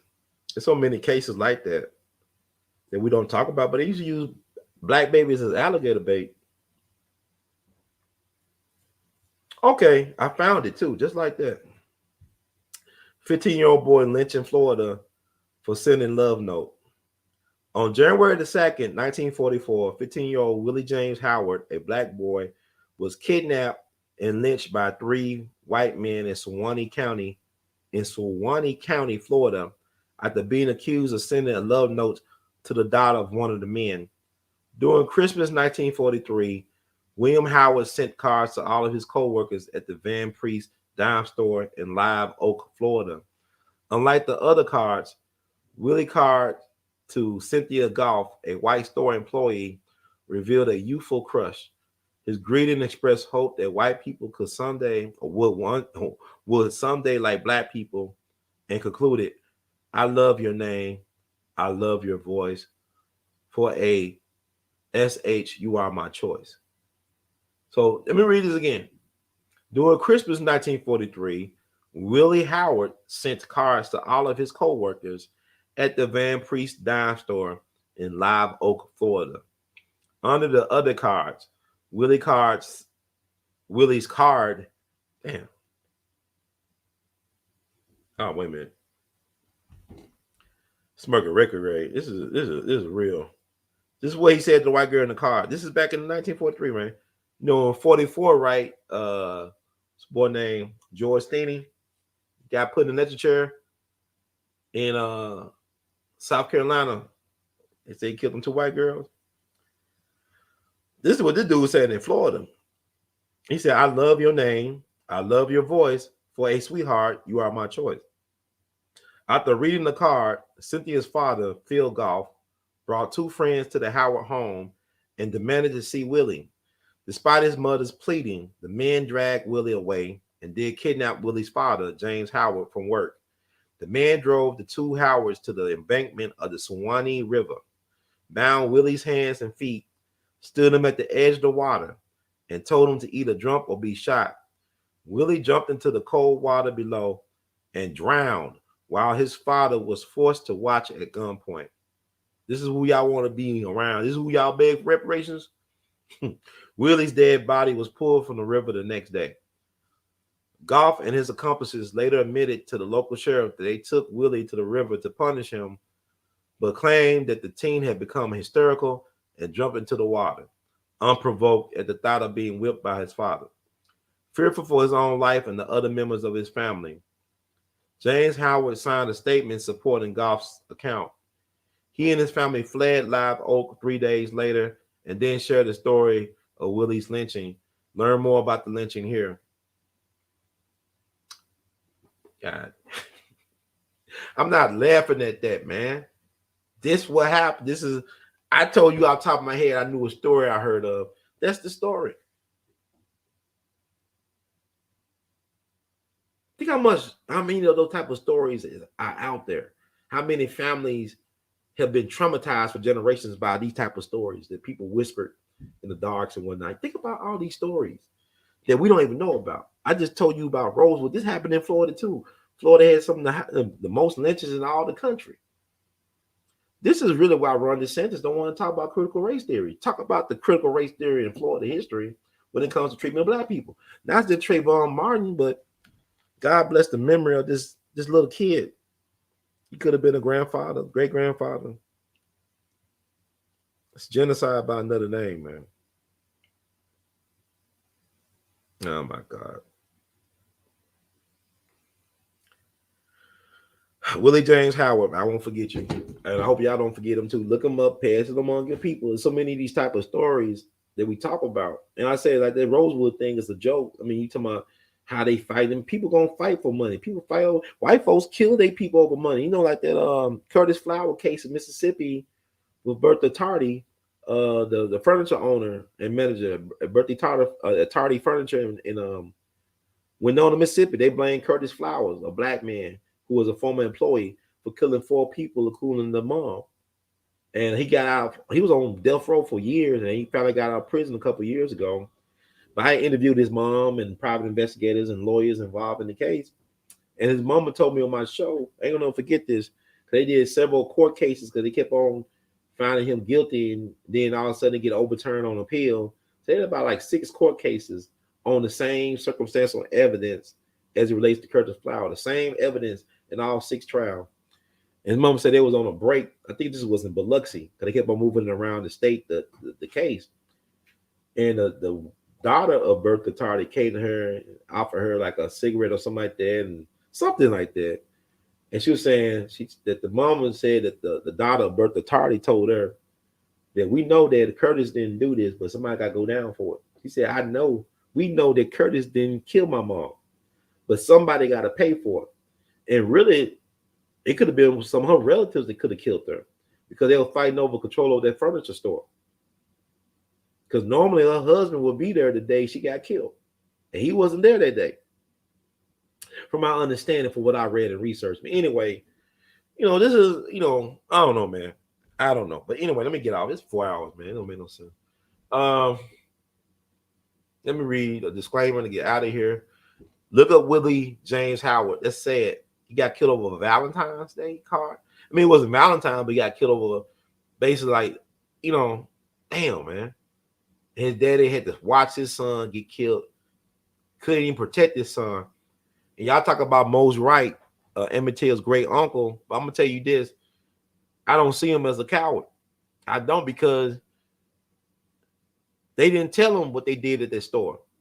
That happened on a Wednesday. Then they got him on Sunday morning, right? The incident at the Bryan store happened with Emmett Till on that Wednesday. Then on a Sunday morning, they kidnapped and lynched Emmett Till. And that time period, Emmett nor his cousins told his uncle what happened. Had he had known, you would best believe they would have left Mississippi that day. They would have left everything and just left and went to Memphis on the way to Chicago.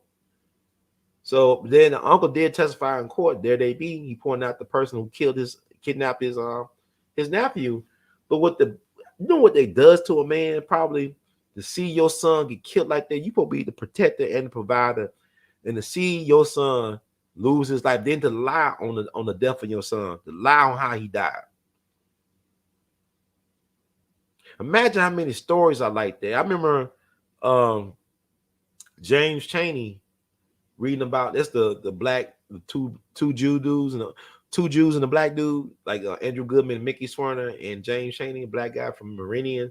That's the Freedom Summer murders. The 3 civil rights workers. You know, we type in 3 civil rights workers, their names pop up: Swerner, Chaney, and Goodman. My understanding, James Chaney, he had a daughter I interviewed. She was only 11 days old when they kidnapped her father and killed him on Father's Day. They kidnapped them on Father's Day and killed them. The Klan and the police. And I believe James Chaney's grandfather went to buy some groceries or something like that. He went and left home and never came back. They don't know what happened to him. He just left one night. He was going to get groceries or something, and he never came back. You know how many stories there are like that with black people leaving home, never came back?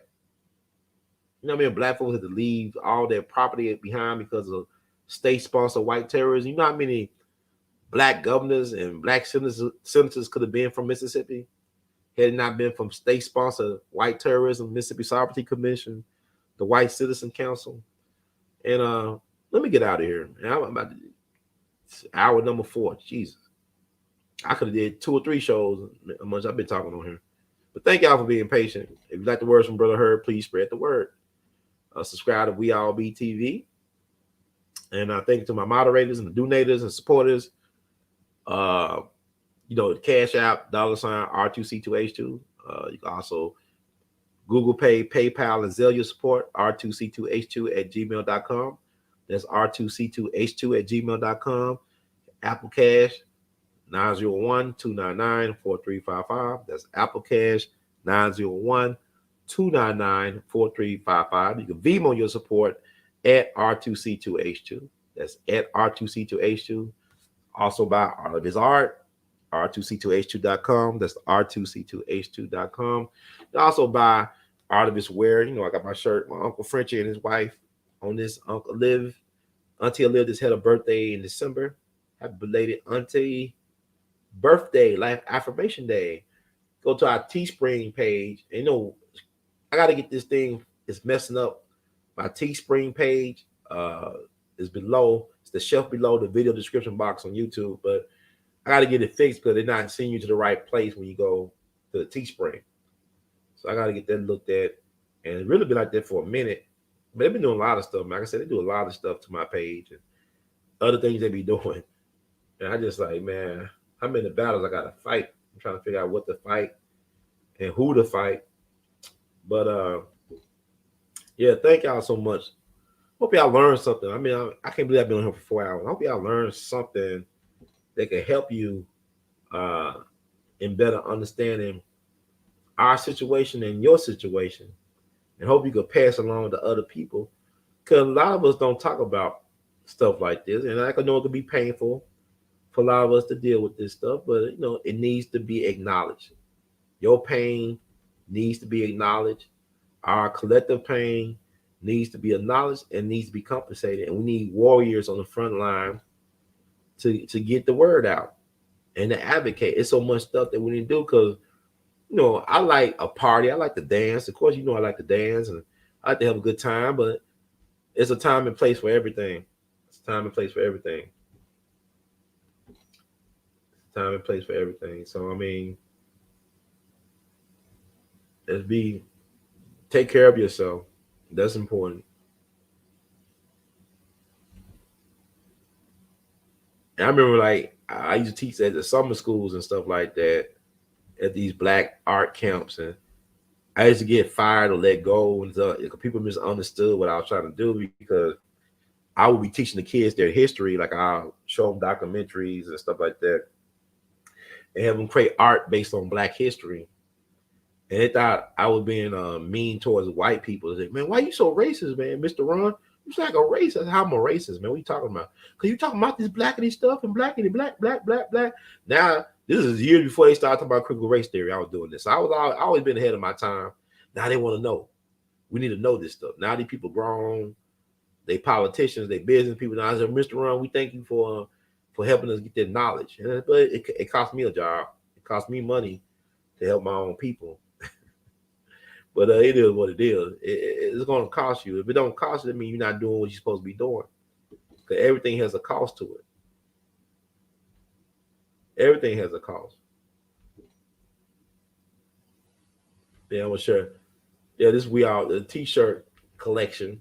Y'all be rocking it. Shout out to Law Dog. Hope all is well. It's the T-shirt collection. Oh, y'all check it out. There's more to come. Got the Muhammad Ali. His birthday coming up. Cassius Clay. He a Capricorn. It makes sense. He's good with the mouthpiece. And I said Elvis' birthday today. You go Elvis post. I got the king, man. Elvis, man. Thank you very much. Thank you very much. Thank you very much. Viva El Rey. Viva El Rey. Thank you very much. Thank you very much. Thank you very much. I like rocking this Elvis shirt from time to time. I actually did that with a crayon on notebook paper, like over 20 years ago.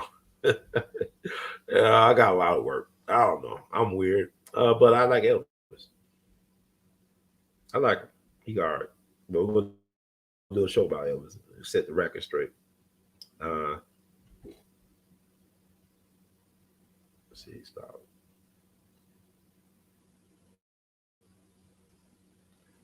I don't know if it stopped. Let's stop sharing now. Okay, let me read. Let me shout out. We love you madly, Sister Law Dog. Thank you for tuning in. Tuning in when you fit in. Yes, the truth is coming out. Well, we can't handle the truth though. That's the problem. I'm showing that we can't handle the truth. Cause what he did, we started naming them names, man. They're like, man, we're gonna start naming names. Cause when you start naming the names, you can establish the paper trail.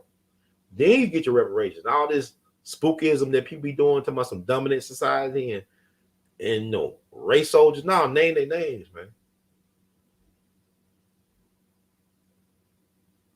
Because one man's race soldier is another man's freedom fighter.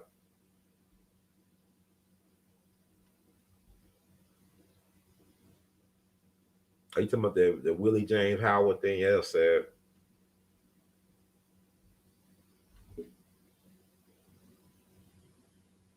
Thank you for children. I think we love you madly. It's uncertain because you know what's interesting about Rosewood? At its height, at its peak, he had like 300 people that lived in Rosewood. So to me, you should be able to tell how many people actually died because, you know, it was a small, close-knit community, right? So it should know. I think it's just repressed. You know, like trauma is real, man. I'm telling you, I had talked to George Stinney's younger brother. He looked just like his brother. He's like an older version of his brother, George Stinney. But his brother was a retired minister. He lived up in Brooklyn, in New York, and I interviewed him on Columbus Day of 2011 by phone. And he talked about how he repressed stuff. Like, I asked him about Emmett Till. He said he never heard of Emmett Till. I said, how you never heard of Emmett Till when your brother was Emmett Till like 11 years earlier? Basically, your brother was dead, but he repressed it so much. He didn't really talk about what happened to his brother with his kids or nothing like that. He repressed it. Like, he's a preacher, man, but we keep a lot of things hidden. So it's not uncertain. It's the fact that you listen to, like, you read the primary sources of the survivors. They said a whole bunch of white folks got killed. Now, you know, a whole bunch of black people got killed. And they got a Rosewood Cemetery. My thing is this. Why not reclaim the land? Why can't the descendants get that land I don't know what happened to the land, who owns that land. And I believe that house, that John Wright house, is a family that owns that house. Why hasn't the descendants? They should like pull resources. They should have said, state of government of Florida, as far as reparations, should have gave them back all that land, including the house. The descendants should have got that land. The survivors and the descendants should have got that land known as Rosewood. I would have rebuilt. I would have found a way to rebuild on Rosewood land. Make it Rosewood. Make Rosewood Wakanda. Make out of the ashes rise the phoenix. Make it Wakanda. Make it the real Wakanda. I don't know. I'm just I'm on now. I'm encouraged to do a show, reach out to the descendants and the scholars and people that worked on this, getting this stuff better known, and want to know if they own the land. I don't know. Good question. Only God and Illuminati knows where Ye is. Only God and Illuminati.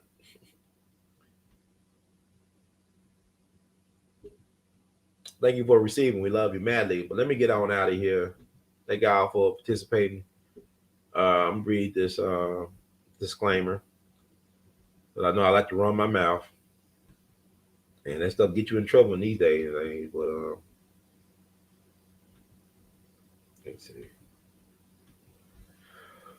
Disclaimer: the views expressed by hosts and guests on the We All Be TV platform are not the official views, opinions, beliefs, or perspectives of We All Be News or the We All Be Group Incorporated. We All Be News is an organization that thoroughly believes in supplementing the information narrative that is usually supplied by the corporate news entities with those viewpoints and expressions which may be marginalized or ignored for a plethora of reasons. We are about informing the general public on alternative perspectives as it relates to news and information, and letting the general public be the ultimate judge in deciding on how to use said information. Informed citizens are responsible citizens. Thank you for your support. Thank you all once again. Words of the great immortal Duke Ellington, we love you madly. In the words of yours truly, Brother Ron, keep on producing and pushing until the next time we all be in it to win it. So have a good night, family. You see how it works? Somewhere. One love.